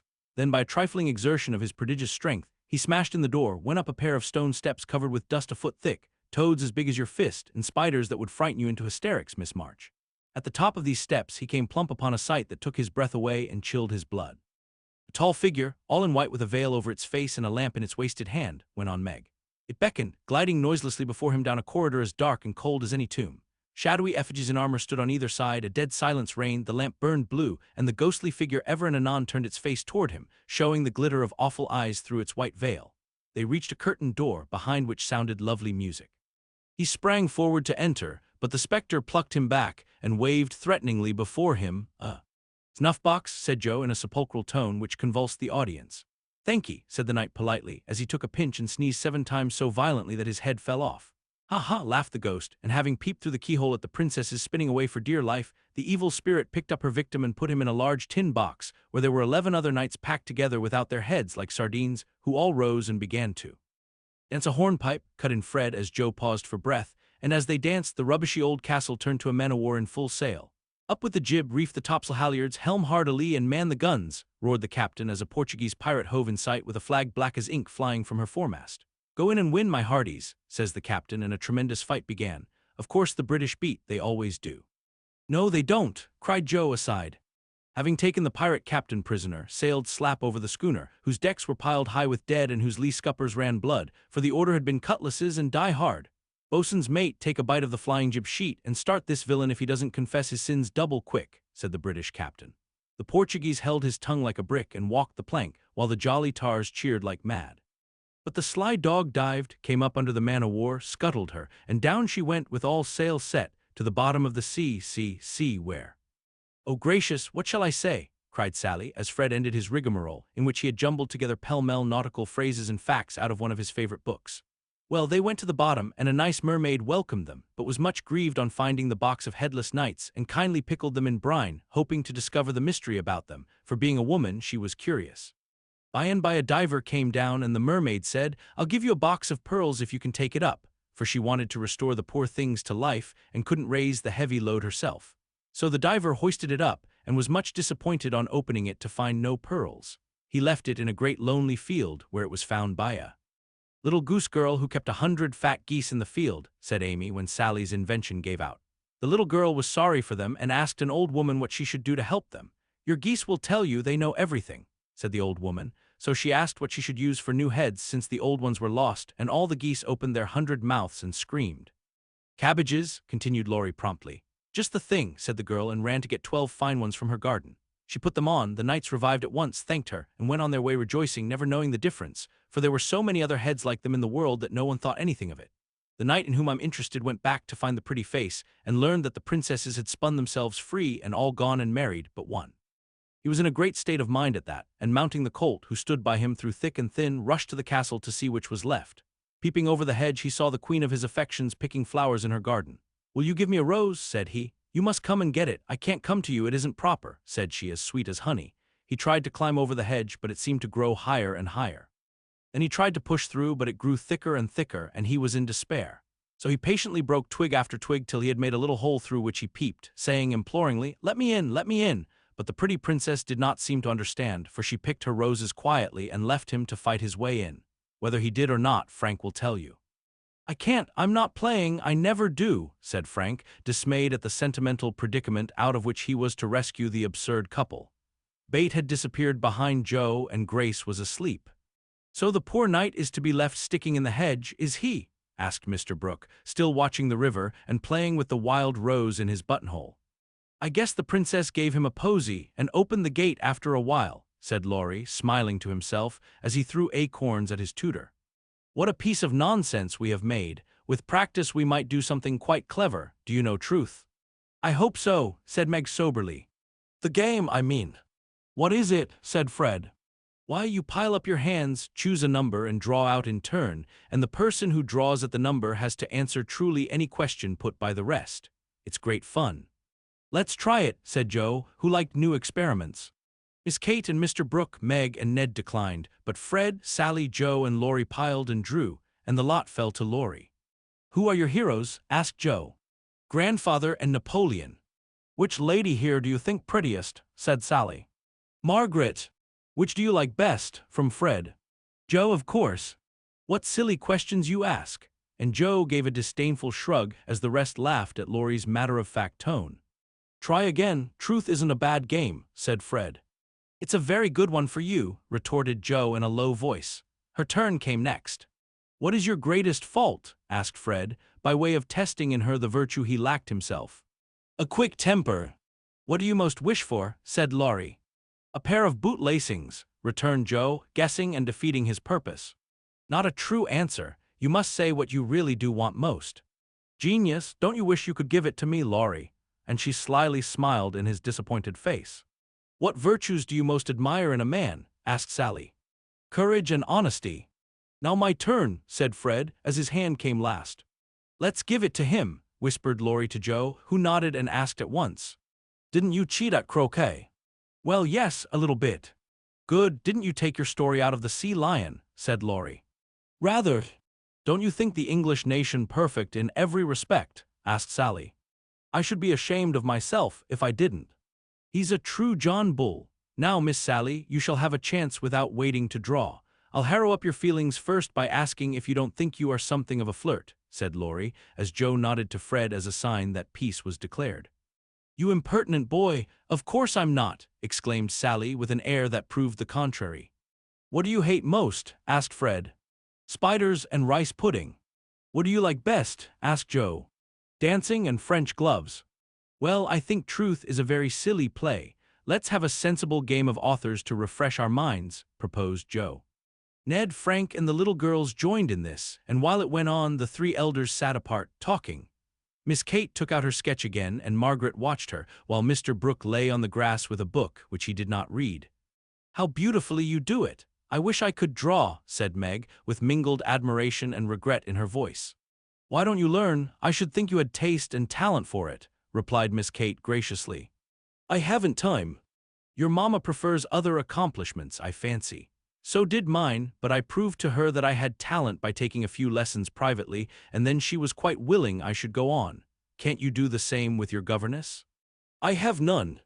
I forgot young ladies in America go to school more than with us. Very fine schools they are, too, Papa says. You go to a private one, I suppose. I don't go at all. I am a governess myself. Oh, indeed, said Miss Kate, but she might as well have said, dear me, how dreadful, for her tone implied it, and something in her face made Meg color and wish she had not been so frank. Mr. Brooke looked up and said quickly, young ladies in America love independence as much as their ancestors did, and are admired and respected for supporting themselves. Oh yes, of course it's very nice and proper in them to do so. We have many most respectable and worthy young women who do the same and are employed by the nobility, because, being the daughters of gentlemen, they are both well-bred and accomplished, you know, said Miss Kate in a patronizing tone that hurt Meg's pride and made her work seem not only more distasteful but degrading. Did the German song suit, Miss March? Inquired Mr. Brooke, breaking an awkward pause. Oh yes, it was very sweet, and I'm much obliged to whoever translated it for me. And Meg's downcast face brightened as she spoke. Don't you read German? Asked Miss Kate with a look of surprise. Not very well. My father, who taught me, is away, and I don't get on very fast alone, for I've no one to correct my pronunciation. Try a little now. Here is Schiller's Mary Stuart and a tutor who loves to teach. And Mr. Brooke laid his book on her lap with an inviting smile. It's so hard I'm afraid to try, said Meg, grateful, but bashful in the presence of the accomplished young lady beside her. I'll read a bit to encourage you. And Miss Kate read one of the most beautiful passages in a perfectly correct but perfectly expressionless manner. Mr. Brooke made no comment as she returned the book to Meg, who said innocently, I thought it was poetry. Some of it is. Try this passage. There was a queer smile about Mr. Brooke's mouth as he opened at Poor Mary's Lament. Meg, obediently following the long grass blade which her new tutor used to point with, read slowly and timidly, unconsciously making poetry of the hard words by the soft intonation of her musical voice. Down the page went the green guide, and presently, forgetting her listener in the beauty of the sad scene, Meg read as if alone, giving a little touch of tragedy to the words of the unhappy queen. If she had seen the brown eyes then, she would have stopped short, but she never looked up, and the lesson was not spoiled for her. "Very well indeed," said Mr. Brooke, as she paused, quite ignoring her many mistakes, and looking as if he did indeed love to teach. Miss Kate put up her glass, and having taken a survey of the little tableau before her, shut her sketchbook, saying with condescension, "You've a nice accent and in time will be a clever reader. I advise you to learn, for German is a valuable accomplishment to teachers. I must look after Grace, she is romping." And Miss Kate strolled away, adding to herself with a shrug, "I didn't come to chaperone a governess, though she is young and pretty. What odd people these Yankees are. I'm afraid Laurie will be quite spoiled among them. I forgot that English people rather turn up their noses at governesses and don't treat them as we do," said Meg, looking after the retreating figure with an annoyed expression. "Tutors also have rather a hard time of it there, as I know to my sorrow. There's no place like America for us workers, Miss Margaret." And Mr. Brooke looked so contented and cheerful that Meg was ashamed to lament her hard lot. "I'm glad I live in it then. I don't like my work, but I get a good deal of satisfaction out of it after all, so I won't complain. I only wished I liked teaching as you do." "I think you would if you had Laurie for a pupil.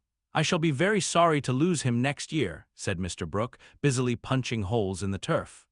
"Going to college, I suppose?" Meg's lips asked the question, but her eyes added, "And what becomes of you?" "Yes, it's high time he went, for he is ready, and as soon as he is off I shall turn soldier. I am needed." "I am glad of that," exclaimed Meg. "I should think every young man would want to go, though it is hard for the mothers and sisters who stay at home," she added sorrowfully. "I have neither, and very few friends to care whether I live or die," said Mr. Brooke rather bitterly, as he absently put the dead rose in the hole he had made and covered it up, like a little grave. "Laurie and his grandfather would care a great deal, and we should all be very sorry to have any harm happen to you," said Meg heartily. "Thank you, that sounds pleasant," began Mr. Brooke, looking cheerful again, but before he could finish his speech, Ned, mounted on the old horse, came lumbering up to display his equestrian skill before the young ladies, and there was no more quiet that day. "Don't you love to ride?" asked Grace of Amy, as they stood resting after a race round the field with the others, led by Ned. "I dote upon it. My sister Meg used to ride when Papa was rich, but we don't keep any horses now, except Ellen Tree," added Amy, laughing. "Tell me about Ellen Tree. Is it a donkey?" asked Grace curiously. "Why, you see, Joe is crazy about horses and so am I, but we've only got an old side saddle and no horse. Out in our garden is an apple tree that has a nice low branch, so Joe put the saddle on it, fixed some reins on the part that turns up, and we bounce away on Ellen Tree whenever we like." "How funny," laughed Grace. "I have a pony at home and ride nearly every day in the park with Fred and Kate. It's very nice, for my friends go too, and the row is full of ladies and gentlemen." "Dear, how charming! I hope I shall go abroad some day, but I'd rather go to Rome than the row," said Amy, who had not the remotest idea what the row was and wouldn't have asked for the world. Frank, sitting just behind the little girls, heard what they were saying and pushed his crutch away from him with an impatient gesture as he watched the active lads going through all sorts of comical gymnastics. Bate, who was collecting the scattered author cards, looked up and said, in her shy yet friendly way, "I'm afraid you are tired. Can I do anything for you?" "Talk to me, please. It's dull sitting by myself," answered Frank, who had evidently been used to being made much of at home.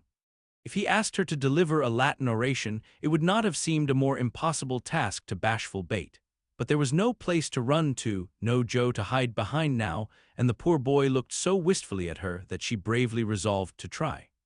"What do you like to talk about?" she asked, fumbling over the cards and dropping half as she tried to tie them up. "Well, I like to hear about cricket and boating and hunting," said Frank, who had not yet learned to suit his amusements to his strength. "My heart, what shall I do? I don't know anything about them," thought Bate, and forgetting the boy's misfortune in her flurry, she said, hoping to make him talk, "I never saw any hunting, but I suppose you know all about it."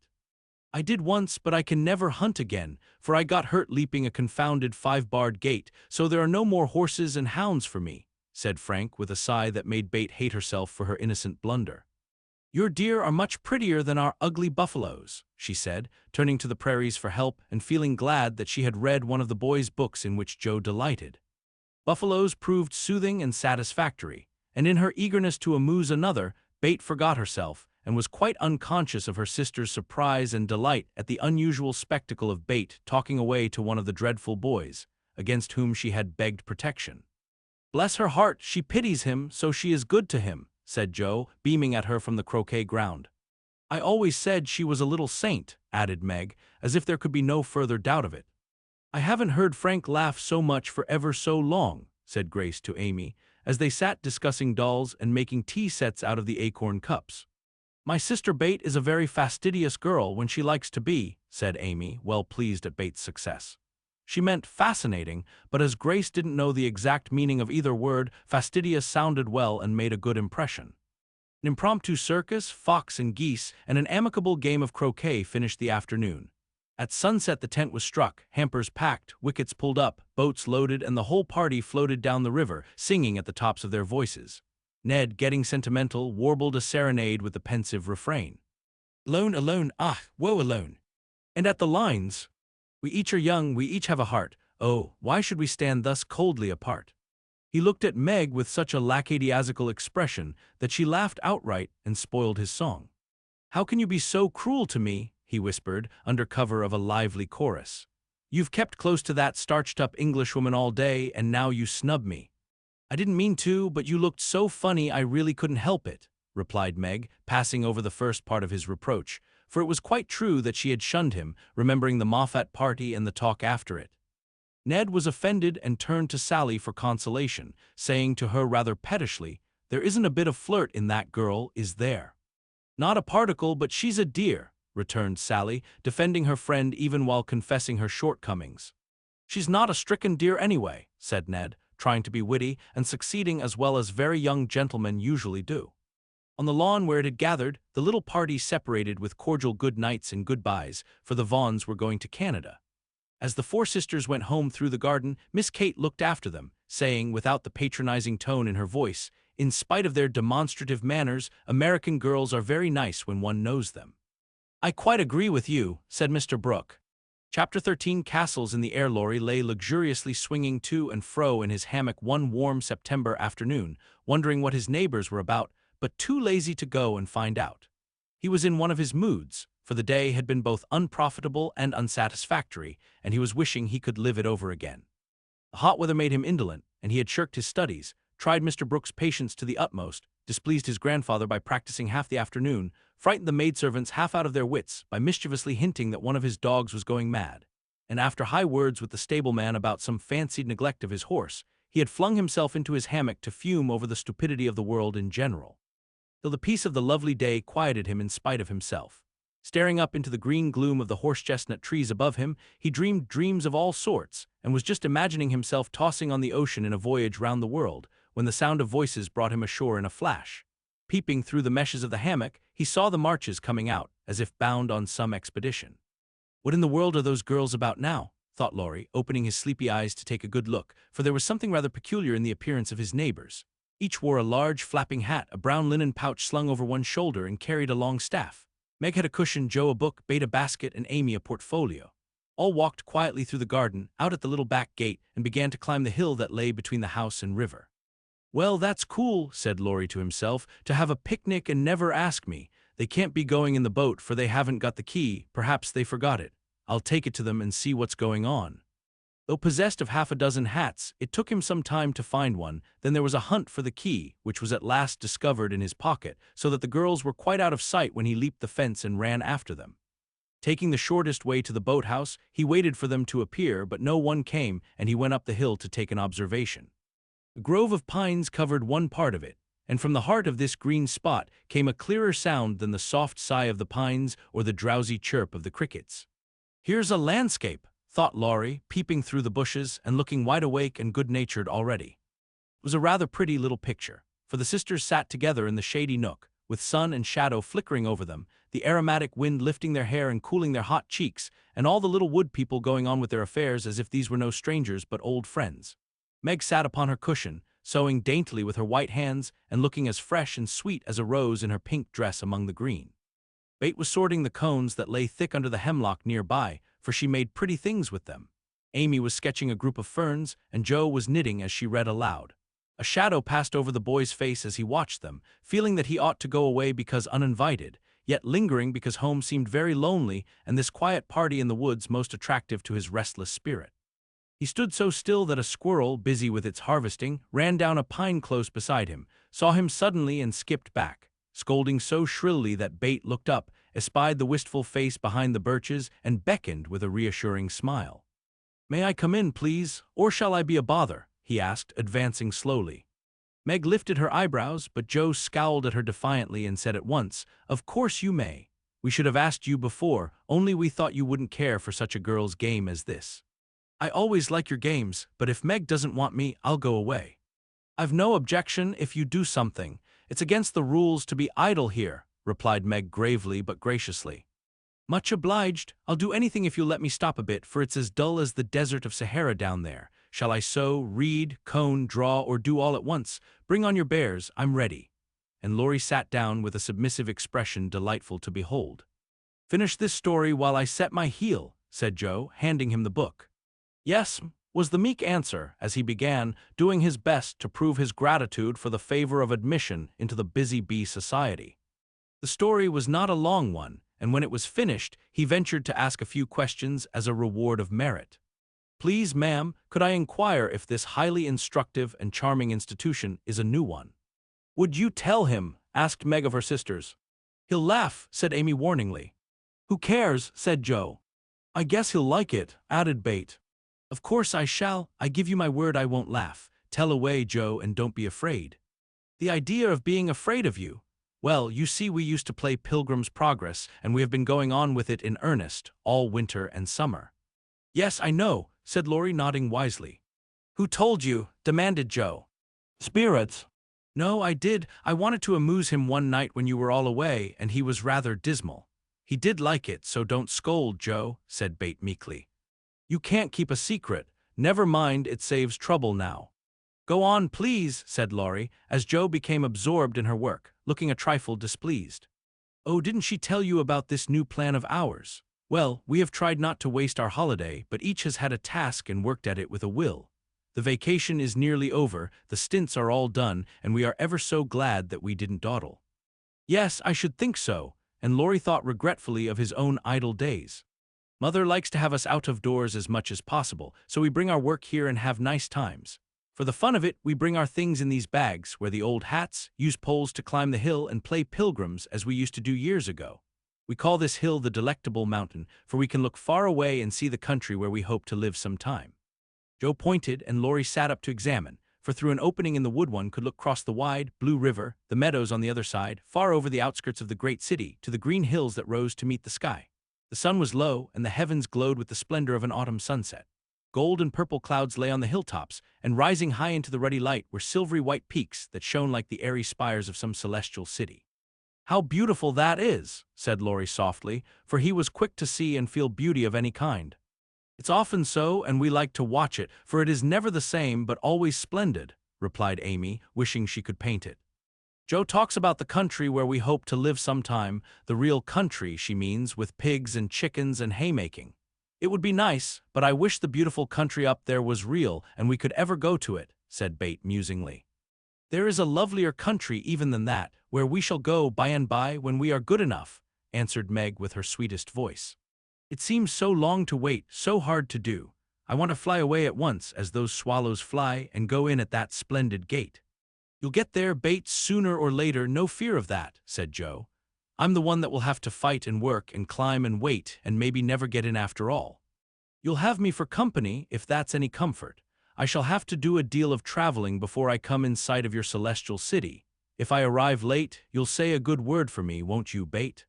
Something in the boy's face troubled his little friend, but she said cheerfully, with her quiet eyes on the changing clouds, "If people really want to go and really try all their lives, I think they will get in, for I don't believe there are any locks on that door or any guards at the gate. I always imagine it is as it is in the picture, where the shining ones stretch out their hands to welcome poor Christian as he comes up from the river. Wouldn't it be fun if all the castles in the air which we make could come true, and we could live in them?" said Joe, after a little pause. "I've made such quantities it would be hard to choose which I'd have," said Laurie, lying flat and throwing cones at the squirrel who had betrayed him. You'd have to take your favorite one. What is it? Asked Meg. If I tell mine, will you tell yours? Yes, if the girls will too. We will, now Laurie. After I'd seen as much of the world as I want to, I'd like to settle in Germany and have just as much music as I choose. I'm to be a famous musician myself, and all creation is to rush to hear me. And I'm never to be bothered about money or business, but just enjoy myself and live for what I like. That's my favorite castle. What's yours, Meg? Margaret seemed to find it a little hard to tell hers and waved a break before her face, as if to disperse imaginary gnats, while she said slowly, I should like a lovely house full of all sorts of luxurious things, nice food, pretty clothes, handsome furniture, pleasant people, and heaps of money. I'm to be mistress of it and manage it as I like with plenty of servants, so I never need work a bit. How I should enjoy it, for I wouldn't be idle but do good and make everyone love me dearly. Wouldn't you have a master for your castle in the air? Asked Laurie slyly. I said pleasant people, you know, and Meg carefully tied up her shoe as she spoke so that no one saw her face. Why don't you say you'd have a splendid, wise, good husband and some angelic little children? You know your castle wouldn't be perfect without, said blunt Joe, who had no tender fancies yet, and rather scorned romance except in books. You'd have nothing but horses, inkstands, and novels in yours, answered Meg petulantly. Wouldn't I, though? I'd have a stable full of Arabian steeds, rooms piled high with books, and I'd write out of a magic inkstand so that my work should be as famous as Laurie's music. I want to do something splendid before I go into my castle, something heroic or wonderful that won't be forgotten after I'm dead. I don't know what, but I'm on the watch for it and mean to astonish you all some day. I think I shall write books and get rich and famous that would suit me, so that is my favorite dream. Mine is to stay at home safe with father and mother and help take care of the family, said BETH contentedly. Don't you wish for anything else? Asked Laurie. Since I had my little piano, I am perfectly satisfied. I only wish we may all keep well and be together, nothing else. I have ever so many wishes, but the pet one is to be an artist and go to Rome and do fine pictures and be the best artist in the whole world, was Amy's modest desire. We're an ambitious set, aren't we? Every one of us but BETH wants to be rich and famous and gorgeous in every respect. I do wonder if any of us will ever get our wishes, said Laurie, chewing grass like a meditative calf. I've got the key to my castle in the air, but whether I can unlock the door remains to be seen, observed Joe mysteriously. I've got the key to mine, but I'm not allowed to try it. Hang college, muttered Laurie with an impatient sigh. Here's mine, and Amy waved her pencil. I haven't got any, said Meg forlornly. Yes, you have, said Laurie at once. Where? In your face. Nonsense, that's of no use. Wait and see if it doesn't bring you something worth having, replied the boy, laughing at the thought of a charming little secret which he fancied he knew. Meg colored behind the break, but asked no questions and looked across the river with the same expectant expression which Mr. Brooke had worn when he told the story of the night. If we are all alive 10 years hence, let's meet and see how many of us have got our wishes or how much nearer we are then than now, said Joe, always ready with a plan. Bless me, how old I shall be, 27, exclaimed Meg, who felt grown up already, having just reached 17. You and I will be 26, Teddy, BETH 24, and Amy 22. What a venerable party, said Joe. I hope I shall have done something to be proud of by that time, but I'm such a lazy dog, I'm afraid I shall dawdle, Joe. You need a motive, Mother says, and when you get it, she is sure you'll work splendidly. She, by Jupiter, I will if I only get the chance, cried Laurie, sitting up with sudden energy.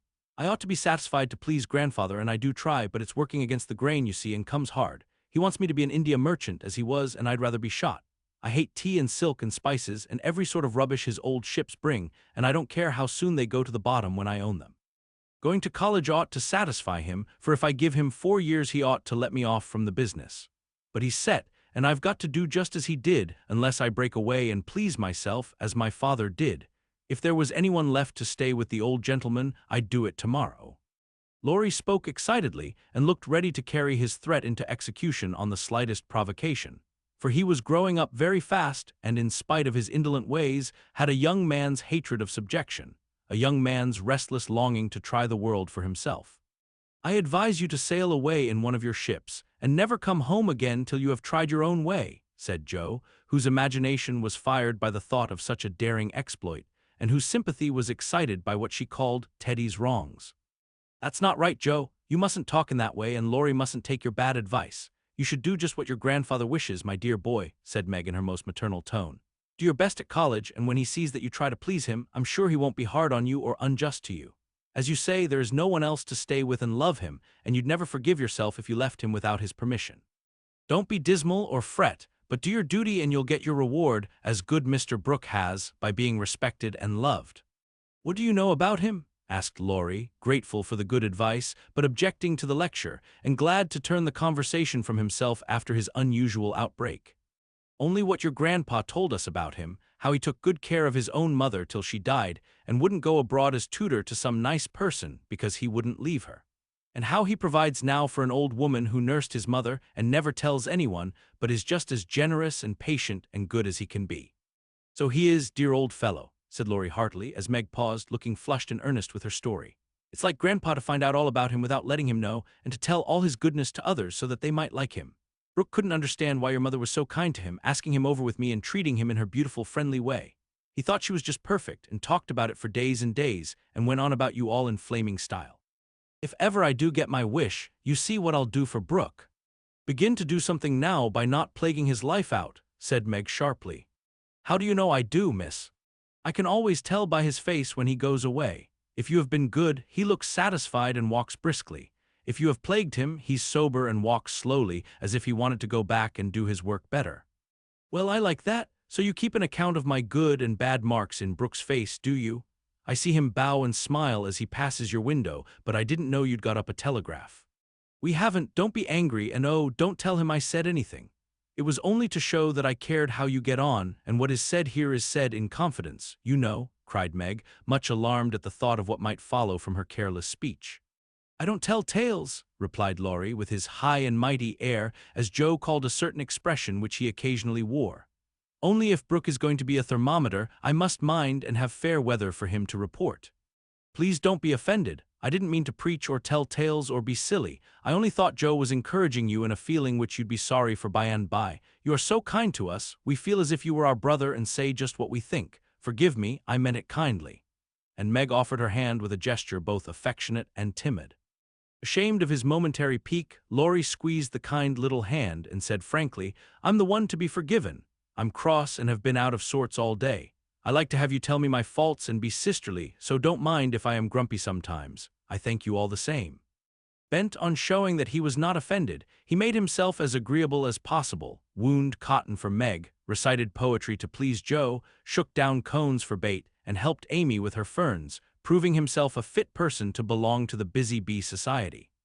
In the midst of an animated discussion on the domestic habits of turtles, one of those amiable creatures having strolled up from the river, the faint sound of a bell warned them that Hannah had put the tea to draw, and they would just have time to get home to supper. "May I come again?" asked Laurie. "Yes, if you are good and love your book, as the boys in the primer are told to do," said Meg, smiling. "I'll try. Then you may come and I'll teach you to knit as the Scotchmen do. There's a demand for socks just now," added Joe, waving hers like a big blue worsted banner as they parted at the gate. That night when Bate played to Mr. Laurence in the twilight, Laurie, standing in the shadow of the curtain, listened to the little David, whose simple music always quieted his moody spirit, and watched the old man, who sat with his gray head on his hand, thinking tender thoughts of the dead child he had loved so much. Remembering the conversation of the afternoon, the boy said to himself, with the resolve to make the sacrifice cheerfully, "I'll let my castle go and stay with the dear old gentleman while he needs me, for I am all he has." Chapter 14. SECRETS. Joe was very busy in the garret, for the October days began to grow chilly and the afternoons were short. For 2 or 3 hours the sun lay warmly in the high window, showing Joe seated on the old sofa, writing busily, with her papers spread out upon a trunk before her, while Scrabble, the pet rat, promenaded the beams overhead, accompanied by his oldest son, a fine young fellow who was evidently very proud of his whiskers. Quite absorbed in her work, Joe scribbled away till the last page was filled, when she signed her name with a flourish and threw down her pen, exclaiming, "There, I've done my best. If this won't suit, I shall have to wait till I can do better." Lying back on the sofa, she read the manuscript carefully through, making dashes here and there and putting in many exclamation points which looked like little balloons. Then she tied it up with a smart red ribbon and sat a minute looking at it with a sober, wistful expression, which plainly showed how earnest her work had been. Joe's desk up here was an old tin kitchen which hung against the wall. In it she kept her papers and a few books, safely shut away from Scrabble, who, being likewise of a literary turn, was fond of making a circulating library of such books as were left in his way by eating the leaves. From this tin receptacle Joe produced another manuscript, and putting both in her pocket, crept quietly downstairs, leaving her friends to nibble on her pens and taste her ink. She put on her hat and jacket as noiselessly as possible, and going to the back entry window, got out upon the roof of a low porch, swung herself down to the grassy bank, and took a roundabout way to the road. Once there, she composed herself, hailed a passing omnibus, and rolled away to town, looking very merry and mysterious. If anyone had been watching her, he would have thought her movements decidedly peculiar, for on alighting, she went off at a great pace till she reached a certain number in a certain busy street. Having found the place with some difficulty, she went into the doorway, looked up the dirty stairs, and after standing stock still a minute, suddenly dived into the street and walked away as rapidly as she came. This maneuver she repeated several times, to the great amusement of a black-eyed young gentleman lounging in the window of a building opposite. On returning for the third time, Joe gave herself a shake, pulled her hat over her eyes, and walked up the stairs, looking as if she were going to have all her teeth out. There was a dentist's sign, among others, which adorned the entrance, and after staring a moment at the pair of artificial jaws which slowly opened and shut to draw attention to a fine set of teeth, the young gentleman put on his coat, took his hat, and went down to post himself in the opposite doorway, saying with a smile and a shiver, "It's like her to come alone, but if she has a bad time she'll need someone to help her home." In 10 minutes Joe came running downstairs with a very red face and the general appearance of a person who had just passed through a trying ordeal of some sort. When she saw the young gentleman she looked anything but pleased and passed him with a nod. But he followed, asking with an air of sympathy, "Did you have a bad time?" "Not very. You got through quickly." "Yes, thank goodness." "Why did you go alone?" "Didn't want anyone to know." "You're the oddest fellow I ever saw. How many did you have out?" Joe looked at her friend as if she did not understand him, then began to laugh as if mightily amused at something. "There are 2 which I want to have come out, but I must wait a week." "What are you laughing at? You are up to some mischief, Joe," said Laurie, looking mystified. "So are you. What were you doing, sir, up in that billiard saloon?" "Begging your pardon, ma'am, it wasn't a billiard saloon but a gymnasium, and I was taking a lesson in fencing." "I'm glad of that. Why, you can teach me, and then when we play Hamlet you can be Laertes, and we'll make a fine thing of the fencing scene." Laurie burst out with a hearty boy's laugh, which made several passers-by smile in spite of themselves. "I'll teach you whether we play Hamlet or not. It's grand fun and will straighten you up capitally. But I don't believe that was your only reason for saying I'm glad in that decided way, was it now?" "No, I was glad that you were not in the saloon, because I hope you never go to such places. Do you?" "Not often. I wish you wouldn't." "It's no harm, Joe. I have billiards at home, but it's no fun unless you have good players, so, as I'm fond of it, I come sometimes and have a game with Ned Moffat or some of the other fellows." "Oh dear, I'm so sorry, for you'll get to liking it better and better, and will waste time and money and grow like those dreadful boys. I did hope you'd stay respectable and be a satisfaction to your friends," said Joe, shaking her head. "Can't a fellow take a little innocent amusement now and then without losing his respectability?" asked Laurie, looking nettled. "That depends upon how and where he takes it. I don't like Ned and his set and wish you'd keep out of it. Mother won't let us have him at our house, though he wants to come, and if you grow like him she won't be willing to have us frolic together as we do now." "Won't she?" asked Laurie anxiously. "No, she can't bear fashionable young men, and she'd shut us all up in bandboxes rather than have us associate with them." "Well, she needn't get out her bandboxes yet. I'm not a fashionable party and don't mean to be, but I do like harmless larks now and then, don't you?" "Yes, nobody minds them, so lark away, but don't get wild, will you? Or there will be an end of all our good times." "I'll be a double distilled saint." "I can't bear saints. Just be a simple, honest, respectable boy and we'll never desert you. I don't know what I should do if you acted like Mr. King's son. He had plenty of money, but didn't know how to spend it and got tipsy and gambled and ran away and forged his father's name, I believe, and was altogether horrid.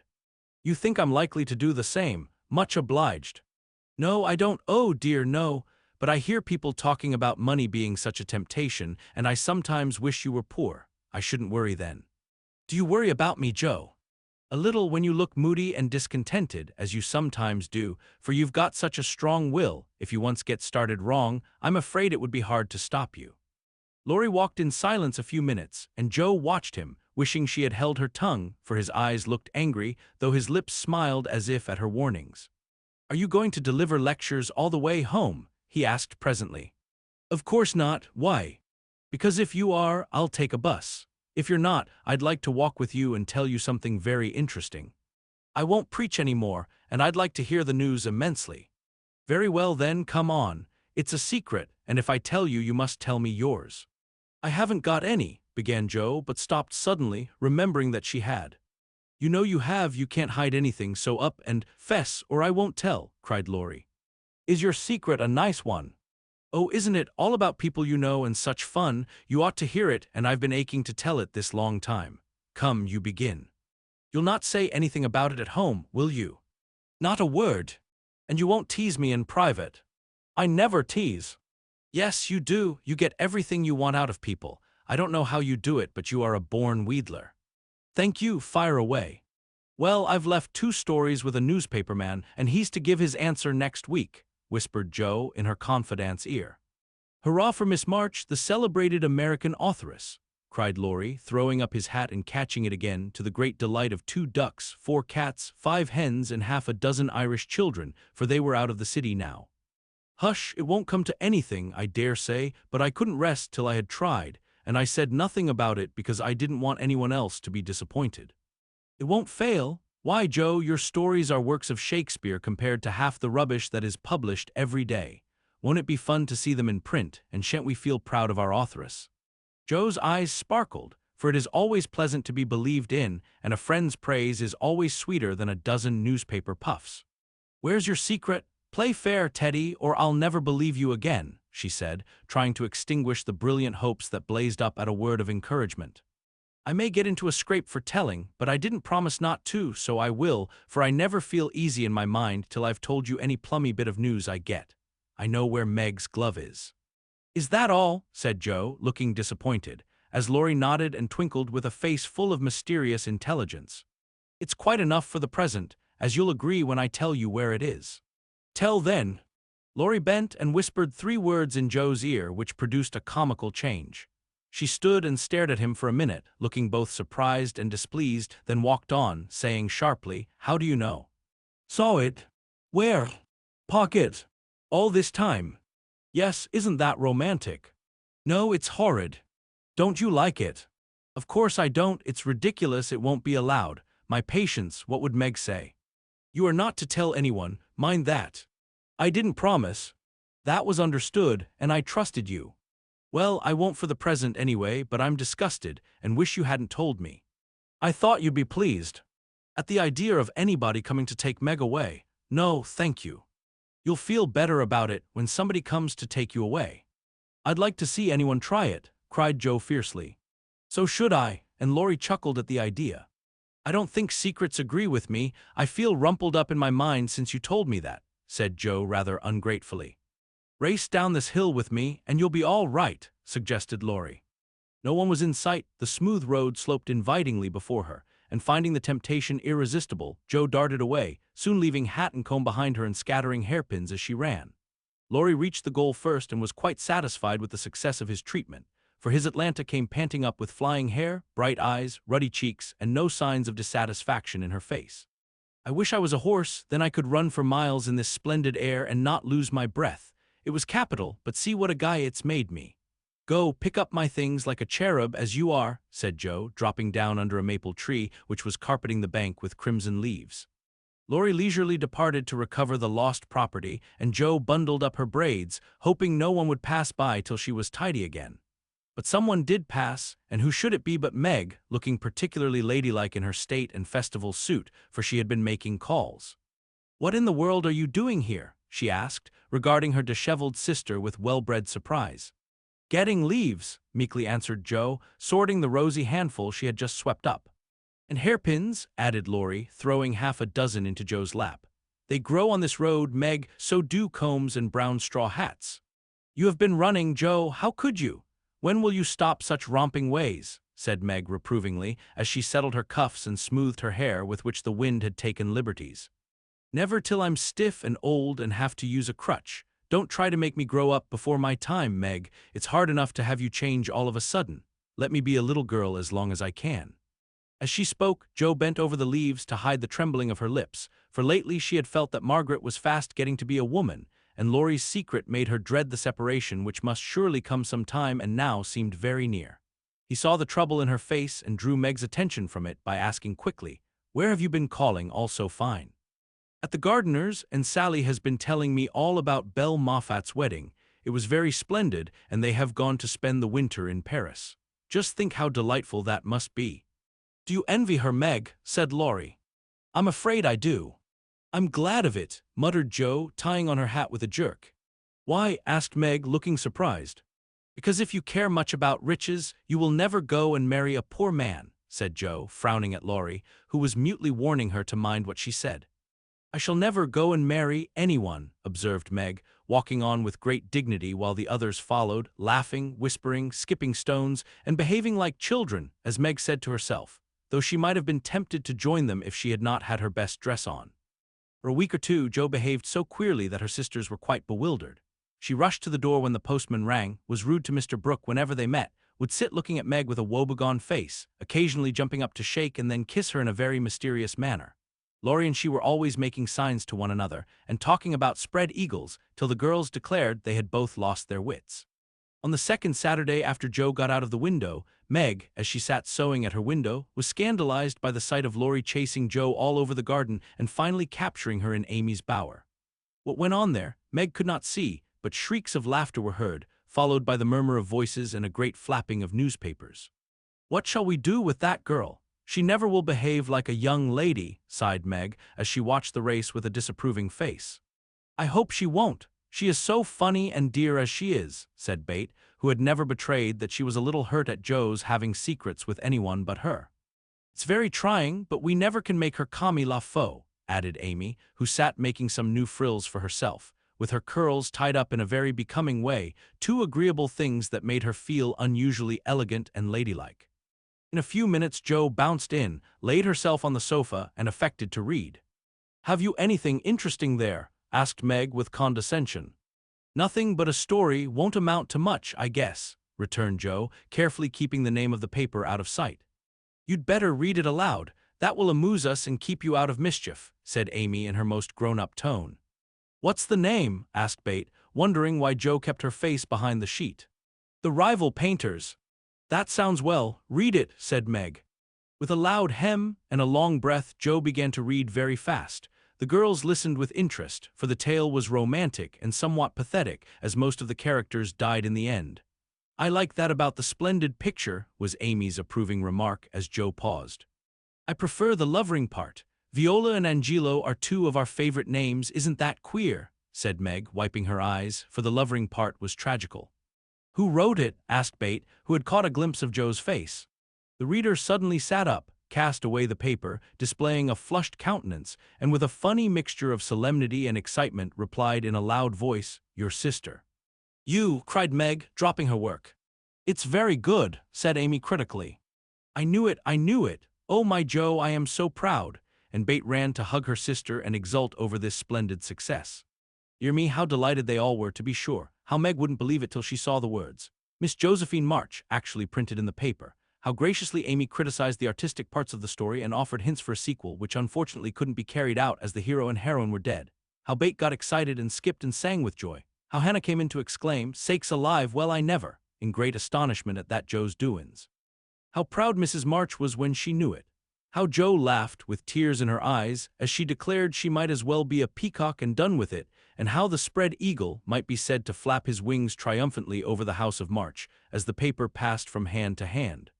"Tell us about it. When did it come? How much did you get for it? What will father say? Won't Laurie laugh?" cried the family, all in one breath as they clustered about Joe, for these foolish, affectionate people made a jubilee of every little household joy. "Stop jabbering, girls, and I'll tell you everything," said Joe, wondering if Miss Burney felt any grander over her Evelina than she did over her rival painters. Having told how she disposed of her tales, Joe added, "And when I went to get my answer, the man said he liked them both but didn't pay beginners, only let them print in his paper and notice the stories. It was good practice, he said, and when the beginners improved, anyone would pay. So I let him have the 2 stories, and today this was sent to me, and Laurie caught me with it and insisted on seeing it, so I let him. And he said it was good, and I shall write more, and he's going to get the next paid for, and I am so happy, for in time I may be able to support myself and help the girls." Joe's breath gave out here, and wrapping her head in the paper, she bedewed her little story with a few natural tears, for to be independent and earn the praise of those she loved were the dearest wishes of her heart, and this seemed to be the first step toward that happy end. Chapter 15, A Telegram. November is the most disagreeable month in the whole year, said Margaret, standing at the window one dull afternoon, looking out at the frostbitten garden. That's the reason I was born in it, observed Joe pensively, quite unconscious of the blot on her nose. If something very pleasant should happen now, we should think it a delightful month, said BETH, who took a hopeful view of everything, even November. I dare say, but nothing pleasant ever does happen in this family, said Meg, who was out of sorts. We go grubbing along day after day, without a bit of change and very little fun. We might as well be in a treadmill. Patience, how blue we are, cried Joe. I don't much wonder, poor dear, for you see other girls having splendid times while you grind year in and year out. Oh, don't I wish I could manage things for you as I do for my heroines. You're pretty enough and good enough already, so I'd have some rich relation leave you a fortune unexpectedly. Then you dash out as an heiress, scorn everyone who has slighted you, go abroad, and come home my lady something in a blaze of splendor and elegance. People don't have fortunes left them in that style nowadays. Men have to work and women marry for money. It's a dreadfully unjust world, said Meg bitterly. Joe and I are going to make fortunes for you all. Just wait 10 years and see if we don't, said Amy, who sat in a corner making mud pies, as Hannah called her little clay models of birds, fruit, and faces. Can't wait, and I'm afraid I haven't much faith in ink and dirt, though I'm grateful for your good intentions. Meg sighed and turned to the frostbitten garden again. Joe groaned and leaned both elbows on the table in a despondent attitude, but Amy spat it away energetically, and BETH, who sat at the other window, said, smiling, 2 pleasant things are going to happen right away. Marmee is coming down the street, and Laurie is tramping through the garden as if he had something nice to tell. And they both came, Mrs. March with her usual question, any letter from father, girls? And Laurie to say in his persuasive way, won't some of you come for a drive? I've been working away at mathematics till my head is in a muddle, and I'm going to freshen my wits by a brisk turn. It's a dull day, but the air isn't bad, and I'm going to take Brooke home, so it will be gay inside if it isn't out. Come, Joe, you and BETH will go, won't you? Of course we will. Much obliged, but I'm busy. And Meg whisked out her work-basket, for she had agreed with her mother that it was best, for her at least, not to drive too often with the young gentleman. We 3 will be ready in a minute, cried Amy, running away to wash her hands. Can I do anything for you, Madam Mother? Asked Laurie, leaning over Mrs. March's chair with the affectionate look and tone he always gave her. No, thank you, except call at the office, if you'll be so kind, dear.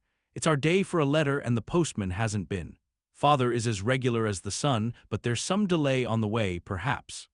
A sharp ring interrupted her, and a minute after Hannah came in with a letter.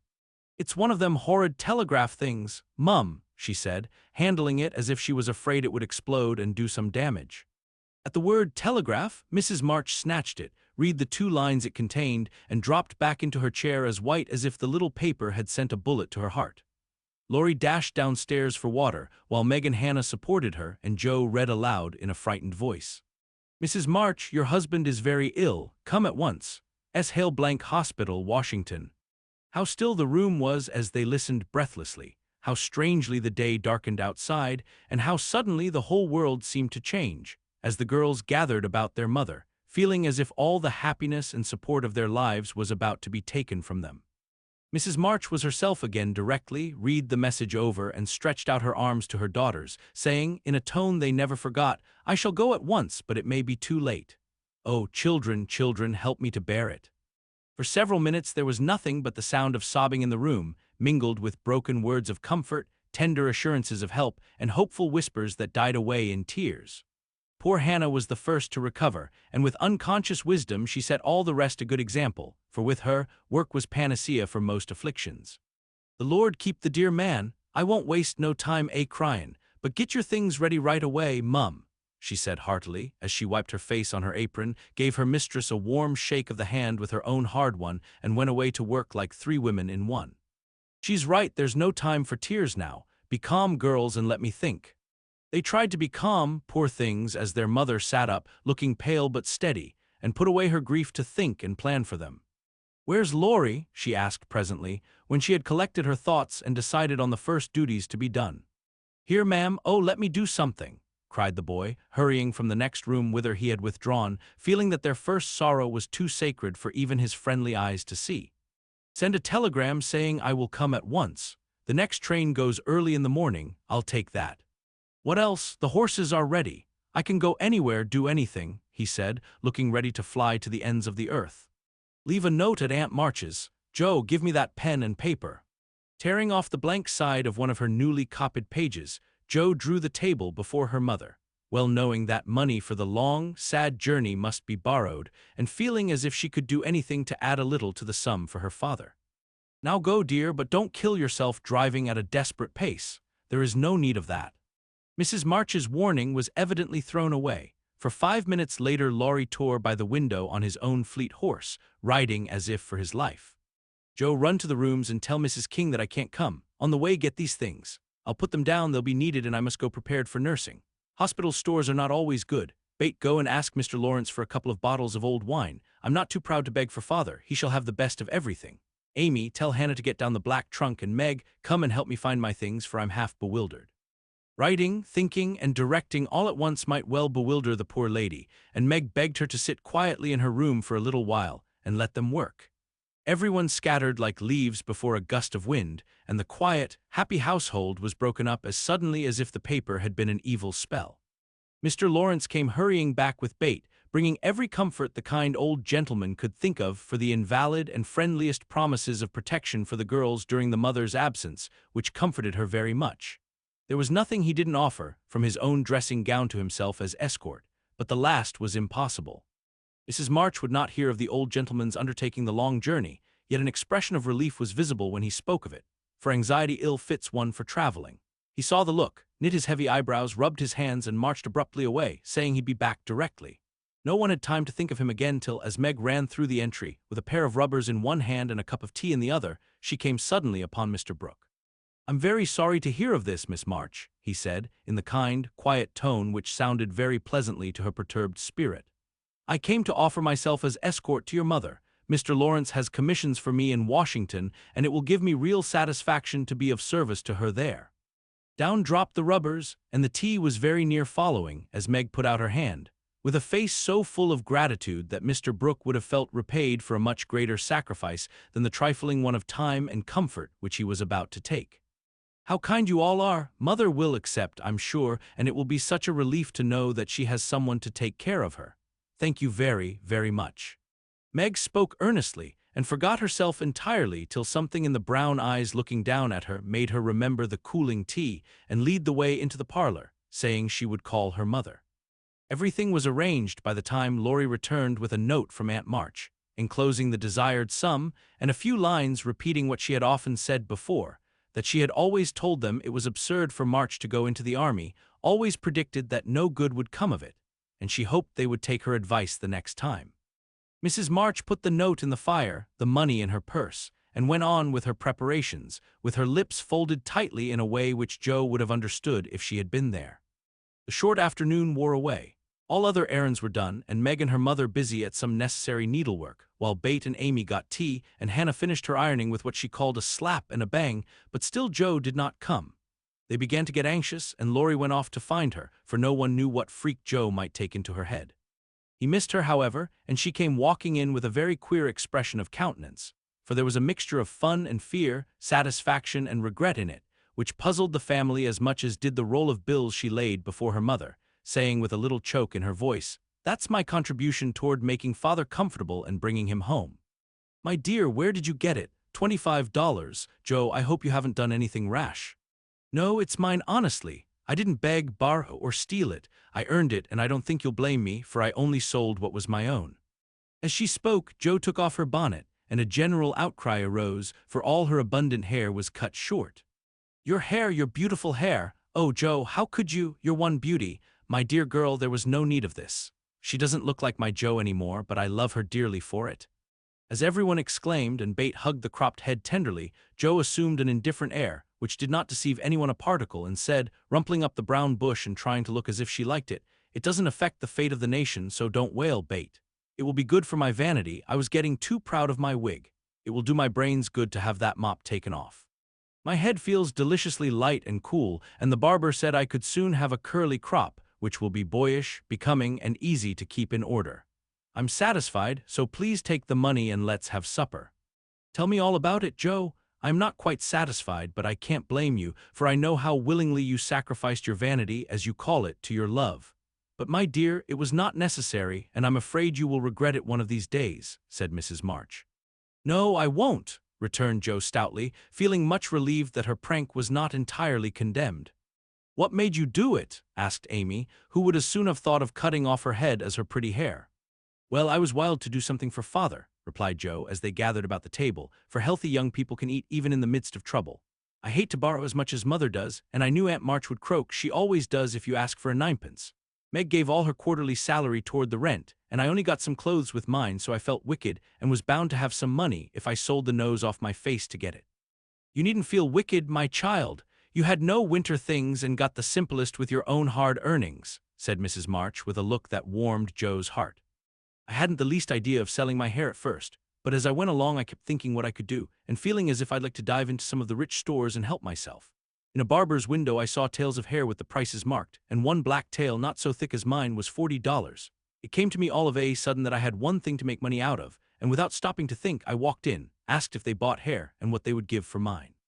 "I don't see how you dared to do it," said Bate in a tone of awe. "Oh, he was a little man who looked as if he merely lived to oil his hair. He rather stared at first, as if he wasn't used to having girls bounce into his shop and ask him to buy their hair. He said he didn't care about mine, it wasn't the fashionable color, and he never paid much for it in the first place. The work put into it made it dear, and so on. It was getting late, and I was afraid if it wasn't done right away that I shouldn't have it done at all, and you know when I start to do a thing I hate to give it up. So I begged him to take it and told him why I was in such a hurry. It was silly, I dare say, but it changed his mind, for I got rather excited and told the story in my topsy-turvy way, and his wife heard and said so kindly, 'Take it, Thomas, and oblige the young lady. I'd do as much for our Jimmy any day if I had a spire of hair worth selling.'" "Who was Jimmy?" asked Amy, who liked to have things explained as they went along. "Her son," she said, "who was in the army. How friendly such things make strangers feel, don't they?" She talked away all the time the man clipped and diverted my mind nicely. "Didn't you feel dreadfully when the first cut came?" asked Meg with a shiver.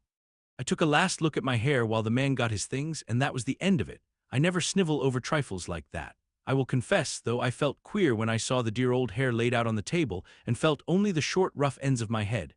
It almost seemed as if I'd an arm or leg off. The woman saw me look at it and picked out a long lock for me to keep. 'I'll give it to you, Marmee, just to remember past glories by, for a crop is so comfortable I don't think I shall ever have a mane again.'" Mrs. March folded the wavy chestnut lock and laid it away with a short gray one in her desk.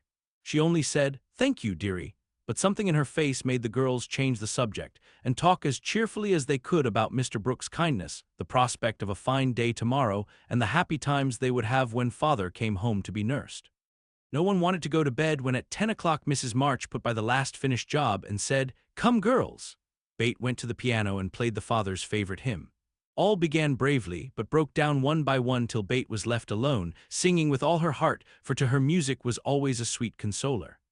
"Go to bed and don't talk, for we must be up early and shall need all the sleep we can get. Good night, my darlings," said Mrs. March as the hymn ended, for no one cared to try another. They kissed her quietly and went to bed as silently as if the dear invalid lay in the next room. Bate and Amy soon fell asleep in spite of the great trouble, but Meg lay awake, thinking the most serious thoughts she had ever known in her short life. Jo lay motionless, and her sister fancied that she was asleep, till a stifled sob made her exclaim as she touched a wet cheek, "Jo, dear, what is it? Are you crying about Father?" "No, not now." "What then?" My hair," burst out poor Jo, trying vainly to smother her emotion in the pillow. It did not seem at all comical to Meg, who kissed and caressed the afflicted heroine in the tenderest manner. "I'm not sorry," protested Jo with a choke.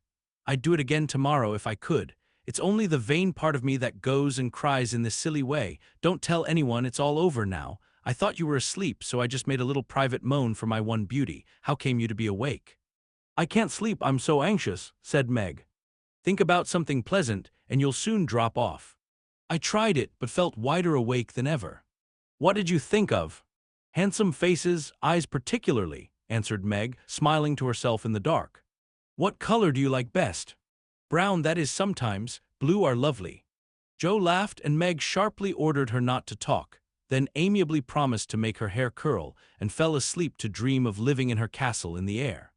The clocks were striking midnight, and the rooms were very still as a figure glided quietly from bed to bed, smoothing a coverlet here, settling a pillow there, and pausing to look long and tenderly at each unconscious face, to kiss each with lips that mutely blessed, and to pray the fervent prayers which only mothers utter.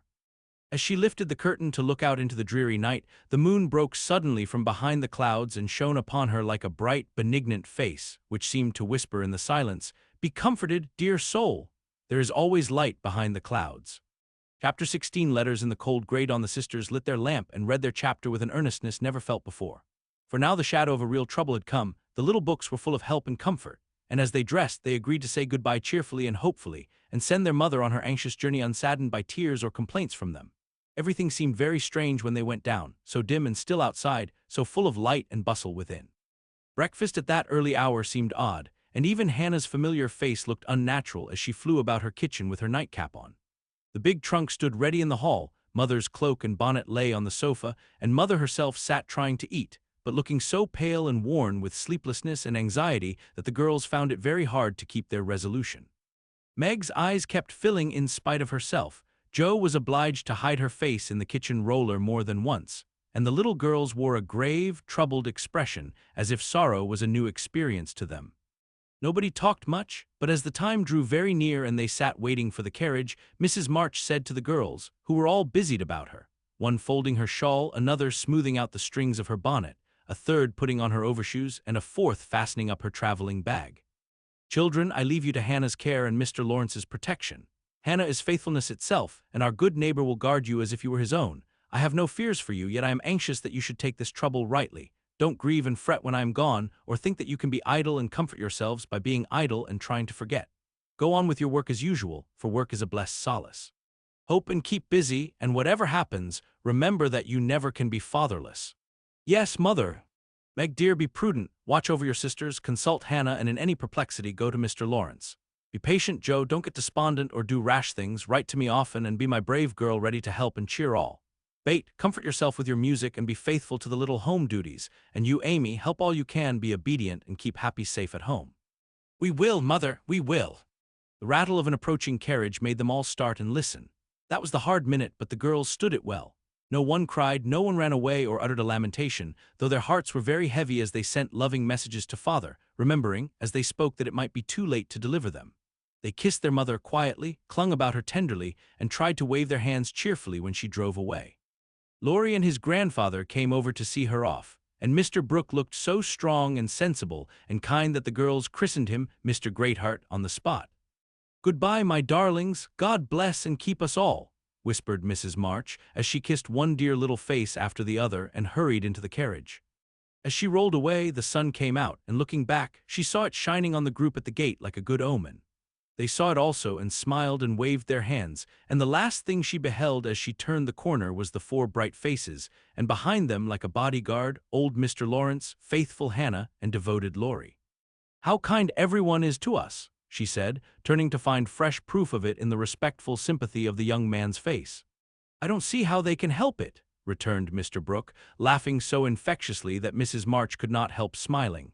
And so the journey began with the good omens of sunshine, smiles, and cheerful words. "I feel as if there had been an earthquake," said Jo, as their neighbors went home to breakfast, leaving them to rest and refresh themselves. "It seems as if half the house was gone," added Meg forlornly. Bate opened her lips to say something, but could only point to the pile of nicely mended hose which lay on Mother's table, showing that even in her last hurried moments she had thought and worked for them. It was a little thing, but it went straight to their hearts, and in spite of their brave resolutions, they all broke down and cried bitterly. Hannah wisely allowed them to relieve their feelings, and when the shower showed signs of clearing up, she came to the rescue, armed with a coffee pot.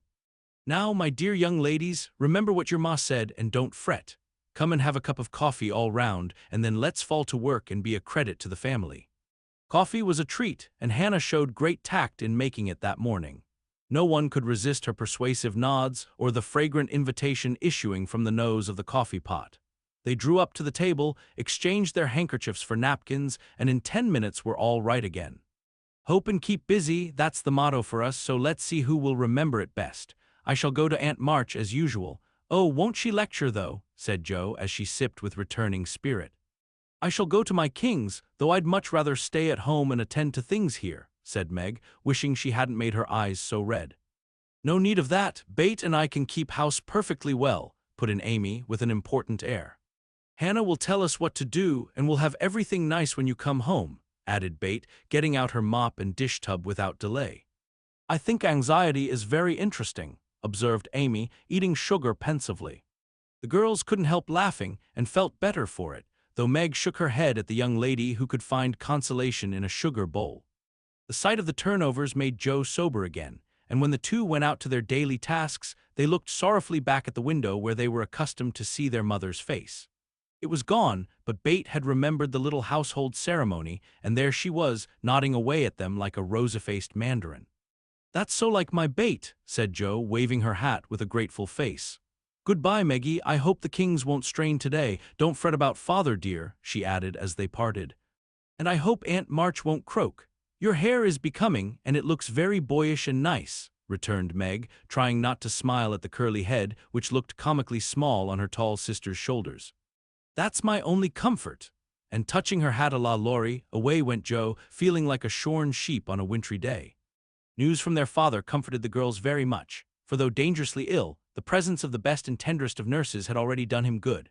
Mr. Brooks sent a bulletin every day, and as the head of the family, Meg insisted on reading the dispatches, which grew more cheerful as the week passed.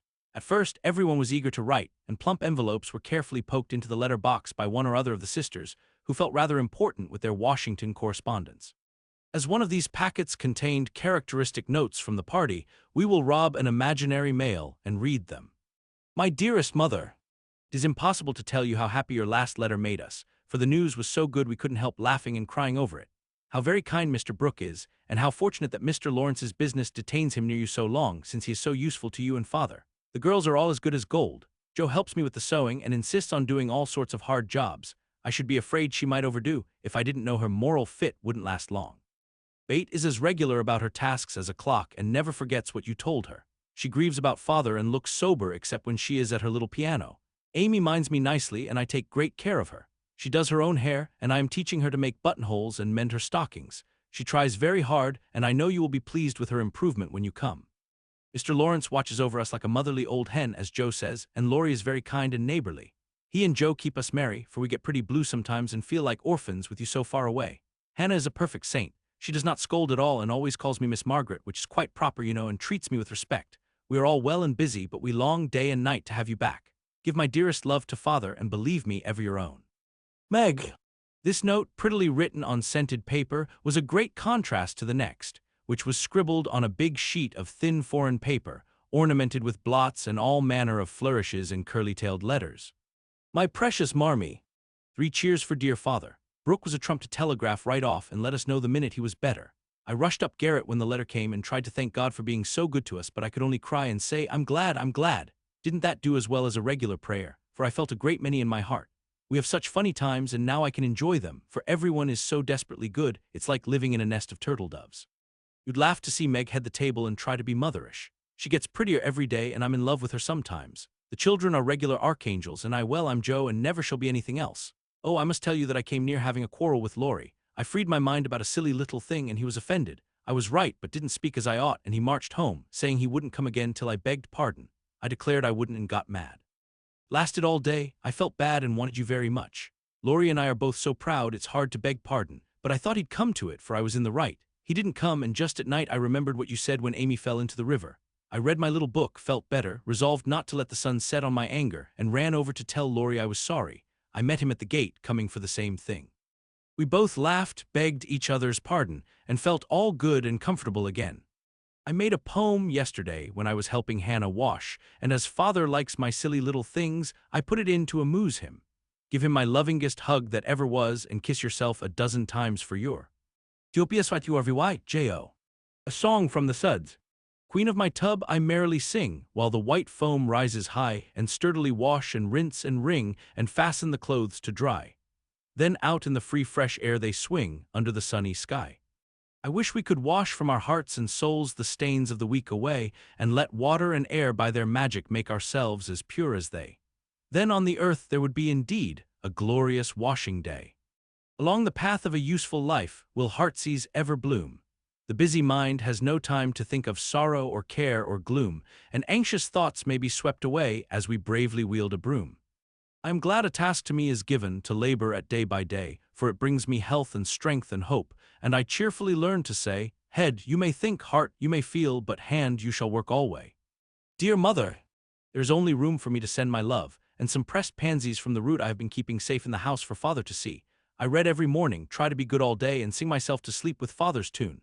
I can't sing Land of the Leal now, it makes me cry. Everyone is very kind, and we are as happy as we can be without you. Amy wants the rest of the page, so I must stop. I didn't forget to cover the holders, and I wind the clock and air the rooms every day.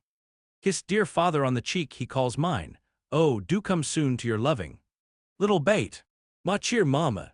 We are all well, I do my lessons always and never corroborate the girls. Meg says I mean contradict, so I put in both words and you can take the properest. Meg is a great comfort to me and lets me have jelly every night at tea. It's so good for me, Joe says, because it keeps me sweet-tempered. Laurie is not as respectful as he ought to be now I'm almost in my teens. He calls me chick and hurts my feelings by talking French to me very fast when I say merci or bonjour as Hattie King does. The sleeves of my blue dress were all worn out, and Meg put in new ones, but the full front came wrong and they are more blue than the dress. I felt bad but did not fret. I bear my troubles well, but I do wish Hannah would put more starch in my aprons and have buckwheats every day. Can't she? Didn't I make that interrogation point nice? Meg says my punctuation and spelling are disgraceful, and I'm mortified, but dear me, I have so many things to do, I can't stop. Do I send heaps of love to Papa, your affectionate daughter, Amy Cortis March. Dear Mies March. I just drop a line to say we get on first rate. The girls is clever and fly round right smart. Miss Meg is going to make a proper good housekeeper. She's the liking for it and gets the hang of things suprissin' quick. Jo does beat all for goin' ahead, but she don't stop to calculate fust, and you never know where she's like to bring up. She done out a tub of clothes on Monday, but she starched 'em afore they was wrenched, and blued a pink calico dress till I thought I should have died a-laughin'. Bate is the best of little creeters, and a sight of help to me, Bane's so forehanded and dependable. She tries to learn everything, and really goes to market beyond her years, likewise keeps accounts with my help, quite wonderful. We have got on very economical so far. I don't let the girls have coffee only once a week, according to your wish, and keep 'em on plain wholesome victuals. Amy does well without frettin', wearin' her best clothes and eatin' sweet stuff. Mr. Laurie is as full of didos as usual and turns the house upside down frequent, but he heartens the girls, so I let him have full swing. The old gentleman sends heaps of things and is rather wearin', but means well, and it ain't my place to say nothin'. My bread is riz, so no more at this time. I send my duty to Mr. March and hope he's seen the last of his pneumonia. Yours respectful, Hannah Mullet, Head Nurse of Ward No. 2. All serene on the Rappahannock, troops in fine condition, commissary department well conducted, the Home Guard under Colonel Teddy always on duty, Commander-in-Chief General Lawrence reviews the Army daily, Quartermaster Mullet keeps order in camp, and Major Lyon does picket duty at night. A salute of 24 guns was fired on receipt of good news from Washington, and a dress parade took place at headquarters. Commander-in-Chief sends best wishes, in which he is heartily joined by Colonel Teddy. Dear Madam, the little girls are all well, Bate and my boy report daily. Hannah is a model servant and guards pretty Meg like a dragon, glad the fine weather holds. Pray make Brooke useful and draw on me for funds if expenses exceed your estimate. Don't let your husband want anything. Thank God he is mending. Your sincere friend and servant, James LAURENCE. Chapter 17. Little faithful for a week, the amount of virtue in the old house would have supplied the neighborhood. It was really amazing, for everyone seemed in a heavenly frame of mind, and self-denial was all the fashion. Relieved of their first anxiety about their father, the girls insensibly relaxed their praiseworthy efforts a little and began to fall back into old ways. They did not forget their motto, but hoping and keeping busy seemed to grow easier, and after such tremendous exertions, they felt that endeavor deserved a holiday and gave it a good many. Jo caught a bad cold through neglect to cover the shorn head enough and was ordered to stay at home till she was better, for Aunt March didn't like to hear people read with colds in their heads. Jo liked this, and after an energetic rummage from garret to cellar, subsided on the sofa to nurse her cold with arsenicum and books. Amy found that housework and art did not go well together and returned to her mud pies. Meg went daily to her pupils and sewed, or thought she did, at home, but much time was spent in writing long letters to her mother or reading the Washington dispatches over and over. Bate kept on, with only slight relapses into idleness or grieving. All the little duties were faithfully done each day, and many of her sisters also, for they were forgetful, and the house seemed like a clock whose pendulum was gone a-visiting. When her heart got heavy with longings for mother or fears for father, she went away into a certain closet, hid her face in the folds of a dear old gown, and made her little moan and prayed her little prayer quietly by herself. Nobody knew what cheered her up after a sober fit, but everyone felt how sweet and helpful Bate was, and fell into a way of going to her for comfort or advice in their small affairs. All were unconscious that this experience was a test of character, and when the first excitement was over, felt that they had done well and deserved praise. So they did, but their mistake was in ceasing to do well, and they learned this lesson through much anxiety and regret. "Meg, I wish you'd go and see the Hummels. You know Mother told us not to forget them," said Bate, 10 days after Mrs. March's departure. "I'm too tired to go this afternoon," replied Meg, rocking comfortably as she sewed. "Can't you, Joe?" asked Bate. "Too stormy for me with my cold. I thought it was almost well. It's well enough for me to go out with Laurie, but not well enough to go to the Hummels," said Joe, laughing, but looking a little ashamed of her inconsistency. "Why don't you go yourself?" asked Meg. "I have been every day, but the baby is sick, and I don't know what to do for it. Mrs. Hummel goes away to work, and Lottchen takes care of it, but it gets sicker and sicker, and I think you or Hannah ought to go." Bate spoke earnestly, and Meg promised she would go tomorrow. "Ask Hannah for some nice little mess and take it round, Bate. The air will do you good," said Joe, adding apologetically, "I'd go, but I want to finish my writing." "My head aches and I'm tired, so I thought maybe some of you would go," said Bate. "Amy will be in presently, and she will run down for us," suggested Meg. Though Bate lay down on the sofa, the others returned to their work, and the Hummels were forgotten. An hour passed. Amy did not come. Meg went to her room to try on a new dress. Joe was absorbed in her story, and Hannah was sound asleep before the kitchen fire, when Bate quietly put on her hood, filled her basket with odds and ends for the poor children, and went out into the chilly air with a heavy head and a grieved look in her patient eyes. It was late when she came back, and no one saw her creep upstairs and shut herself into her mother's room. Half an hour after, Joe went to Mother's closet for something, and there found little Bate sitting on the medicine chest, looking very grave, with red eyes and a camphor bottle in her hand. "Christopher Columbus, what's the matter?" cried Joe, as Bate put out her hand as if to warn her off and asked quickly. "You've had the scarlet fever, haven't you?" "Years ago when Meg did. Why?" "Then I'll tell you. Oh, Joe, the baby's dead." "What baby?" "Mrs. Hummel's. It died in my lap before she got home," cried Bate with a sob. "My poor dear, how dreadful for you. I ought to have gone," said Joe, taking her sister in her arms as she sat down in her mother's big chair with a remorseful face. "It wasn't dreadful, Joe, only so sad. I saw in a minute it was sicker, but Lottchen said her mother had gone for a doctor, so I took baby and let Lottie rest. It seemed asleep, but all of a sudden it gave a little cry and trembled and then lay very still. I tried to warm its feet, and Lottie gave it some milk, but it didn't stir, and I knew it was dead." "Don't cry, dear. What did you do?" "I just sat and held it softly till Mrs. Hummel came with the doctor. He said it was dead and looked at Heinrich and Minna, who have sore throats. 'Scarlet fever, ma'am, ought to have called me before,' he said crossly. Mrs. Hummel told him she was poor and had tried to cure baby herself, but now it was too late and she could only ask him to help the others and trust to charity for his pay. He smiled then and was kinder, but it was very sad, and I cried with them till he turned round all of a sudden and told me to go home and take belladonna right away, or I'd have the fever." "No, you won't," cried Joe, hugging her close with a frightened look. "Oh, Bate, if you should be sick I never could forgive myself. What shall we do?" "Don't be frightened, I guess I shan't have it badly.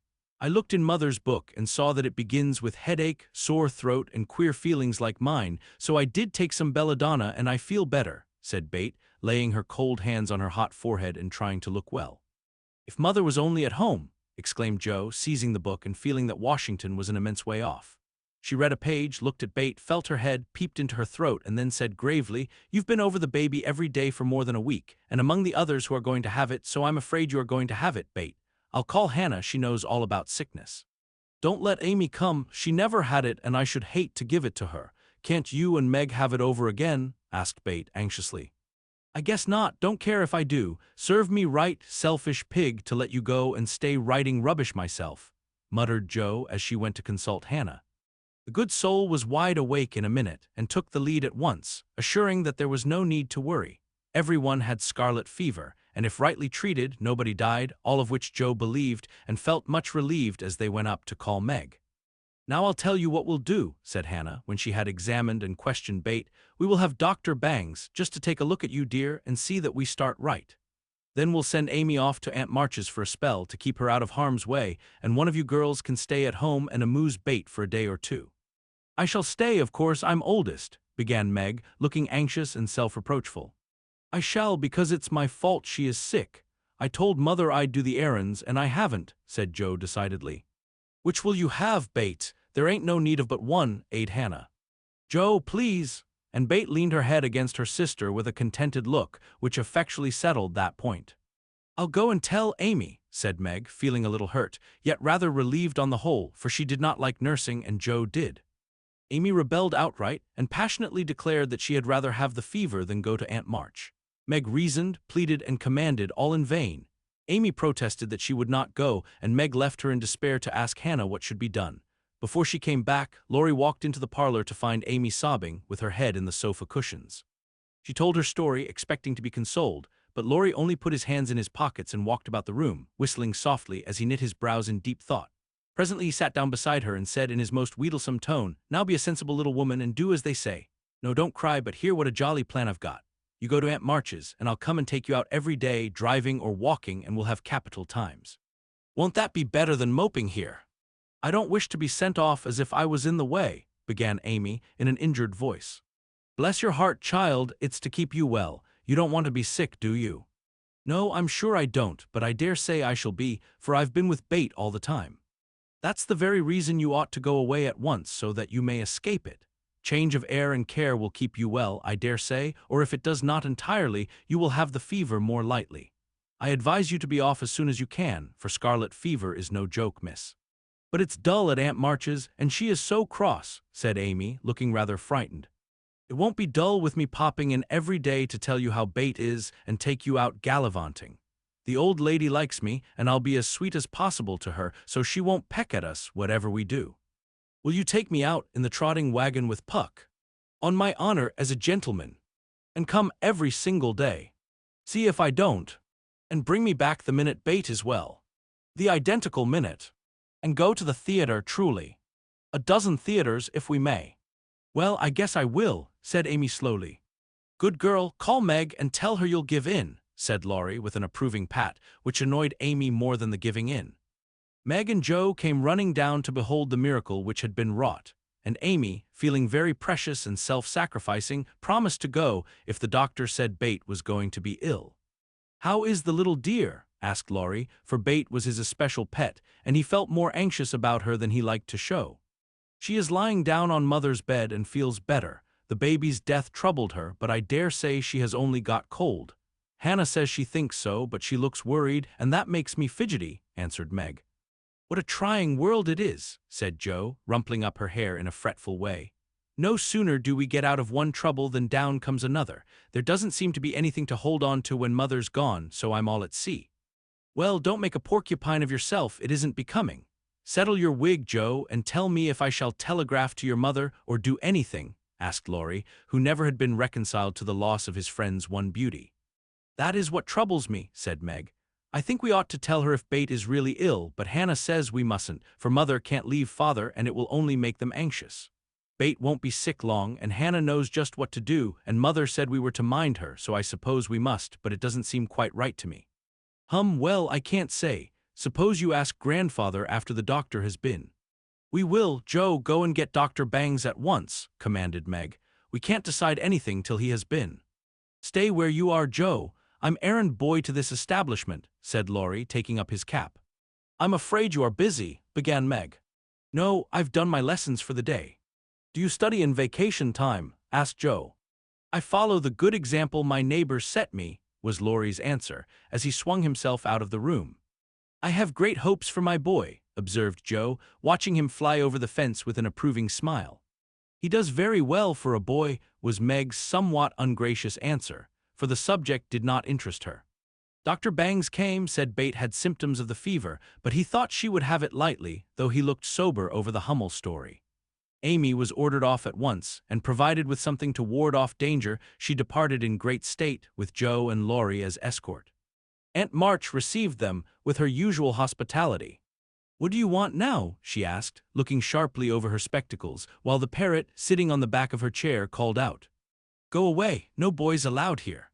Laurie retired to the window, and Joe told her story. "No more than I expected, if you are allowed to go poking about among poor folks. Amy can stay and make herself useful if she isn't sick, which I've no doubt she will be, looks like it now. Don't cry, child, it worries me to hear people sniff. Amy was on the point of crying, but Laurie slyly pulled the parrot's tail, which caused Polly to utter an astonished croak and call out, "Bless my boots!" in such a funny way that she laughed instead. "What do you hear from your mother?" asked the old lady gruffly.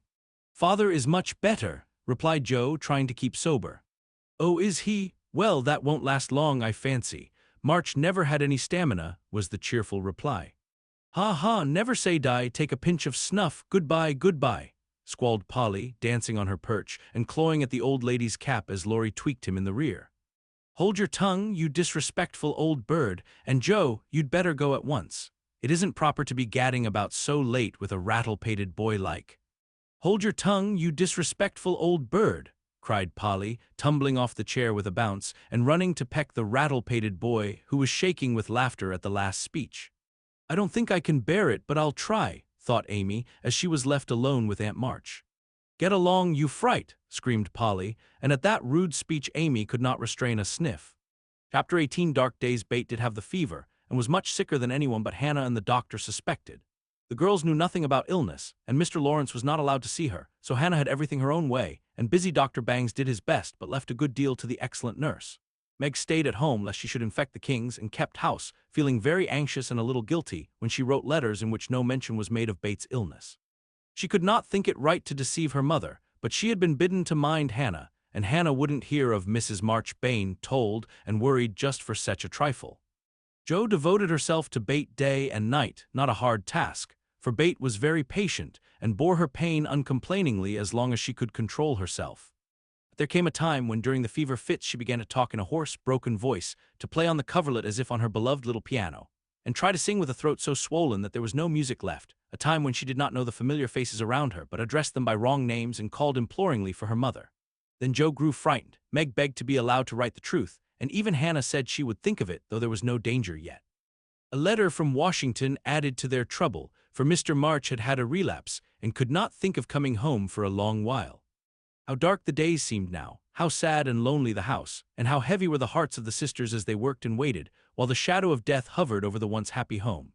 Then it was that Margaret, sitting alone with tears dropping often on her work, felt how rich she had been in things more precious than any luxuries money could buy, in love, protection, peace, and health, the real blessings of life.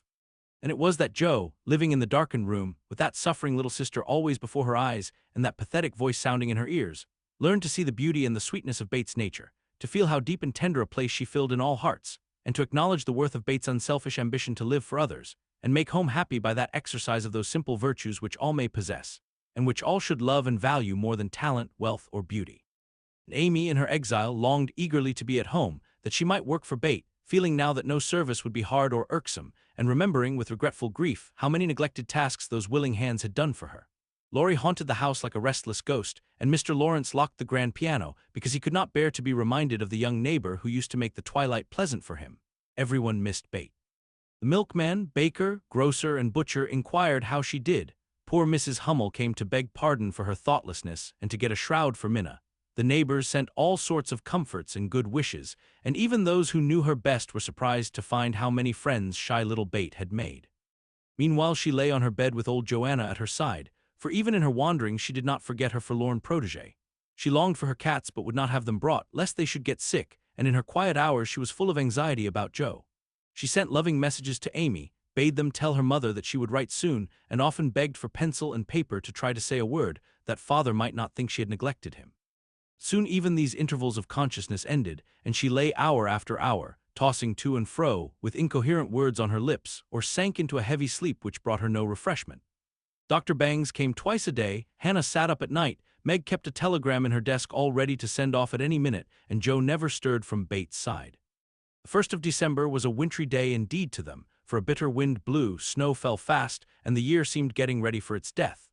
When Dr. Bangs came that morning, he looked long at Beth, held the hot hand in both his own for a minute, and laid it gently down, saying in a low voice to Hannah, "If Mrs. March can leave her husband, she'd better be sent for."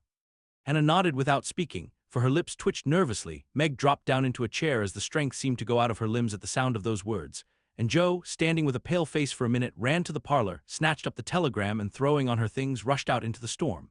She was soon back, and while noiselessly taking off her cloak, Laurie came in with a letter, saying that Mr. March was mending again. Jo read it thankfully, but the heavy weight did not seem lifted off her heart, and her face was so full of misery that Laurie asked quickly, "What is it? Is Bate worse?" "I've sent for Mother," said Jo, tugging at her rubber boots with a tragic expression. "Good for you, Jo. Did you do it on your own responsibility?" asked Laurie, as he seated her in the hall chair and took off the rebellious boots, seeing how her hands shook. "No, the doctor told us to." "Oh, Jo, it's not so bad as that," cried Laurie with a startled face. "Yes, it is. She doesn't know us. She doesn't even talk about the flocks of green doves, as she calls the vine leaves on the wall. She doesn't look like my Bate, and there's nobody to help us bear it. Mother and Father both gone, and God seems so far away I can't find him." As the tears streamed fast down poor Jo's cheeks, she stretched out her hand in a helpless sort of way, as if groping in the dark, and Laurie took it in his, whispering as well as he could with a lump in his throat, "I'm here. Hold on to me, Jo, dear." She could not speak, but she did hold on, and the warm grasp of the friendly human hand comforted her sore heart, and seemed to lead her nearer to the divine arm which alone could uphold her in her trouble. Laurie longed to say something tender and comfortable, but no fitting words came to him, so he stood silent, gently stroking her bent head as her mother used to do. It was the best thing he could have done, far more soothing than the most eloquent words, for Jo felt the unspoken sympathy, and in the silence learned the sweet solace which affection administers to sorrow. Soon she dried the tears which had relieved her, and looked up with a grateful face. "Thank you, Teddy, I'm better now. I don't feel so forlorn and will try to bear it if it comes. Keep hoping for the best, that will help you, Jo. Soon your mother will be here, and then everything will be all right. I'm so glad Father is better, now she won't feel so bad about leaving him. Oh me, it does seem as if all the troubles came in a heap, and I got the heaviest part on my shoulders," sighed Jo, spreading her wet handkerchief over her knees to dry. "Doesn't Meg pull fair?" asked Laurie, looking indignant. "Oh yes, she tries to, but she can't love Bethy as I do, and she won't miss her as I shall. Bate is my conscience, and I can't give her up. I can't." Down went Jo's face into the wet handkerchief, and she cried despairingly, for she had kept up bravely till now and never shed a tear. Laurie drew his hand across his eyes but could not speak till he had subdued the choky feeling in his throat and steadied his lips. It might be unmanly, but he couldn't help it, and I am glad of it. Presently, as Jo's sobs quieted, he said hopefully, "I don't think she will die. She's so good, and we all love her so much, I don't believe God will take her away yet." "The good and dear people always do die," groaned Jo, but she stopped crying, for her friend's words cheered her up in spite of her own doubts and fears. "Poor girl, you're worn out. It isn't like you to be forlorn. Stop a bit. I'll hearten you up in a jiffy." Laurie went off 2 stairs at a time, and Jo laid her wearied head down on Bates' little brown hood, which no one had thought of moving from the table where she left it. It must have possessed some magic, for the submissive spirit of its gentle owner seemed to enter into Jo, and when Laurie came running down with a glass of wine, she took it with a smile and said bravely, "I drink health to my Bate. You are a good doctor, Teddy, and such a comfortable friend. How can I ever pay you?" She added, as the wine refreshed her body, as the kind words had done her troubled mind, "I'll send my bill by and by, and tonight I'll give you something that will warm the cockles of your heart better than quarts of wine," said Laurie, beaming at her with a face of suppressed satisfaction at something. "What is it?" cried Jo, forgetting her woes for a minute in her wonder. "I telegraphed to your mother yesterday, and Brooke answered she'd come at once, and she'll be here tonight, and everything will be all right. Aren't you glad I did it?" Laurie spoke very fast and turned red and excited all in a minute, for he had kept his plot a secret, for fear of disappointing the girls or harming Bate. Jo grew quite white, flew out of her chair, and the moment he stopped speaking she electrified him by throwing her arms round his neck and crying out with a joyful cry, "Oh, Laurie! Oh, Mother, I am so glad!" She did not weep again, but laughed hysterically, and trembled and clung to her friend as if she was a little bewildered by the sudden news. Laurie, though decidedly amazed, behaved with great presence of mind. He patted her back soothingly, and finding that she was recovering, followed it up by a bashful kiss or two which brought Jo round at once. Holding on to the banisters, she put him gently away, saying breathlessly, "Oh, don't! I didn't mean to, it was dreadful of me, but you were such a dear to go and do it in spite of Hannah that I couldn't help flying at you. Tell me all about it, and don't give me wine again, it makes me act so." "I don't mind," laughed Laurie as he settled his tie. "Why, you see I got fidgety and so did Grandpa. We thought Hannah was overdoing the authority business and your mother ought to know. She'd never forgive us if well, if anything happened, you know. So I got Grandpa to say it was high time we did something, and off I pelted to the office yesterday, for the doctor looked sober, and Hannah most took my head off when I proposed a telegram. I never can bear to be lorded over, so that settled my mind and I did it. Your mother will come, I know, and the late train is in at 2 a.m. I shall go for her, and you've only got to bottle up your rapture and keep Bate quiet till that blessed lady gets here." Laurie, you're an angel, how shall I ever thank you? Fly at me again, I rather liked it, said Laurie, looking mischievous, a thing he had not done for a fortnight. No, thank you, I'll do it by proxy when your grandpa comes. Don't tease but go home and rest, for you'll be up half the night. Bless you, Teddy, bless you. Jo had backed into a corner, and as she finished her speech, she vanished precipitately into the kitchen, where she sat down upon a dresser and told the assembled cats that she was happy, oh so happy, while Laurie departed, feeling that he had made a rather neat thing of it. That's the interferingest chap I ever see, but I forgive him and do hope Mrs. March is coming right away, said Hannah with an air of relief when Jo told the good news. Meg had a quiet rapture and then brooded over the letter, while Jo set the sick room in order, and Hannah knocked up a couple of pies in case of company unexpected. A breath of fresh air seemed to blow through the house, and something better than sunshine brightened the quiet rooms. Everything appeared to feel the hopeful change. Bates' bird began to chirp again, and a half-blown rose was discovered on Amy's bush in the window. The fires seemed to burn with unusual cheeriness, and every time the girls met, their pale faces broke into smiles as they hugged one another, whispering encouragingly, "Mother's coming, dear, Mother's coming." Everyone rejoiced but Bate. She lay in that heavy stupor, alike unconscious of hope and joy, doubt and danger. It was a piteous sight, the once rosy face so changed and vacant, the once busy hands so weak and wasted, the once smiling lips quite dumb, and the once pretty, well-kept hair scattered rough and tangled on the pillow. All day she lay so, only rousing now and then to mutter, "Water," with lips so parched they could hardly shape the word. All day Jo and Meg hovered over her, watching, waiting, hoping, and trusting in God and Mother, and all day the snow fell, the bitter wind raged, and the hours dragged slowly by. But night came at last, and every time the clock struck, the sisters, still sitting on either side of the bed, looked at each other with brightening eyes, for each hour brought help nearer. The doctor had been in to say that some change, for better or worse, would probably take place about midnight, at which time he would return. Hannah, quite worn out, lay down on the sofa at the bed's foot and fell fast asleep. Mr. Laurence marched to and fro in the parlor, feeling that he would rather face a rebel battery than Mrs. March's countenance as she entered. Laurie lay on the rug, pretending to rest, but staring into the fire with the thoughtful look which made his black eyes beautifully soft and clear. The girls never forgot that night, for no sleep came to them as they kept their watch, with that dreadful sense of powerlessness which comes to us in hours like those. "If God spares Bate, I never will complain again," whispered Meg earnestly. "If God spares Bate, I'll try to love and serve him all my life," answered Jo with equal fervor. "I wish I had no heart, it aches so," sighed Meg after a pause. "If life is often as hard as this, I don't see how we ever shall get through it," added her sister despondently. Here the clock struck 12, and both forgot themselves in watching Bate, for they fancied a change passed over her wan face. The house was still as death, and nothing but the wailing of the wind broke the deep hush. Weary Hannah slept on, and no one but the sisters saw the pale shadow which seemed to fall upon the little bed. An hour went by, and nothing happened except Laurie's quiet departure for the station. Another hour, still no one came, and anxious fears of delay in the storm, or accidents by the way, or, worst of all, a great grief at Washington, haunted the girls. It was past 2 when Jo, who stood at the window thinking how dreary the world looked in its winding sheet of snow, heard a movement by the bed, and turning quickly, saw Meg kneeling before their mother's easy chair with her face hidden. A dreadful fear passed coldly over Jo as she thought, "Bate is dead, and Meg is afraid to tell me." She was back at her post in an instant, and to her excited eyes a great change seemed to have taken place. The fever flush and the look of pain were gone, and the beloved little face looked so pale and peaceful in its utter repose that Jo felt no desire to weep or to lament.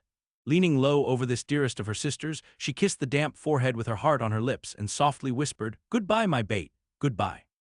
As if awaked by the stir, Hannah started out of her sleep, hurried to the bed, looked at Bate, felt her hands, listened at her lips, and then, throwing her apron over her head, sat down to rock to and fro, exclaiming under her breath, "The fever's turned, she's sleepin' natural, her skin's damp and she breathes easy. Praise be given, oh my goodness me." Before the girls could believe the happy truth, the doctor came to confirm it. He was a homely man, but they thought his face quite heavenly when he smiled and said, with a fatherly look at them, "Yes, my dears, I think the little girl will pull through this time. Keep the house quiet, let her sleep, and when she wakes, give her." What they were to give neither heard, for both crept into the dark hall, and sitting on the stairs held each other close, rejoicing with hearts too full for words. When they went back to be kissed and cuddled by faithful Hannah, they found Bate lying as she used to do with her cheek pillowed on her hand, the dreadful pallor gone, and breathing quietly as if just fallen asleep. "If Mother would only come now," said Jo, as the winter night began to wane. "See," said Meg, coming up with a white, half-opened rose, "I thought this would hardly be ready to lay in Bates' hand tomorrow if she went away from us. But it has blossomed in the night, and now I mean to put it in my vase here, so that when the darling wakes, the first thing she sees will be the little rose and Mother's face." Never had the sun risen so beautifully, and never had the world seemed so lovely as it did to the heavy eyes of Meg and Joe as they looked out in the early morning when their long, sad vigil was done. "It looks like a fairy world," said Meg, smiling to herself as she stood behind the curtain watching the dazzling sight. "Hark!" cried Joe, starting to her feet.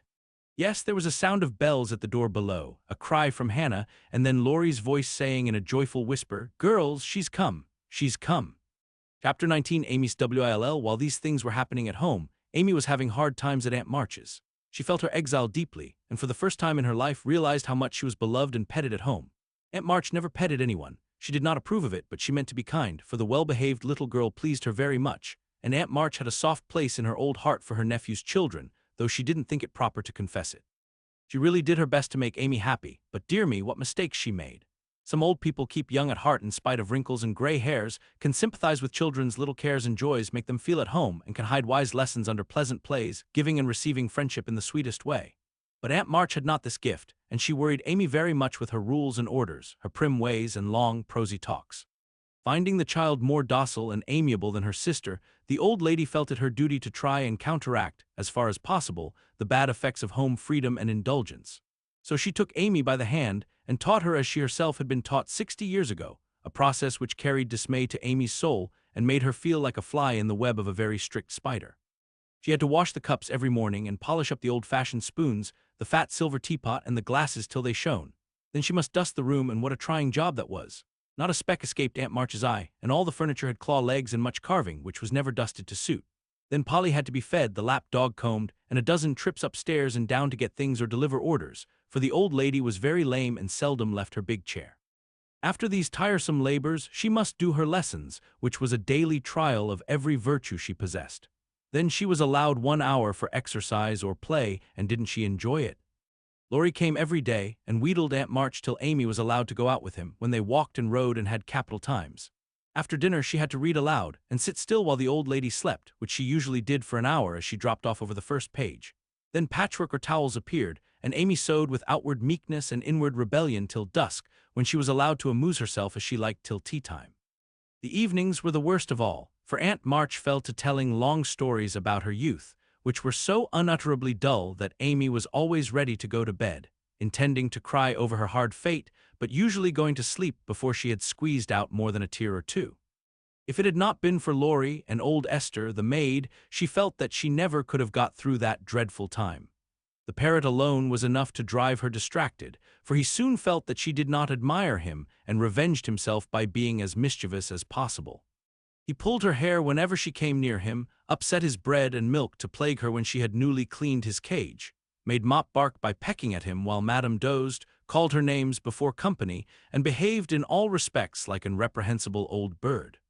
Then she could not endure the dog, a fat, cross beast who snarled and yelped at her when she made his toilet, and who lay on his back with all his legs in the air and a most idiotic expression of countenance when he wanted something to eat, which was about a dozen times a day.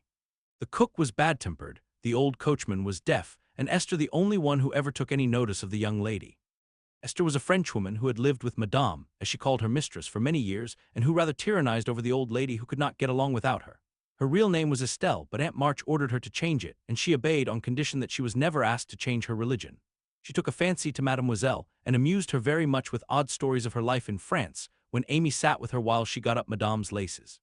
She also allowed her to roam about the great house, and examine the curious and pretty things stored away in the big wardrobes and the ancient chests, for Aunt March hoarded like a magpie.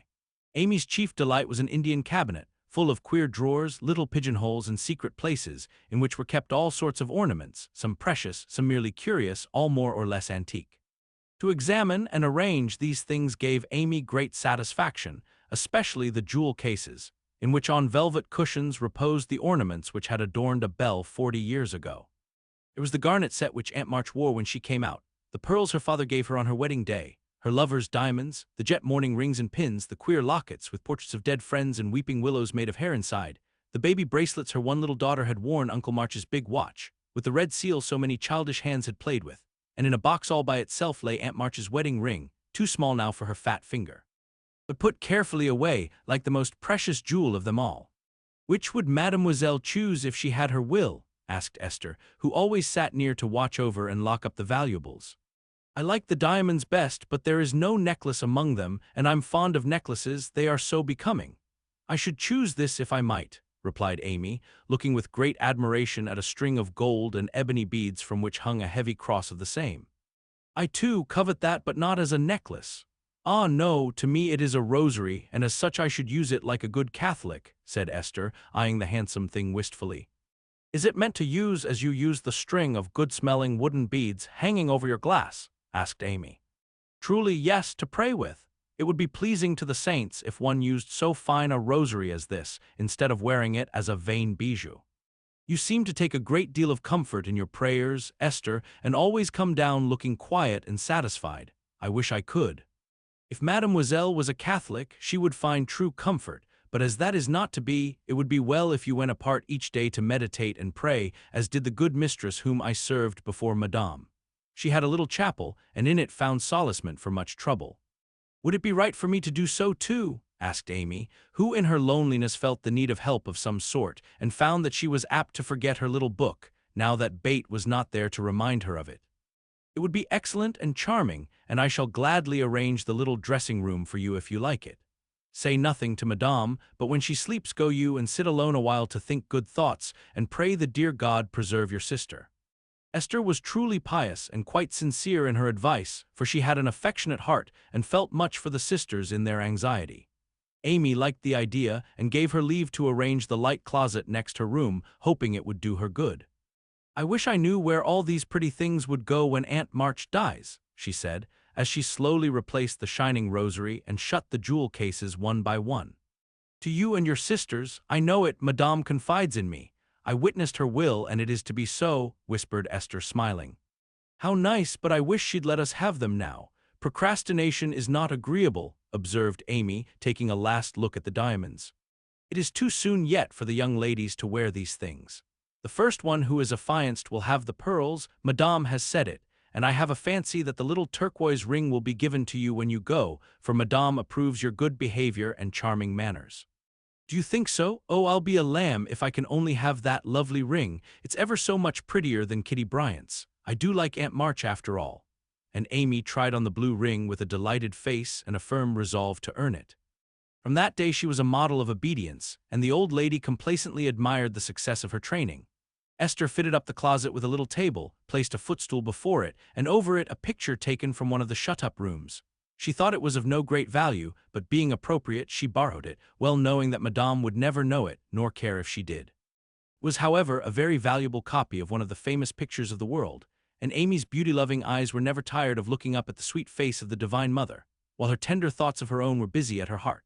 On the table she laid her little testament and hymn-book, kept a vase always full of the best flowers Laurie brought her, and came every day to sit alone thinking good thoughts and praying the dear God to preserve her sister. Esther had given her a rosary of black beads with a silver cross, but Amy hung it up and did not use it, feeling doubtful as to its fitness for Protestant prayers. The little girl was very sincere in all this, for being left alone outside the safe home nest, she felt the need of some kind hand to hold by so sorely that she instinctively turned to the strong and tender friend whose fatherly love most closely surrounds his little children. She missed her mother's help to understand and rule herself, but having been taught where to look, she did her best to find the way and walk in it confidingly. Amy was a young pilgrim, and just now her burden seemed very heavy.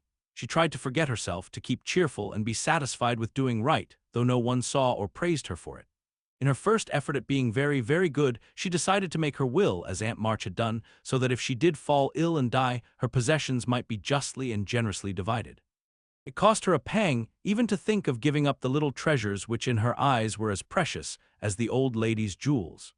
During one of her play hours she wrote out the important document as well as she could, with some help from Esther as to certain legal terms, and when the good-natured Frenchwoman had signed her name, Amy felt relieved and laid it by to show Laurie, whom she wanted as a second witness. As it was a rainy day, she went upstairs to amuse herself in one of the large chambers and took Polly with her for company. In this room there was a wardrobe full of old-fashioned costumes with which Esther allowed her to play. and it was her favorite amusement to array herself in the faded brocades and parade up and down before the long mirror, making stately curtsies and sweeping her train about with a rustle which delighted her ears. So busy was she on this day that she did not hear Laurie's ring nor see his face peeping in at her as she gravely promenaded to and fro, flirting her fan and tossing her head, on which she wore a great pink turban, contrasting oddly with her blue brocade dress and yellow quilted petticoat. She was obliged to walk carefully, for she had on high-heeled shoes, and as Laurie told Joe afterward, it was a comical sight to see her mince along in her gay suit, with Polly sidling and bridling just behind her, imitating her as well as he could and occasionally stopping to laugh or exclaim, "Ain't we fine? Get along, you fright! Hold your tongue! Kiss me, dear, ha, ha!" Having with difficulty restrained an explosion of merriment, lest it should offend Her Majesty, Laurie tapped and was graciously received.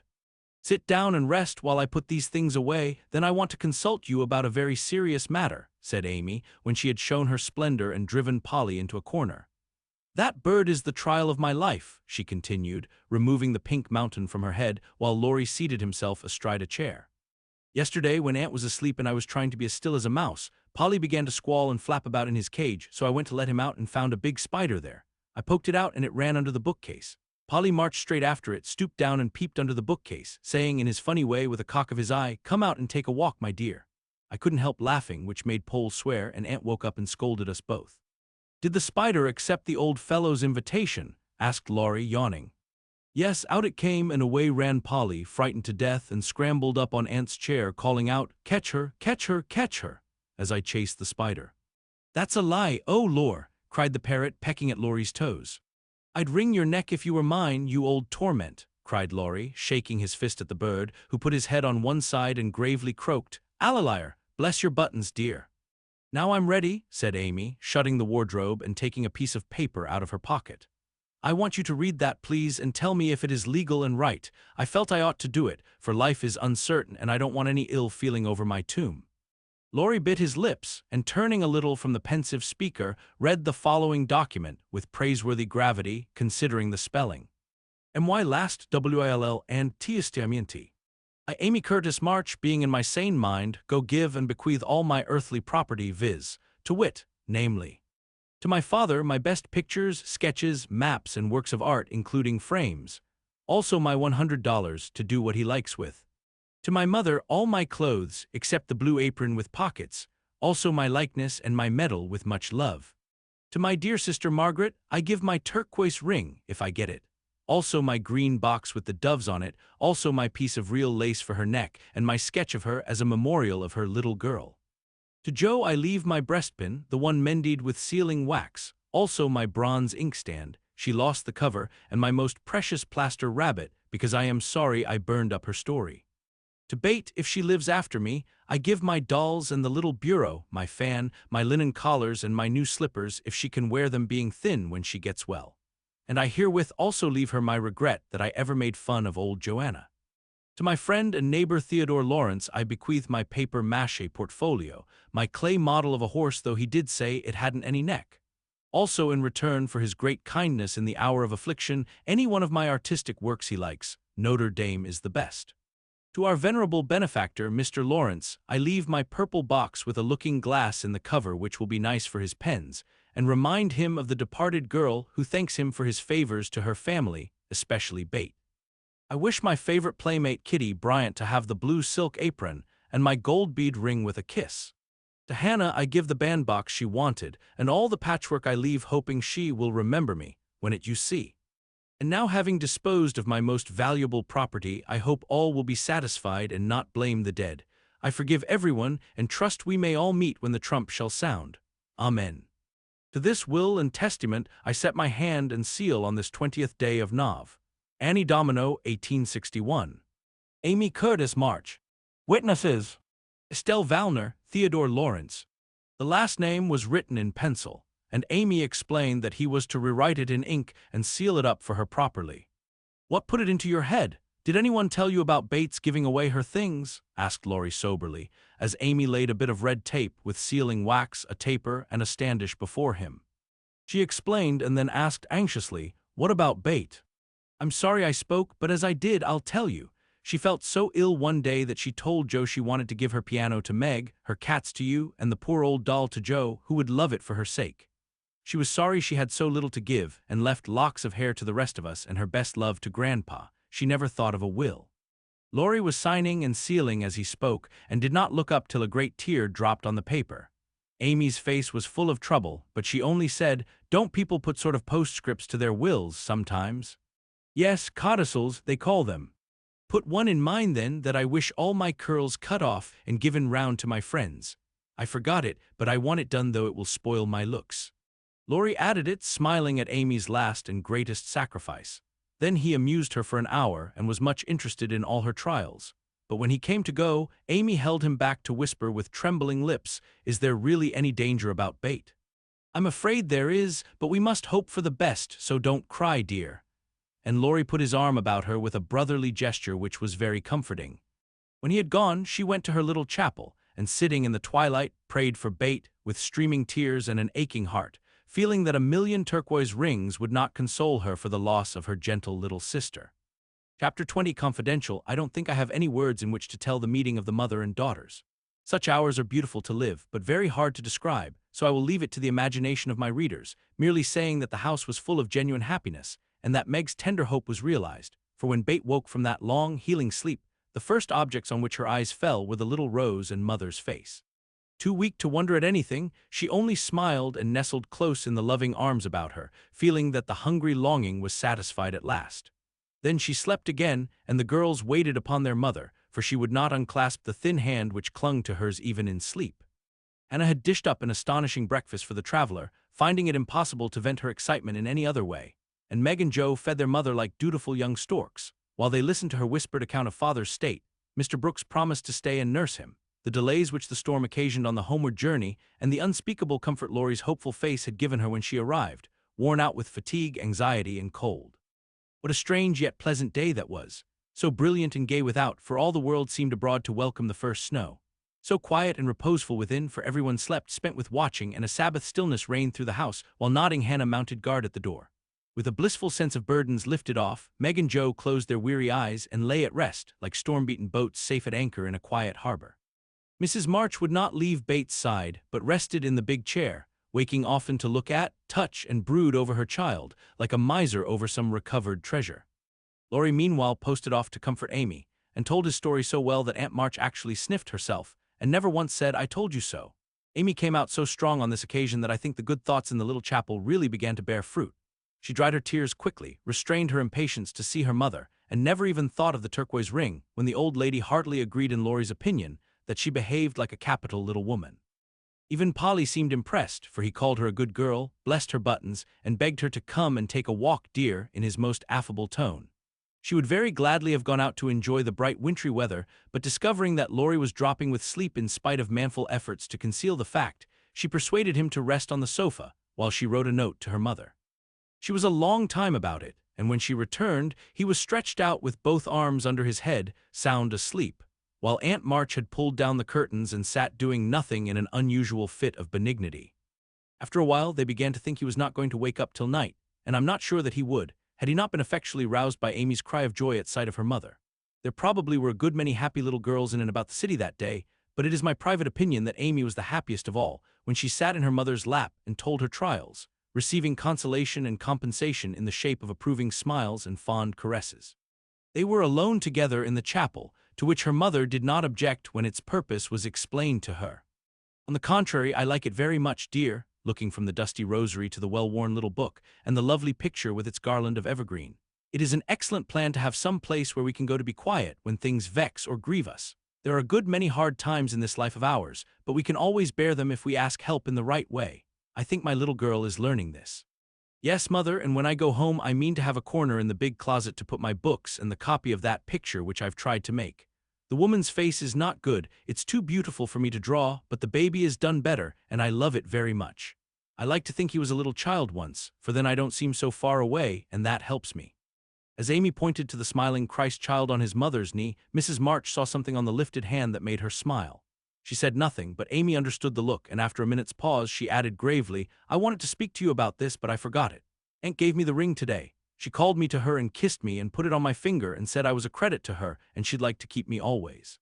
She gave that funny guard to keep the turquoise on, as it's too big. I'd like to wear them, mother, can I? They are very pretty, but I think you're rather too young for such ornaments, Amy, said Mrs. March, looking at the plump little hand, with the band of sky-blue stones on the forefinger, and the quaint guard formed of two tiny golden hands clasped together. I'll try not to be vain, said Amy. I don't think I like it only because it's so pretty, but I want to wear it as the girl in the story wore her bracelet, to remind me of something. Do you mean Aunt March? Asked her mother, laughing. No, to remind me not to be selfish. Amy looked so earnest and sincere about it that her mother stopped laughing and listened respectfully to the little plan. I've thought a great deal lately about my bundle of naughties, and being selfish is the largest one in it, so I'm going to try hard to cure it if I can. BETH isn't selfish, and that's the reason everyone loves her and feels so bad at the thoughts of losing her. People wouldn't feel so bad about me if I was sick, and I don't deserve to have them, but I'd like to be loved and missed by a great many friends, so I'm going to try and be like BETH all I can. I'm apt to forget my resolutions, but if I had something always about me to remind me, I guess I should do better. May we try this way? Yes, but I have more faith in the corner of the big closet. Wear your ring, dear, and do your best. I think you will prosper, for the sincere wish to be good is half the battle. Now I must go back to BETH. Keep up your heart, little daughter, and we will soon have you home again.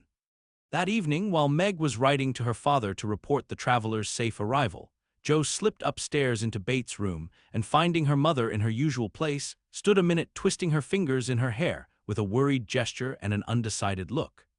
What is it, dearie? Asked Mrs. March, holding out her hand, with a face which invited confidence. I want to tell you something, mother. About Meg. How quickly you guessed. Yes, it's about her, and though it's a little thing, it fidgets me. BETH is asleep. Speak low and tell me all about it. That Moffat hasn't been here, I hope? Asked Mrs. March rather sharply. No, I should have shut the door in his face if he had, said Jo, settling herself on the floor at her mother's feet. Last summer Meg left a pair of gloves over at the Laurences and only one was returned. We forgot about it, till Teddy told me that Mr. Brooke owned that he liked Meg but didn't dare say so. She was so young and he's so poor. Now, isn't it a dreadful state of things? Do you think Meg cares for him? Asked Mrs. March with an anxious look. Mercy me, I don't know anything about love and such nonsense, cried Jo with a funny mixture of interest and contempt. In novels the girls show it by starting and blushing, fainting away, growing thin and acting like fools.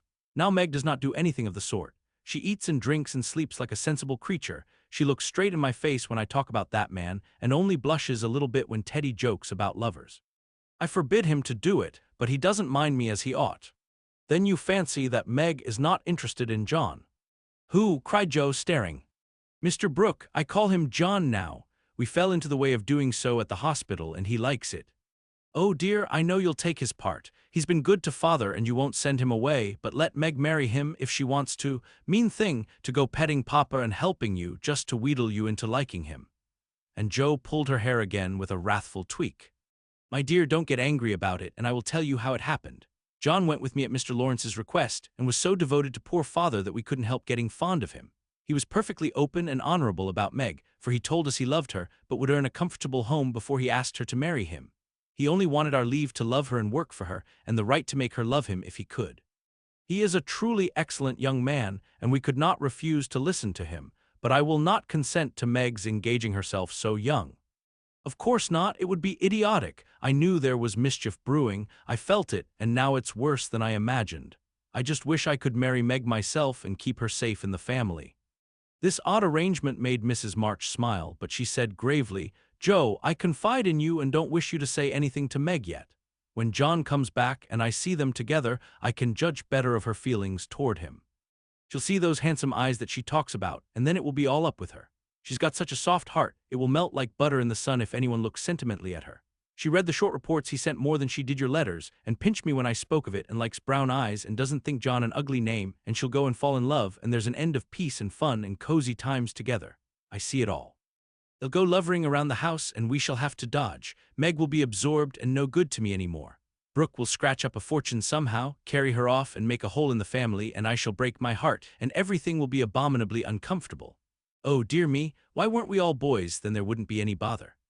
Jo leaned her chin on her knees in a disconsolate attitude and shook her fist at the reprehensible John. Mrs. March sighed, and Jo looked up with an air of relief. You don't like it, Mother? I'm glad of it. Let's send him about his business and not tell Meg a word of it, but all be happy together as we always have been. I did wrong to sigh, Joe. It is natural and right you should all go to homes of your own in time, but I do want to keep my girls as long as I can, and I am sorry that this happened so soon, for Meg is only 17, and it will be some years before John can make a home for her. Your father and I have agreed that she shall not bind herself in any way, nor be married before 20. If she and John love one another, they can wait and test the love by doing so. She is conscientious, and I have no fear of her treating him unkindly. My pretty, tender-hearted girl, I hope things will go happily with her. Hadn't you rather have her marry a rich man? Asked Joe, as her mother's voice faltered a little over the last words. Money is a good and useful thing, Joe, and I hope my girls will never feel the need of it too bitterly, nor be tempted by too much. I should like to know that John was firmly established in some good business, which gave him an income large enough to keep free from debt and make Meg comfortable. I'm not ambitious for a splendid fortune, a fashionable position, or a great name for my girls. If rank and money come with love and virtue, also I should accept them gratefully, and enjoy your good fortune, but I know by experience how much genuine happiness can be had in a plain little house where the daily bread is earned and some privations give sweetness to the few pleasures. I am content to see Meg begin humbly, for if I am not mistaken, she will be rich in the possession of a good man's heart, and that is better than a fortune. I understand, Mother, and quite agree, but I'm disappointed about Meg, for I'd planned to have her marry Teddy by and by and sit in the lap of luxury all her days. Wouldn't it be nice? Asked Joe, looking up with a brighter face. He is younger than she, you know, began Mrs. March, but Joe broke in. Only a little. He's old for his age and tall, and can be quite grown-up in his manners if he likes.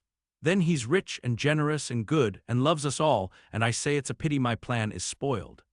I'm afraid Laurie is hardly grown-up enough for Meg, and altogether too much of a weathercock just now for anyone to depend on.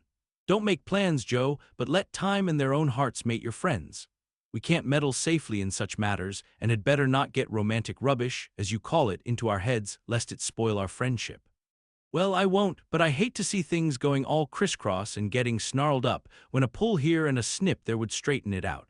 I wish wearing flat irons on our heads would keep us from growing up, but buds will be roses, and kittens cats, more's the pity. What's that about flat irons and cats? Asked Meg, as she crept into the room with the finished letter in her hand. Only one of my stupid speeches. I'm going to bed. Come, Peggy, said Joe, unfolding herself like an animated puzzle. Quite right and beautifully written. Please add that I send my love to John, said Mrs. March, as she glanced over the letter and gave it back. Do you call him John? Asked Meg, smiling, with her innocent eyes looking down into her mother's. Yes, he has been like a son to us, and we are very fond of him, replied Mrs. March, returning the look with a keen one. I'm glad of that. He is so lonely. Good night, Mother, dear. It is so inexpressibly comfortable to have you here, was Meg's answer. The kiss her mother gave her was a very tender one, and as she went away, Mrs. March said, with a mixture of satisfaction and regret, she does not love John yet, but will soon learn to. Chapter 21, LAURIE, MAKS Mischief.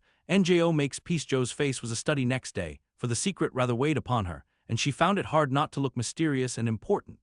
Meg observed it, but did not trouble herself to make inquiries, for she had learned that the best way to manage Joe was by the law of contraries, so she felt sure of being told everything if she did not ask. She was rather surprised, therefore, when the silence remained unbroken, and Joe assumed a patronizing air which decidedly aggravated Meg, who in turn assumed an air of dignified reserve and devoted herself to her mother.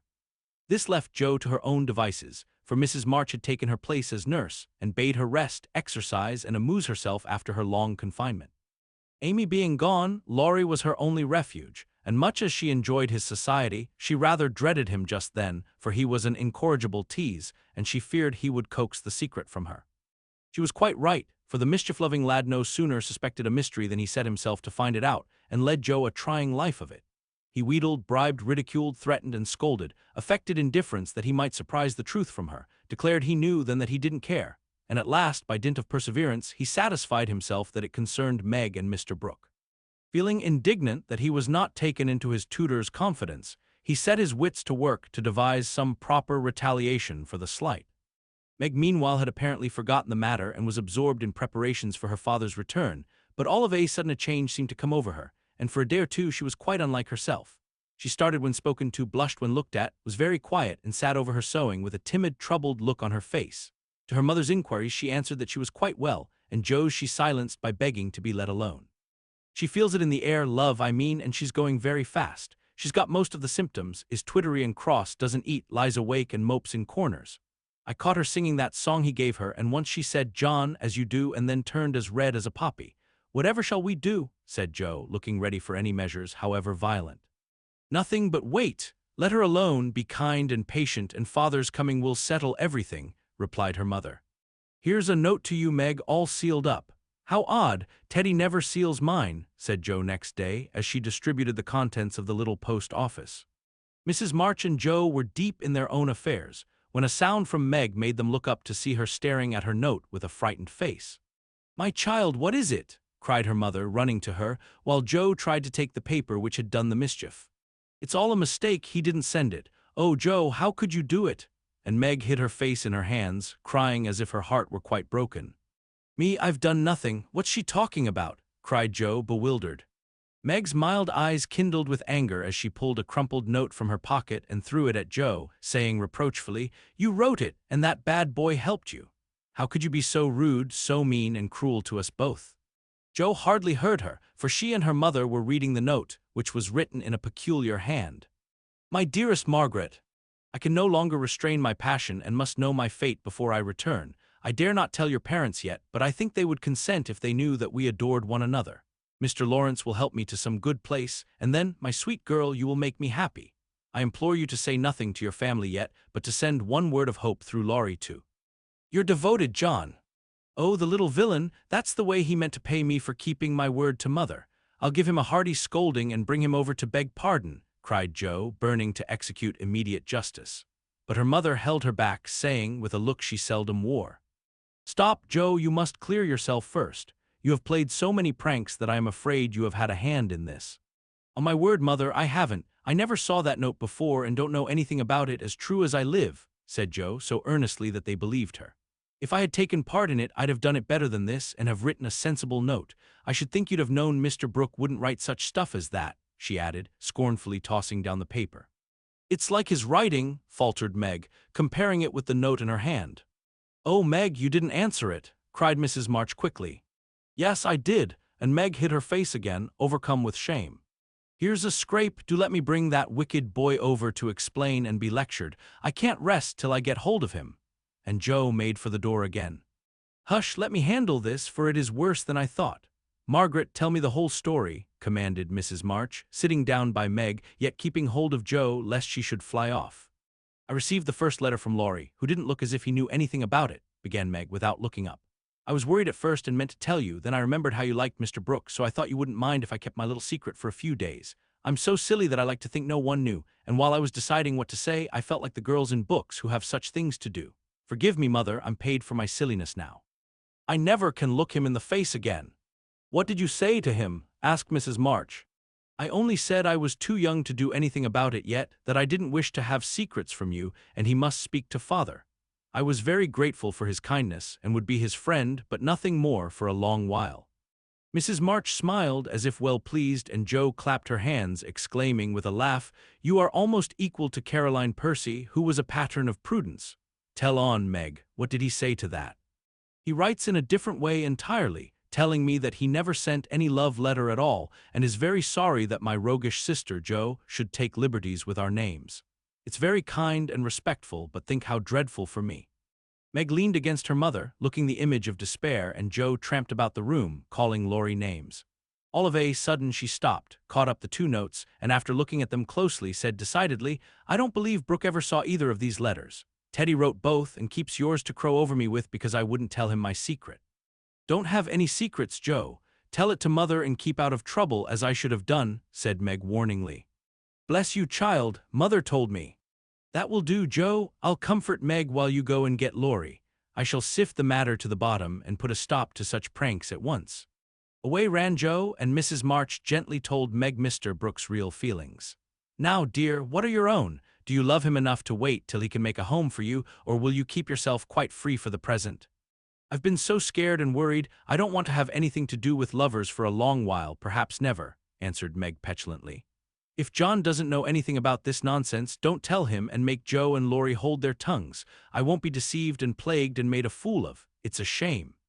Seeing Meg's usually gentle temper was roused and her pride hurt by this mischievous joke, Mrs. March soothed her by promises of entire silence and great discretion for the future. The instant Laurie's step was heard in the hall, Meg fled into the study, and Mrs. March received the culprit alone.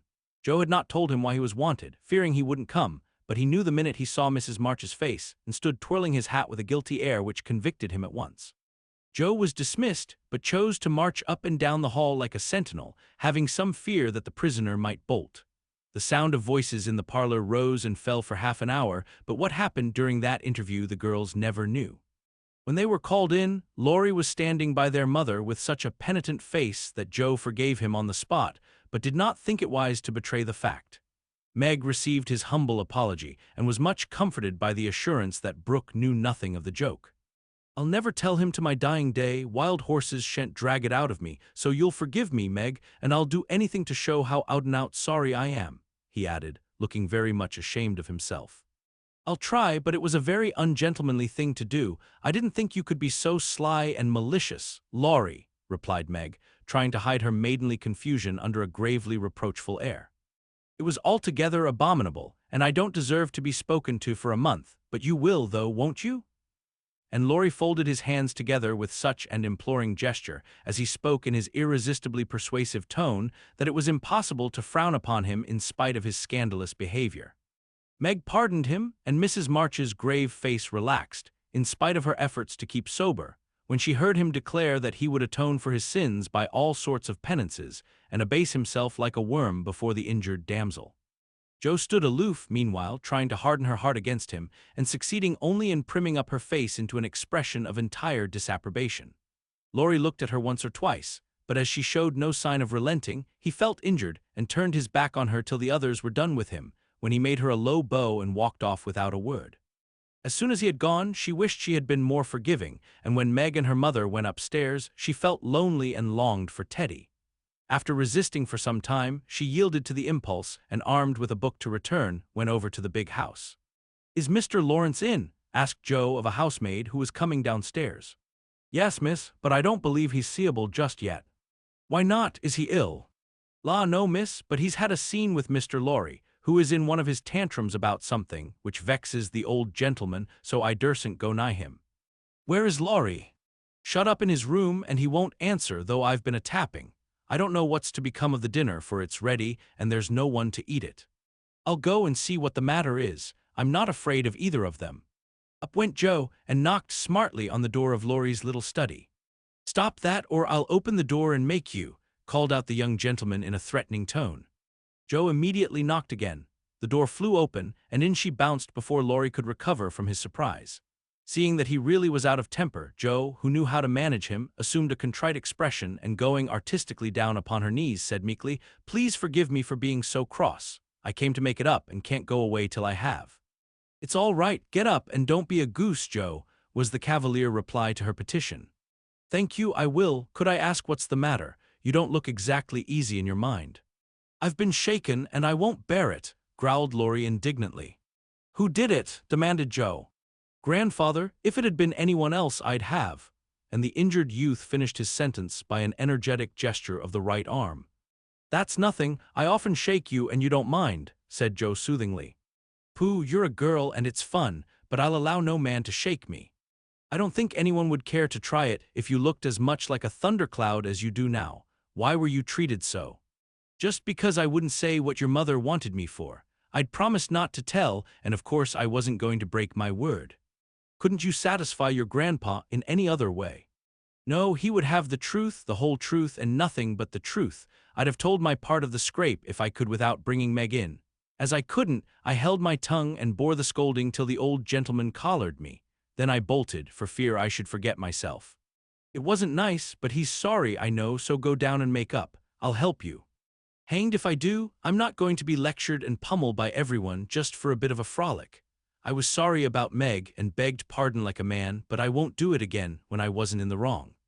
"He didn't know that. He ought to trust me and not act as if I was a baby.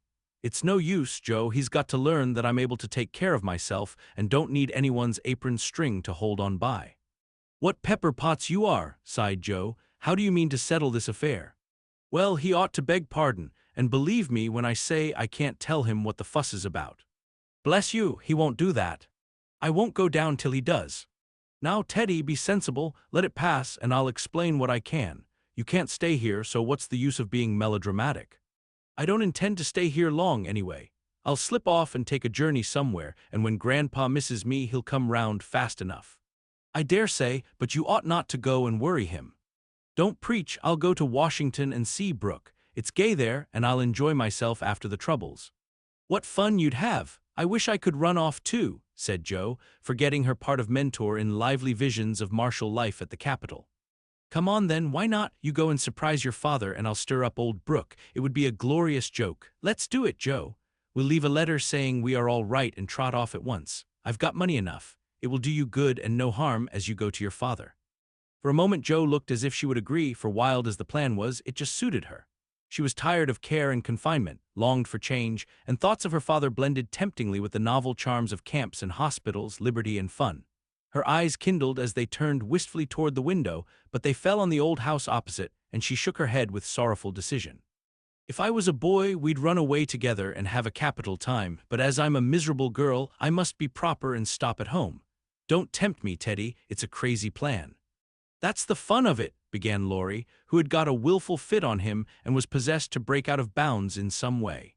Hold your tongue, cried Jo, covering her ears. Prunes and prisms are my doom, and I may as well make up my mind to it. I came here to moralize, not to hear things that make me skip to think of. I know Meg would wet blanket such a proposal, but I thought you had more spirit, began Laurie insinuatingly. Bad boy, be quiet. Sit down and think of your own sins. Don't go making me add to mine. If I get your grandpa to apologize for the shaking, will you give up running away? Asked Jo seriously. Yes, but you won't do it, answered Laurie, who wished to make up, but felt that his outraged dignity must be appeased first. If I can manage the young one, I can the old one, muttered Jo as she walked away, leaving Laurie bent over a railroad map with his head propped up on both hands. Come in, and Mr. Lawrence's gruff voice sounded gruffer than ever as Jo tapped at his door. It's only me, sir, come to return a book, she said blandly as she entered. Want any more? Asked the old gentleman, looking grim and vexed, but trying not to show it. Yes, please, I like old Sam so well, I think I'll try the second volume, returned Jo, hoping to propitiate him by accepting a second dose of Boswell's Johnson, as he had recommended that lively work. Shaggy eyebrows unbent a little as he rolled the steps toward the shelf where the Johnsonian literature was placed. Jo skipped up and, sitting on the top step, affected to be searching for her book, but was really wondering how best to introduce the dangerous object of her visit. Mr. Laurence seemed to suspect that something was brewing in her mind, for after taking several brisk turns about the room, he faced round on her, speaking so abruptly that Racella's tumbled face downward on the floor. What has that boy been about? Don't try to shield him. I know he has been in mischief by the way he acted when he came home. I can't get a word from him, and when I threatened to shake the truth out of him, he bolted upstairs and locked himself into his room. He did wrong, but we forgave him, and all promised not to say a word to anyone, began Jo reluctantly.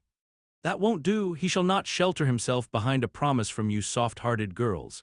If he's done anything amiss, he shall confess, beg pardon, and be punished. Out with it, Jo. I won't be kept in the dark.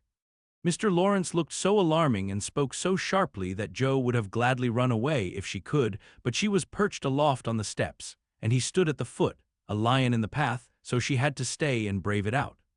Indeed, sir, I cannot tell. Mother forbade it. Laurie has confessed, asked pardon, and been punished quite enough. We don't keep silence to shield him, but someone else, and it will make more trouble if you interfere. Please don't. It was partly my fault, but it's all right now, so let's forget it and talk about the Rambler or something pleasant. Hang the Rambler. Come down and give me your word that this harum-scarum boy of mine hasn't done anything ungrateful or impertinent. If he has, after all your kindness to him, I'll thrash him with my own hands. The threat sounded awful, but did not alarm Jo, for she knew the irascible old gentleman would never lift a finger against his grandson, whatever he might say to the contrary. She obediently descended and made as light of the prank as she could without betraying Meg or forgetting the truth. Well, if the boy held his tongue because he promised, and not from obstinacy, I'll forgive him. He's a stubborn fellow and hard to manage, said Mr. Laurence, rubbing up his hair till it looked as if he had been out in a gale and smoothing the frown from his brow with an air of relief.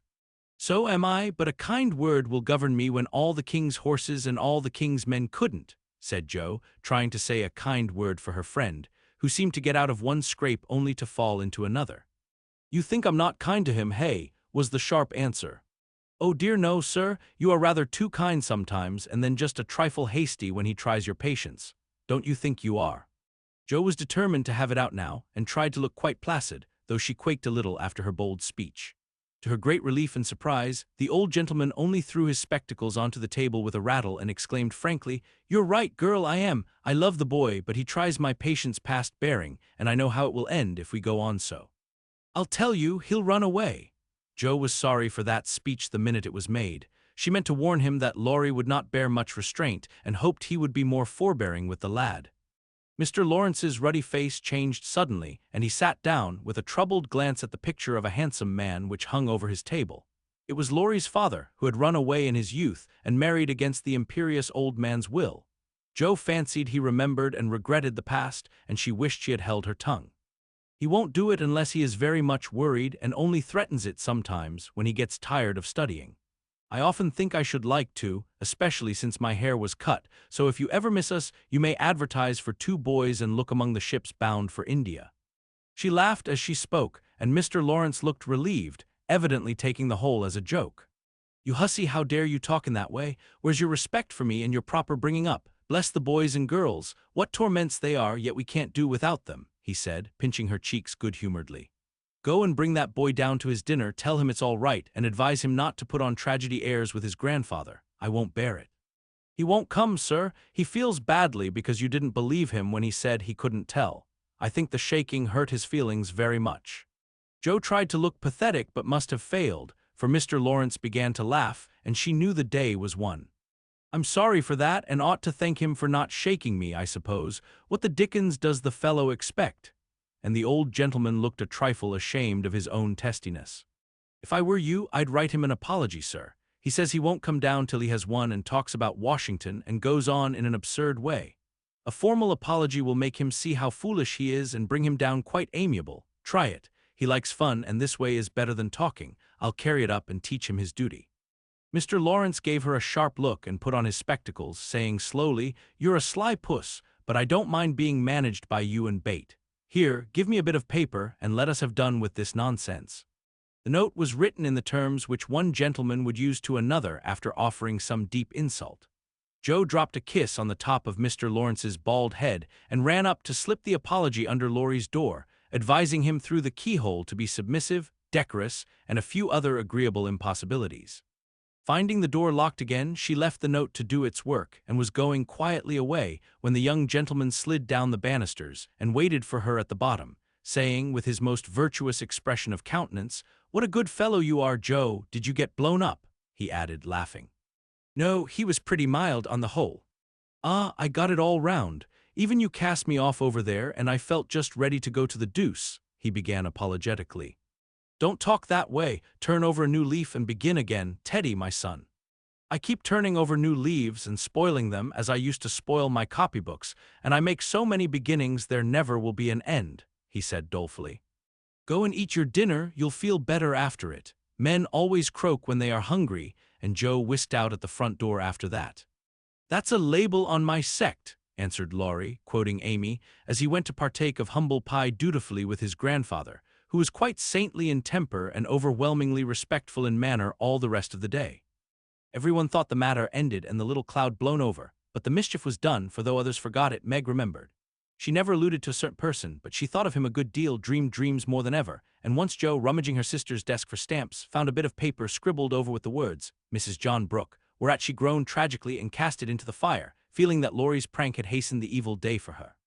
Chapter 22, Pleasant meadows like sunshine after a storm, were the peaceful weeks which followed. The invalids improved rapidly, and Mr. March began to talk of returning early in the new year. Bet was soon able to lie on the study sofa all day, amusing herself with the well-beloved cats at first, and in time with Doll's sewing, which had fallen sadly behindhand. Her once active limbs were so stiff and feeble that Joe took her for a daily airing about the house in her strong arms.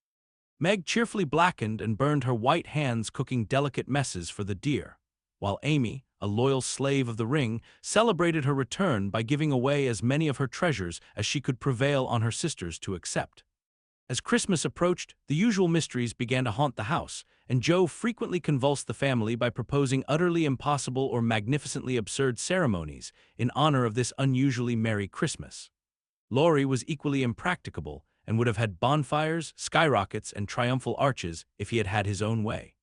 After many skirmishes and snubbings, the ambitious pair were considered effectually quenched and went about with forlorn faces, which were rather belied by explosions of laughter when the two got together. Several days of unusually mild weather fitly ushered in a splendid Christmas day. Hannah felt in her bones that it was going to be an unusually fine day, and she proved herself a true prophetess, for everybody and everything seemed bound to produce a grand success. To begin with, Mr. March wrote that he should soon be with them. Then BETH felt uncommonly well that morning, and being dressed in her mother's gift, a soft crimson merino wrapper, was borne in high triumph to the window to behold the offering of Joe and Laurie.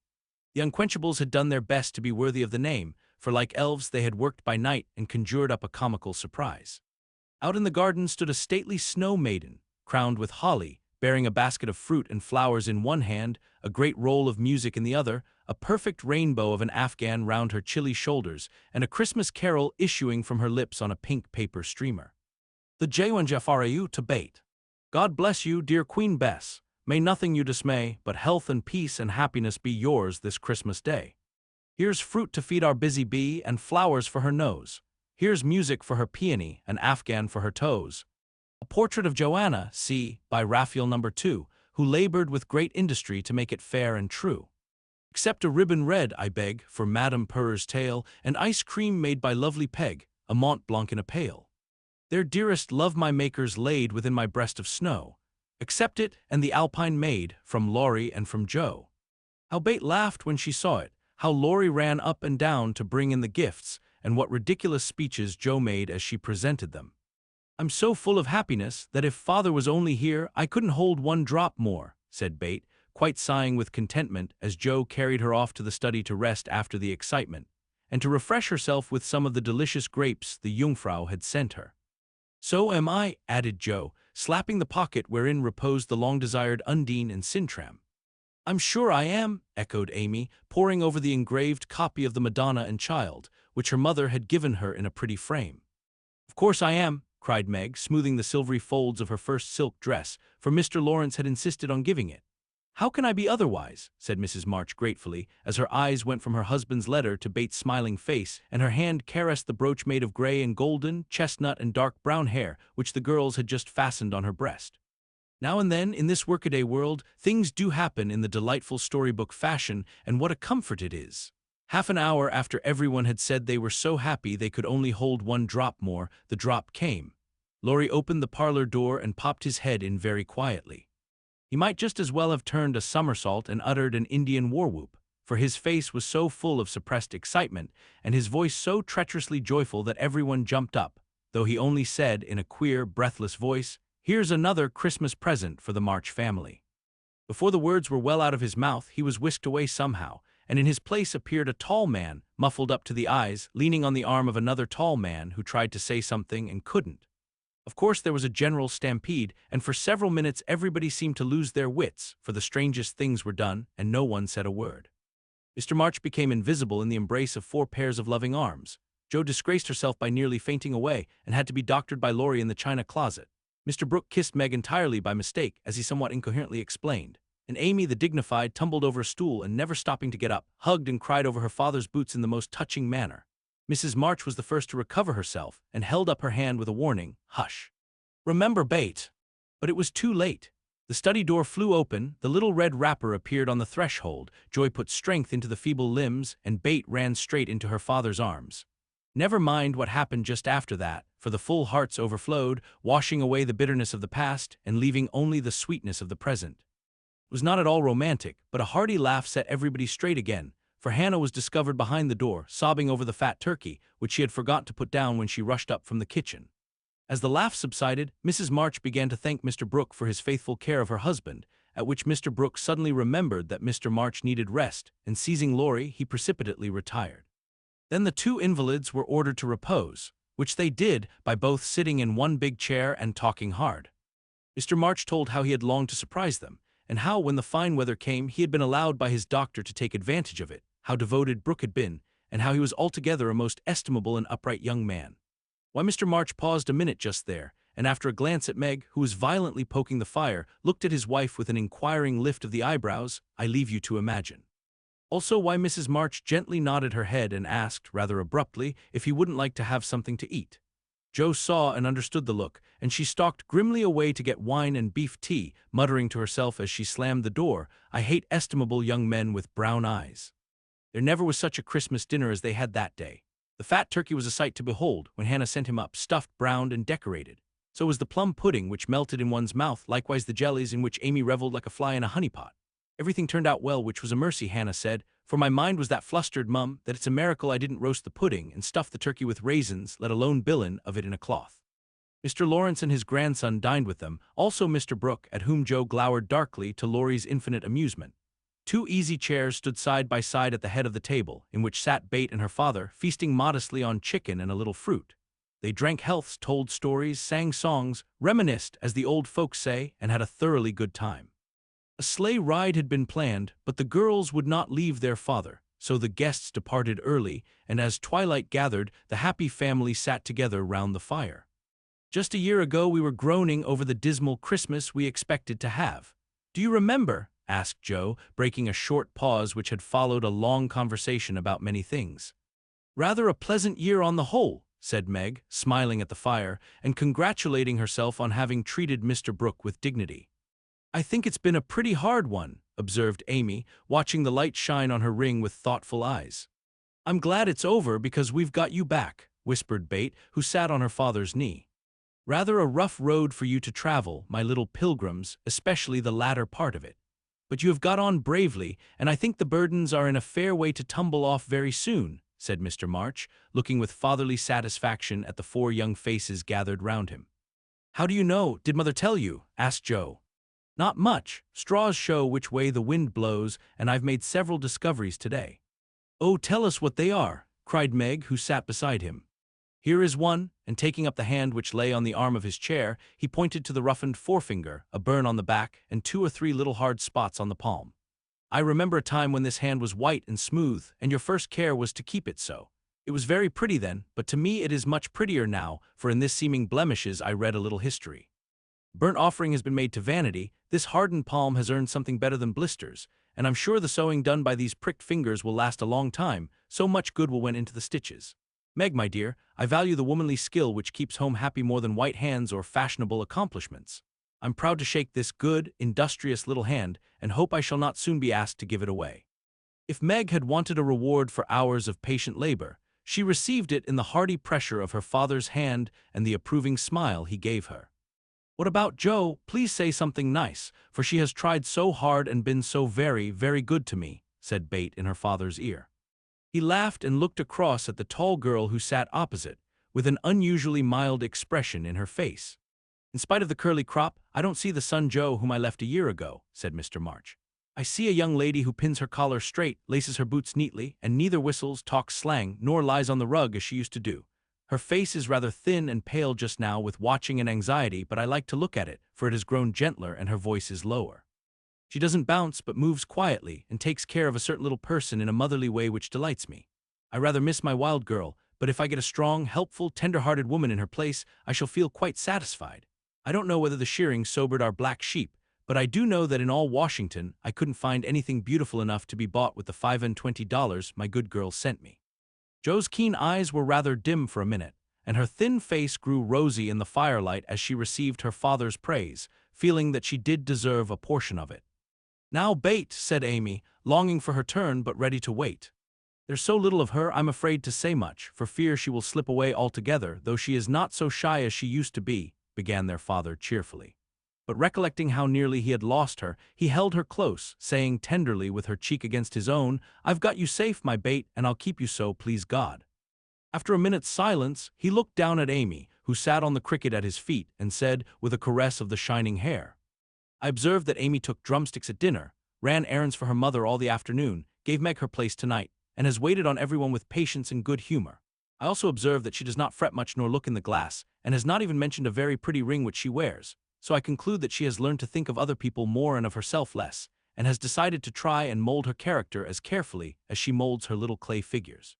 I am glad of this, for though I should be very proud of a graceful statue made by her, I shall be infinitely prouder of a lovable daughter with a talent for making life beautiful to herself and others." "What are you thinking of, BETH?" asked Joe, when Amy had thanked her father and told about her ring. "I read in Pilgrim's Progress today how, after many troubles, Christian and Hopeful came to a pleasant green meadow where lilies bloomed all year round, and there they rested happily, as we do now, before they went on to their journey's end," answered BETH, adding, as she slipped out of her father's arms and went to the instrument, "It's singing time now, and I want to be in my old place. I'll try to sing the song of the shepherd boy which the pilgrims heard. I made the music for father because he likes the verses." So, sitting at the dear little piano, BETH softly touched the keys, and in the sweet voice they had never thought to hear again, sang to her own accompaniment the quaint hymn, which was a singularly fitting song for her. "He that is down need fear no fall, he that is low no pride. He that is humble ever shall have God to be his guide. I am content with what I have, little be it or much, and Lord, contentment still I crave because thou savest such. Fallenness to them a burden is that go on pilgrimage. Here little and hereafter bliss is best from age to age." Chapter 23. Aunt March settles the question. Like bees swarming after their queen, mother and daughters hovered about Mr. March the next day, neglecting everything to look at, wait upon, and listen to the new invalid, who was in a fair way to be killed by kindness. As he sat propped up in a big chair by BETH's sofa, with the other three close by, and Hannah popping in her head now and then to peek at the dear man, nothing seemed needed to complete their happiness. Something was needed, and the elder ones felt it, though none confessed the fact. Mr. and Mrs. March looked at one another with an anxious expression as their eyes followed Meg. Joe had sudden fits of sobriety and was seen to shake her fist at Mr. Brooks' umbrella, which had been left in the hall. Meg was absent-minded, shy, and silent, started when the bell rang, and colored when John's name was mentioned. Amy said everyone seemed waiting for something and couldn't settle down, which was queer, since father was safe at home, and BETH innocently wondered why their neighbors didn't run over as usual. Laurie went by in the afternoon, and seeing Meg at the window, seemed suddenly possessed with a melodramatic fit, for he fell down on one knee in the snow, beat his breast, tore his hair, and clasped his hands imploringly, as if begging some boon. And when Meg told him to behave himself and go away, he wrung imaginary tears out of his handkerchief and staggered round the corner as if in utter despair. "What does the goose mean?" said Meg, laughing and trying to look unconscious. "He's showing you how your John will go on by and by. Touching, isn't it?" answered Joe scornfully. "Don't say my John, it isn't proper or true," but Meg's voice lingered over the words as if they sounded pleasant to her. "Please don't plague me, Joe. I've told you I don't care much about him, and there isn't to be anything said, but we are all to be friendly and go on as before." "We can't, for something has been said, and Laurie's mischief has spoiled you for me. I see it, and so does mother. You are not like your old self a bit and seem ever so far away from me.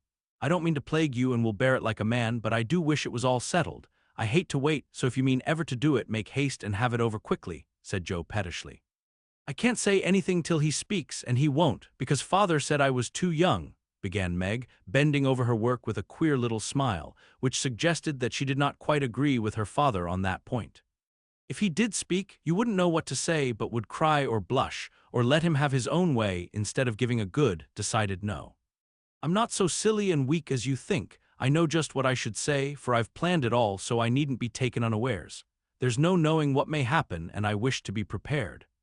Joe couldn't help smiling at the important air which Meg had unconsciously assumed, and which was as becoming as the pretty color varying in her cheeks. "Would you mind telling me what you'd say?" asked Joe more respectfully. "Not at all. You are 16 now, quite old enough to be my confidant, and my experience will be useful to you by and by, perhaps, in your own affairs of this sort. Don't mean to have any.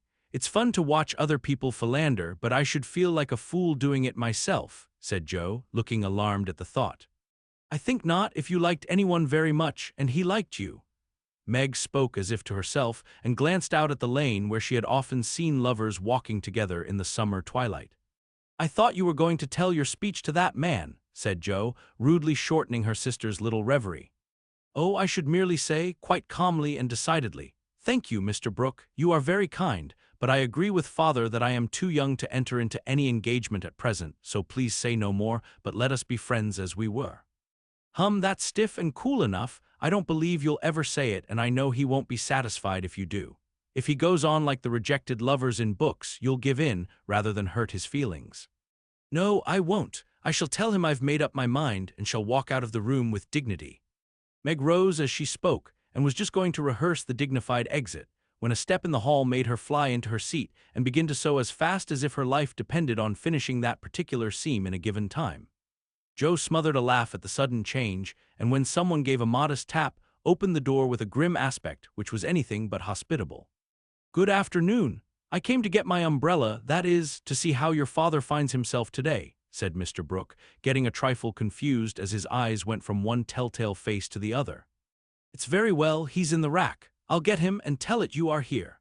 And having jumbled her father and the umbrella well together in her reply, Jo slipped out of the room to give Meg a chance to make her speech and air her dignity. But the instant she vanished, Meg began to sidle toward the door, murmuring, "Mother will like to see you. Pray sit down, I'll call her." "Don't go, are you afraid of me, Margaret?" And Mr. Brooke looked so hurt that Meg thought she must have done something very rude. She blushed up to the little curls on her forehead, for he had never called her Margaret before, and she was surprised to find how natural and sweet it seemed to hear him say it.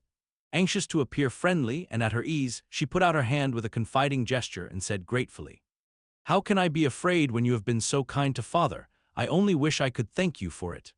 "Shall I tell you how?" asked Mr. Brooke, holding the small hand fast in both his own and looking down at Meg with so much love in the brown eyes that her heart began to flutter, and she both longed to run away and to stop and listen. "Oh no, please don't, I'd rather not," she said, trying to withdraw her hand and looking frightened in spite of her denial. "I won't trouble you, I only want to know if you care for me a little, Meg. I love you so much, dear," added Mr. Brooke tenderly. This was the moment for the calm, proper speech, but Meg didn't make it. She forgot every word of it, hung her head, and answered, "I don't know," so softly that John had to stoop down to catch the foolish little reply. He seemed to think it was worth the trouble, for he smiled to himself as if quite satisfied, pressed the plump hand gratefully, and said in his most persuasive tone, "Will you try and find out? I want to know so much, for I can't go to work with any heart until I learn whether I am to have my reward in the end or not." "I'm too young," faltered Meg, wondering why she was so fluttered, yet rather enjoying it. "I'll wait, and in the meantime you could be learning to like me. Would it be a very hard lesson, dear?" "Not if I chose to learn it, but—" "Please choose to learn, Meg. I love to teach, and this is easier than German," broke in John, getting possession of the other hand, so that she had no way of hiding her face as he bent to look into it. His tone was properly beseeching, but stealing a shy look at him, Meg saw that his eyes were merry as well as tender, and that he wore the satisfied smile of one who had no doubt of his success. This nettled her. Annie Moffat's foolish lessons in coquetry came into her mind, and the love of power, which sleeps in the bosoms of the best of little women, woke up all of a sudden and took possession of her. She felt excited and strange, and not knowing what else to do, followed a capricious impulse, and withdrawing her hands, said petulantly, "I don't choose. Please go away and let me be." Poor Mr. Brooke looked as if his lovely castle in the air was tumbling about his ears, for he had never seen Meg in such a mood before, and it rather bewildered him. "Do you really mean that?" he asked anxiously, following her as she walked away. "Yes, I do. I don't want to be worried about such things. Father says I needn't, it's too soon, and I'd rather not."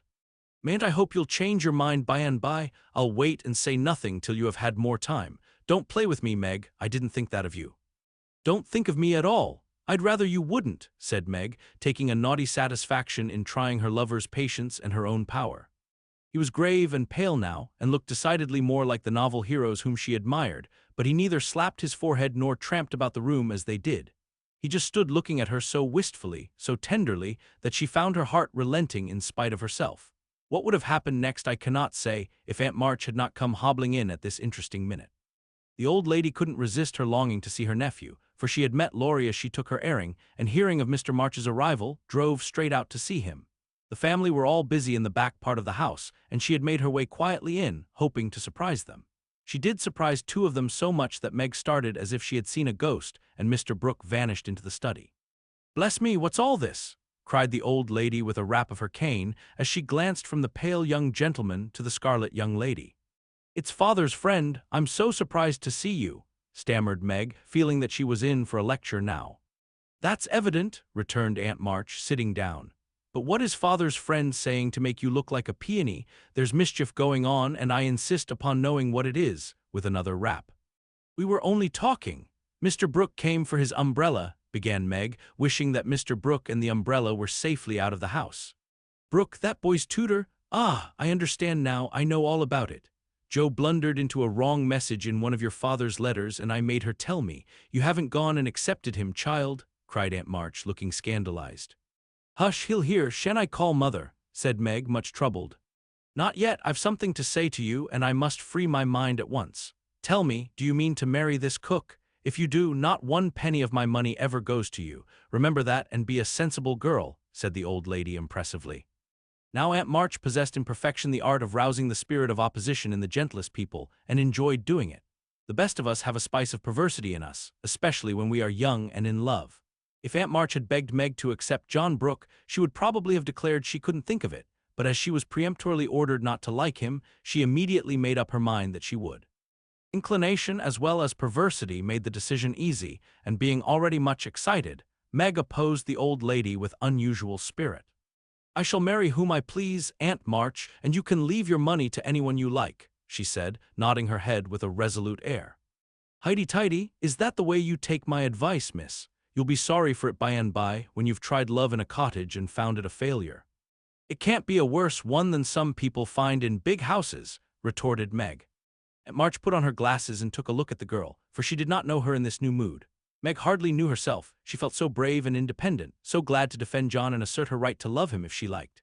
Aunt March saw that she had begun wrong, and after a little pause made a fresh start, saying as mildly as she could, "Now Meg, my dear, be reasonable and take my advice.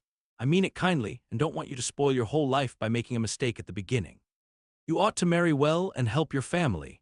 It's your duty to make a rich match, and it ought to be impressed upon you.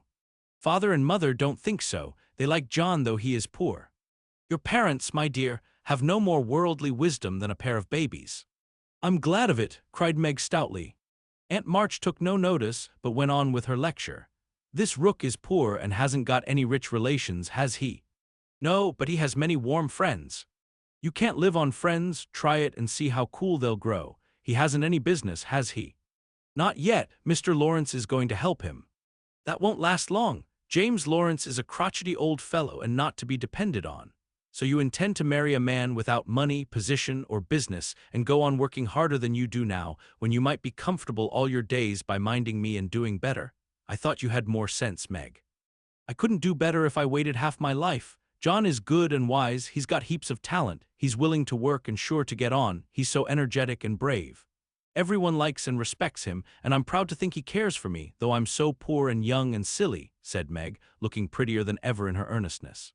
"He knows you have got rich relations, child. That's the secret of his liking, I suspect." "Aunt March, how dare you say such a thing? John is above such meanness, and I won't listen to you a minute if you talk so," cried Meg indignantly, forgetting everything but the injustice of the old lady's suspicions. "My John wouldn't marry for money any more than I would. We are willing to work and we mean to wait. I'm not afraid of being poor, for I've been happy so far, and I know I shall be with him because he loves me and I—" Meg stopped there, remembering all of a sudden that she hadn't made up her mind, that she had told her John to go away, and that he might be overhearing her inconsistent remarks.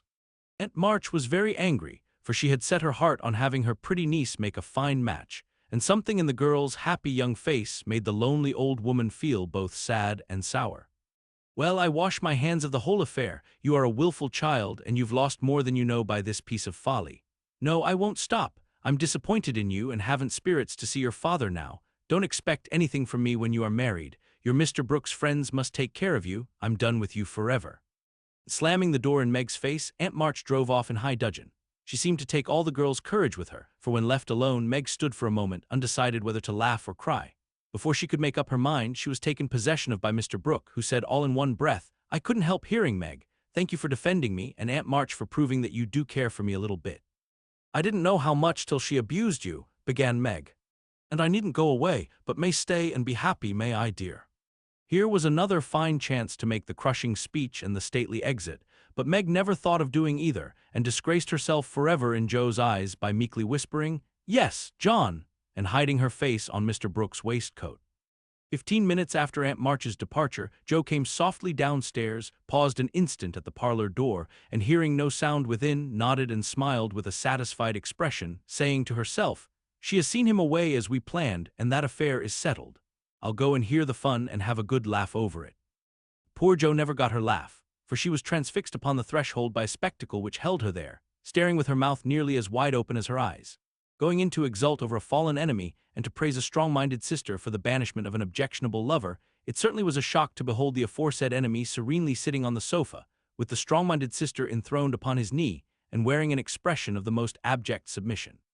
Jo gave a sort of gasp, as if a cold shower bath had suddenly fallen upon her, for such an unexpected turning of the tables actually took her breath away.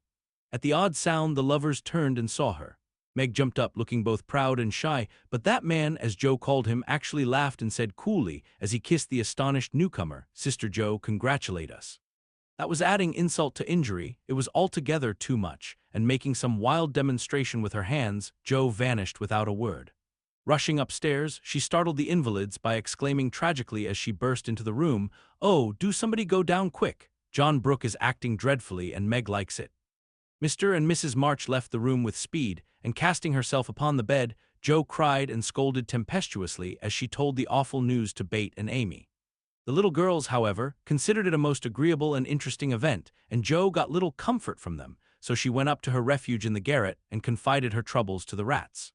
Nobody ever knew what went on in the parlor that afternoon, but a great deal of talking was done, and quiet Mr. Brooke astonished his friends by the eloquence and spirit with which he pleaded his suit, told his plans, and persuaded them to arrange everything just as he wanted it. The tea bell rang before he had finished describing the paradise which he meant to earn for Meg, and he proudly took her in to supper, both looking so happy that Jo hadn't the heart to be jealous or dismal.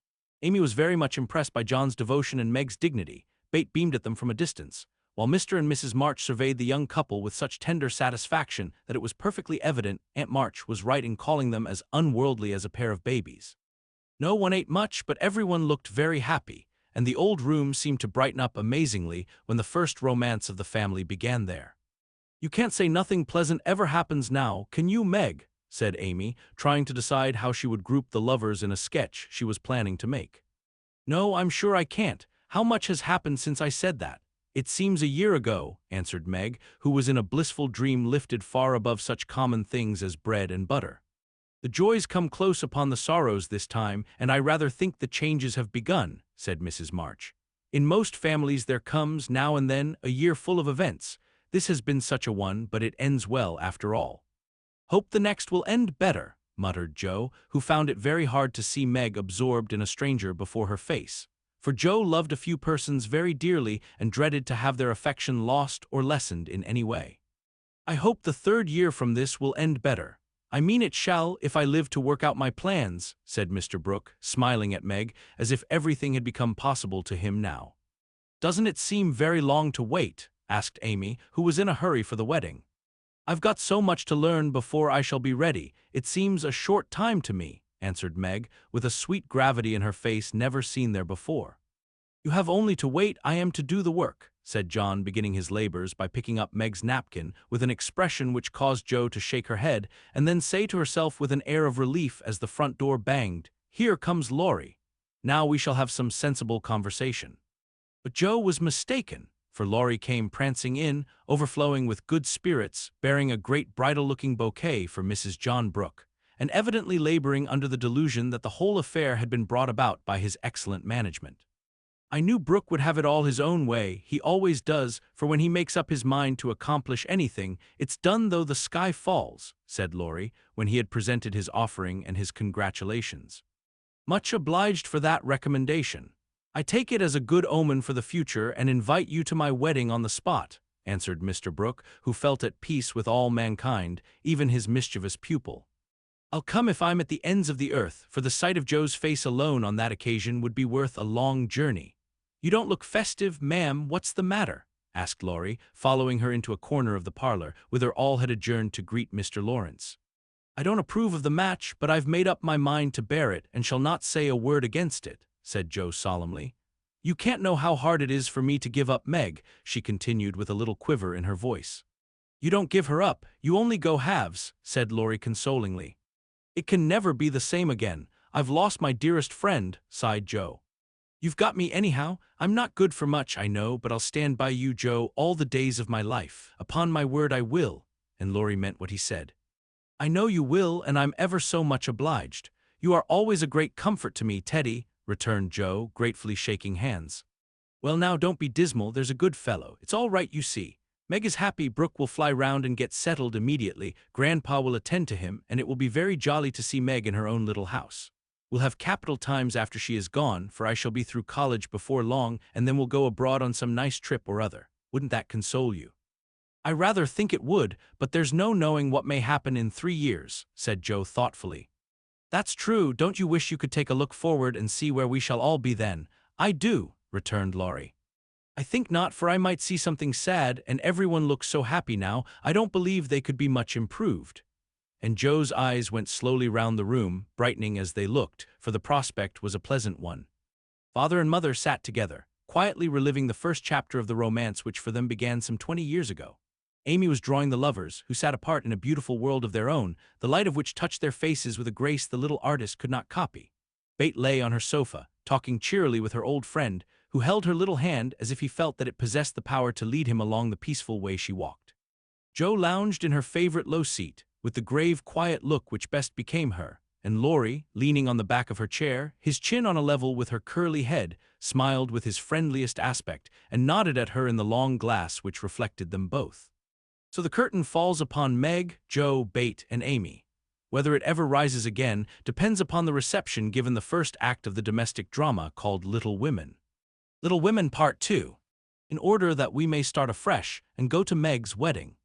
Chapter 24. Gossip. In order that we may start afresh and go to Meg's wedding with free minds, it will be well to begin with a little gossip about the Marches. And here let me premise that if any of the elders think there is too much lovering in the story, as I fear they may, I'm not afraid the young folks will make that objection. I can only say with Mrs. March, what can you expect when I have 4 gay girls in the house and a dashing young neighbor over the way? The 3 years that have passed have brought but few changes to the quiet family. The war is over, and Mr. March safely at home, busy with his books in the small parish which found in him a minister by nature as by grace, a quiet, studious man, rich in the wisdom that is better than learning, the charity which calls all mankind brother, the piety that blossoms into character, making it august and lovely. These attributes, in spite of poverty and the strict integrity which shut him out from the more worldly successes, attracted to him many admirable persons, as naturally as sweet herbs draw bees, and as naturally he gave them the honey into which 50 years of hard experience had distilled no bitter drop. Earnest young men found the gray-headed scholar as young at heart as they. Thoughtful or troubled women instinctively brought their doubts to him, sure of finding the gentlest sympathy, the wisest counsel. Sinners told their sins to the pure-hearted old man and were both rebuked and saved. Gifted men found a companion in him. Ambitious men caught glimpses of nobler ambitions than their own, and even worldlings confessed that his beliefs were beautiful and true, although they wouldn't pay. To outsiders, the 5 energetic women seemed to rule the house, and so they did in many things, but the quiet scholar sitting among his books was still the head of the family, the household conscience, anchor, and comforter, for to him the busy, anxious women always turned in troublous times, finding him in the truest sense of those sacred words, husband and father.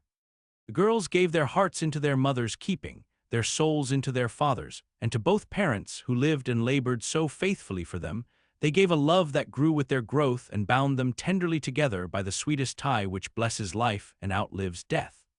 Mrs. March is as brisk and cheery, though rather grayer than when we saw her last, and just now so absorbed in Meg's affairs that the hospitals and homes, still full of wounded boys and soldiers' widows, decidedly missed the motherly missionaries' visits. John Brooke did his duty manfully for a year, got wounded, was sent home and not allowed to return. He received no stars or bars, but he deserved them, for he cheerfully risked all he had, and life and love are very precious when both are in full bloom. Perfectly resigned to his discharge, he devoted himself to getting well, preparing for business, and earning a home for Meg.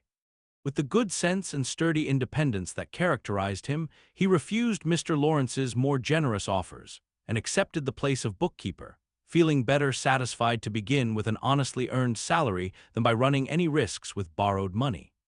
Meg had spent the time in working as well as waiting, growing womanly in character, wise in housewifely arts, and prettier than ever, for love is a great beautifier. She had her girlish ambitions and hopes, and felt some disappointment at the humble way in which the new life must begin. Ned Moffat had just married Sally Gardiner, and Meg couldn't help contrasting their fine house and carriage, many gifts, and splendid outfit with her own, and secretly wishing she could have the same. Somehow envy and discontent soon vanished when she thought of all the patient love and labor John had put into the little home awaiting her. And when they sat together in the twilight, talking over their small plans, the future always grew so beautiful and bright that she forgot Sally's splendor and felt herself the richest, happiest girl in Christendom.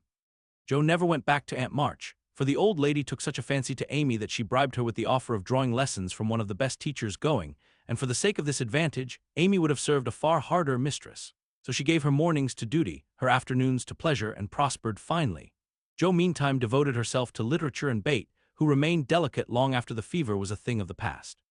Not an invalid exactly, but never again the rosy, healthy creature she had been, yet always hopeful, happy, and serene, and busy with the quiet duties she loved, everyone's friend and an angel in the house, long before those who loved her most had learned to know it. As long as the Spread Eagle paid her $1 a column for her rubbish, as she called it, Jo felt herself a woman of means and spun her little romances diligently. But great plans fermented in her busy brain and ambitious mind, and the old tin kitchen in the garret held a slowly increasing pile of blotted manuscript, which was one day to place the name of March upon the roll of fame. Laurie, having dutifully gone to college to please his grandfather, was now getting through it in the easiest possible manner to please himself. Universal favorite, thanks to money, manners, much talent, and the kindest heart that ever got its owner in scrapes by trying to get other people out of them, he stood in great danger of being spoiled, and probably would have been like many another promising boy if he had not possessed a talisman against evil in the memory of the kind old man who was bound up in his success, the motherly friend who watched over him as if he were her son, and last, but not least by any means, the knowledge that 4 innocent girls loved, admired, and believed in him with all their hearts. Being only a glorious human boy, of course he frolicked and flirted, grew dandified, aquatic, sentimental, or gymnastic, as college fashions ordained, hazed and was hazed, talked slang, and more than once came perilously near suspension and expulsion. But as high spirits and the love of fun were the causes of these pranks, he always managed to save himself by frank confession, honorable atonement, or the irresistible power of persuasion which he possessed in perfection. In fact, he rather prided himself on his narrow escapes, and liked to thrill the girls with graphic accounts of his triumphs over wrathful tutors, dignified professors, and vanquished enemies. The men of my class were heroes in the eyes of the girls, who never wearied of the exploits of our fellows, and were frequently allowed to bask in the smiles of these great creatures when Laurie brought them home with him. Amy especially enjoyed this high honor and became quite a belle among them, for her ladyship early felt and learned to use the gift of fascination with which she was endowed. Meg was too much absorbed in her private and particular John to care for any other lords of creation, and Bate too shy to do more than peep at them and wonder how Amy dared to order them about so. But Jo felt quite in her own element, and found it very difficult to refrain from imitating the gentlemanly attitudes, phrases, and feats, which seemed more natural to her than the decorums prescribed for young ladies. They all liked Jo immensely, but never fell in love with her, though very few escaped without paying the tribute of a sentimental sigh or two at Amy's shrine. And speaking of sentiment brings us very naturally to the Dovecote. That was the name of the little brown house Mr. Brooke had prepared for Meg's first home. Laurie had christened it, saying it was highly appropriate to the gentle lovers who went on together like a pair of turtle doves, with first a bill and then a coo. It was a tiny house, with a little garden behind and a lawn about as big as a pocket handkerchief in the front. Here Meg meant to have a fountain, shrubbery, and a profusion of lovely flowers, though just at present the fountain was represented by a weather-beaten urn, very like a dilapidated slop bowl. The shrubbery consisted of several young larches, undecided whether to live or die, and the profusion of flowers was merely hinted by regiments of sticks to show where seeds were planted. But inside it was altogether charming, and the happy bride saw no fault from garret to cellar. To be sure, the hall was so narrow it was fortunate that they had no piano, for one never could have been got in whole. The dining room was so small that 6 people were a tight fit, and the kitchen stairs seemed built for the express purpose of precipitating both servants and china pell-mell into the coal bin. But once get used to these slight blemishes, and nothing could be more complete, for good sense and good taste had presided over the furnishing, and the result was highly satisfactory. There were no marble-topped tables, long mirrors, or lace curtains in the little parlor, but simple furniture, plenty of books, a fine picture or two, a stand of flowers in the bay window, and scattered all about, the pretty gifts which came from friendly hands and were the fairer for the loving messages they brought. I don't think the Parian Psyche Laurie gave lost any of its beauty, because John put up the bracket it stood upon, that any upholsterer could have draped the plain muslin curtains more gracefully than Amy's artistic hand, or that any storeroom was ever better provided with good wishes, merry words, and happy hopes than that in which Jo and her mother put away Meg's few boxes, barrels, and bundles. And I am morally certain that the spandy new kitchen never could have looked so cozy and neat if Hannah had not arranged every pot and pan a dozen times over, and laid the fire all ready for lighting them in at me's. Brooke came home. I also doubt if any young matron ever began life with so rich a supply of dusters, holders, and piece bags, for Bate made enough to last till the silver wedding came round, and invented 3 different kinds of dishcloths for the express service of the bridal china. People who hire all these things done for them never know what they lose, for the homeliest tasks get beautified if loving hands do them, and Meg found so many proofs of this that everything in her small nest, from the kitchen roller to the silver vase on her parlor table, was eloquent of home love and tender forethought. What happy times they had planning together, what solemn shopping excursions, what funny mistakes they made, and what shouts of laughter arose over Laurie's ridiculous bargains. In his love of jokes, this young gentleman, though nearly through college, was as much of a boy as ever. His last whim had been to bring with him on his weekly visits some new, useful, and ingenious article for the young housekeeper. Now a bag of remarkable clothespins next, a wonderful nutmeg grater which fell to pieces at the first trial, a knife cleaner that spoiled all the knives, or a sweeper that picked the nap neatly off the carpet and left the dirt, labor-saving soap that took the skin off one's hands, infallible cements which stuck firmly to nothing but the fingers of the deluded buyer, and every kind of tinware from a toy savings bank for odd pennies to a wonderful boiler which would wash articles in its own steam with every prospect of exploding in the process. In vain Meg begged him to stop. John laughed at him, and Joe called him Mr. Toodles. He was possessed with a mania for patronizing Yankee ingenuity and seeing his friends fitly furnished forth, so each week beheld some fresh absurdity. Everything was done at last, even to Amy's arranging different colored soaps to match the different colored rooms and Bates setting the table for the first meal. "Are you satisfied? Does it seem like home, and do you feel as if you should be happy here?" asked Mrs. March, as she and her daughter went through the new kingdom arm in arm, for just then they seemed to cling together more tenderly than ever. "Yes, Mother, perfectly satisfied, thanks to you all, and so happy that I can't talk about it," with a look that was far better than words. "If she only had a servant or two, it would be all right," said Amy, coming out of the parlor, where she had been trying to decide whether the bronze Mercury looked best on the whatnot or the mantelpiece. "Mother and I have talked that over, and I have made up my mind to try her way first. There will be so little to do that with Lottie to run my errands and help me here and there, I shall only have enough work to keep me from getting lazy or homesick," answered Meg tranquilly. "Sally Moffat has 4, began Amy. "If Meg had 4, the house wouldn't hold them, and Master and Mrs. would have to camp in the garden," broke in Joe, who, enveloped in a big blue pinafore, was giving the last polish to the door handles. "Sally isn't a poor man's wife, and many maids are in keeping with her fine establishment. Meg and John begin humbly, but I have a feeling that there will be quite as much happiness in the little house as in the big one. It's a great mistake for young girls like Meg to leave themselves nothing to do but dress, give orders, and gossip.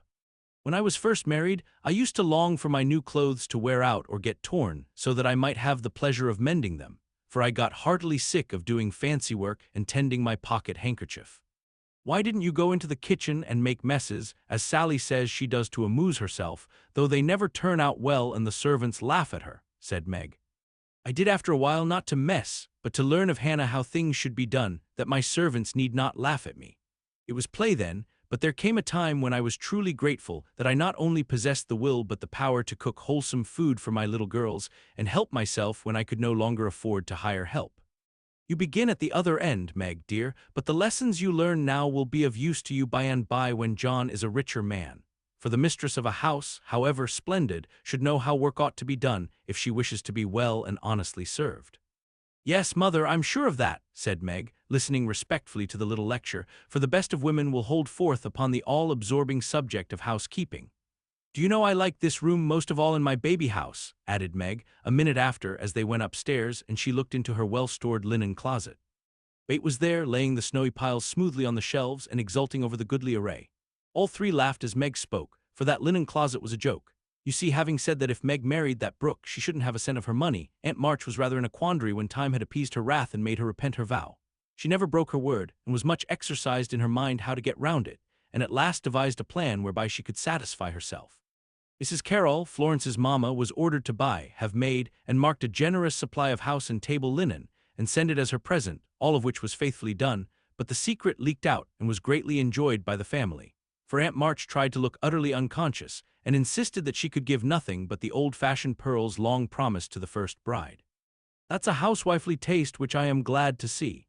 I had a young friend who set up housekeeping with 6 sheets, but she had finger bowls for company and that satisfied her," said Mrs. March, patting the damask tablecloths with a truly feminine appreciation of their fineness. "I haven't a single finger bowl, but this is a set-out that will last me all my days," Hannah says. and Meg looked quite contented, as well she might. A tall, broad-shouldered young fellow, with a cropped head, a felt basin of a hat, and a flyaway coat, came tramping down the road at a great pace, walked over the low fence without stopping to open the gate, straight up to Mrs. March with both hands out and a hearty, "Here I am, mother. Yes, it's all right." The last words were in answer to the look the elder lady gave him, a kindly questioning look which the handsome eyes met so frankly that the little ceremony closed, as usual, with a motherly kiss. For Mrs. John Brooke, with the maker's congratulations and compliments. "Bless you, Bate, what a refreshing spectacle you are, Joe. Amy, you are getting altogether too handsome for a single lady."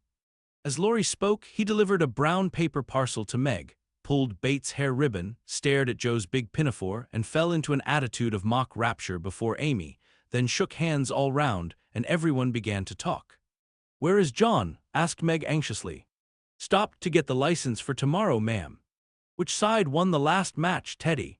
inquired Joe, who persisted in feeling an interest in manly sports despite her 19 years. "Ours, of course. Wish you'd been there to see." "How is the lovely Miss Randall?" asked Amy with a significant smile. "More cruel than ever. Don't you see how I'm pining away?" And Laurie gave his broad chest a sounding slap and heaved a melodramatic sigh. "What's the last joke? Undo the bundle and see, Meg," said Bate, eyeing the knobby parcel with curiosity. "It's a useful thing to have in the house in case of fire or thieves," observed Laurie, as a watchman's rattle appeared amid the laughter of the girls.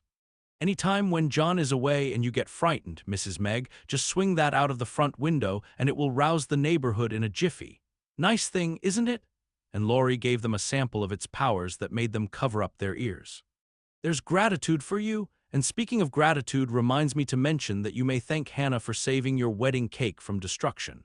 I saw it going into your house as I came by, and if she hadn't defended it manfully I'd have had a pick at it, for it looked like a remarkably plummy one." "I wonder if you will ever grow up, Laurie," said Meg in a matronly tone. "I'm doing my best, ma'am, but can't get much higher, I'm afraid, as 6 feet is about all men can do in these degenerate days," responded the young gentleman, whose head was about level with the little chandelier. "I suppose it would be profanation to eat anything in this spick-and-span bower, so as I'm tremendously hungry, I propose an adjournment," he added presently. "Mother and I are going to wait for John. There are some last things to settle," said Meg, bustling away. "Bate and I are going over to Kitty Bryant's to get more flowers for tomorrow," added Amy, tying a picturesque hat over her picturesque curls and enjoying the effect as much as anybody. "Come, Joe, don't desert a fellow. I'm in such a state of exhaustion I can't get home without help. Don't take off your apron, whatever you do, it's peculiarly becoming," said Laurie, as Joe bestowed his especial aversion in her capacious pocket and offered her arm to support his feeble steps. "Now, Teddy, I want to talk seriously to you about tomorrow," began Joe, as they strolled away together. "You must promise to behave well and not cut up any pranks and spoil our plans." "Not a prank. And don't say funny things when we ought to be sober." "I never do. You are the one for that. And I implore you not to look at me during the ceremony. I shall certainly laugh if you do. You won't see me, you'll be crying so hard that the thick fog round you will obscure the prospect." "I never cry unless for some great affliction. Such as fellows going to college, hey?" cut in Laurie with suggestive laugh. "Don't be a peacock, I only moaned a trifle to keep the girls company." "Exactly. I say, Joe, how is Grandpa this week?" "Pretty amiable." "Very. Why, have you got into a scrape and want to know how he'll take it?" asked Joe rather sharply. "Now, Joe, do you think I'd look your mother in the face and say, 'All right,' if it wasn't?" And Laurie stopped short with an injured air. "No, I don't." "Then don't go and be suspicious. I only want some money," said Laurie, walking on again, appeased by her hearty tone. "You spend a great deal, Teddy." "Bless you, I don't spend it. It spends itself somehow and is gone before I know it. You are so generous and kind-hearted that you let people borrow and can't say no to anyone. We heard about Henshaw and all you did for him. If you always spent money in that way, no one would blame you," said Joe warmly. "Oh, he made a mountain out of a molehill. You wouldn't have me let that fine fellow work himself to death just for want of a little help when he is worth a dozen of us lazy chaps, would you?" "Of course not, but I don't see the use of your having 17 waistcoats, endless neckties, and a new hat every time you come home. I thought you'd got over the dandy period, but every now and then it breaks out in a new spot." Just now it's the fashion to be hideous, to make your head look like a scrubbing brush, wear a straight jacket, orange gloves, and clumping square-toed boots. If it was cheap ugliness, I'd say nothing, but it costs as much as the other, and I don't get any satisfaction out of it. Laurie threw back his head and laughed so heartily at this attack that the felt hat fell off, and Joe walked on it, which insult only afforded him an opportunity for expatiating on the advantages of a rough and ready costume, as he folded up the maltreated hat and stuffed it into his pocket. Don't lecture any more, there's a good soul. I have enough all through the week and like to enjoy myself when I come home. I'll get myself up regardless of expense tomorrow and be a satisfaction to my friends. I'll leave you in peace if you'll only let your hair grow. I'm not aristocratic, but I do object to being seen with a person who looks like a young prize fighter, observed Joe severely. This unassuming style promotes study, that's why we adopt it, returned Laurie, who certainly could not be accused of vanity, having voluntarily sacrificed a handsome curly crop to the demand for quarter-inch-long stubble. By the way, Joe, I think that little Parker is really getting desperate about Amy. He talks of her constantly, writes poetry, and moons about in a most suspicious manner. He'd better nip his little passion in the bud, hadn't he? Added Laurie, in a confidential, elder-brotherly tone, after a minute's silence. Of course he had. We don't want any more marrying in this family for years to come. Mercy on us, what are the children thinking of? And Joe looked as much scandalized as if Amy and little Parker were not yet in their teens. It's a fast age, and I don't know what we are coming to, ma'am. You are a mere infant, but you'll go next, Joe, and we'll be left lamenting, said Laurie, shaking his head over the degeneracy of the times. Don't be alarmed, I'm not one of the agreeable sort. Nobody will want me, and it's a mercy, for there should always be one old maid in a family. You won't give anyone a chance, said Laurie, with a sidelong glance and a little more color than before in his sunburned face. You won't show the soft side of your character, and if a fellow gets a peep at it by accident and can't help showing that he likes it, you treat him as Mrs. Gummidge did her sweetheart, throw cold water over him, and get so thorny no one dares touch or look at you. I don't like that sort of thing. I'm too busy to be worried with nonsense, and I think it's dreadful to break up families so. Now don't say any more about it.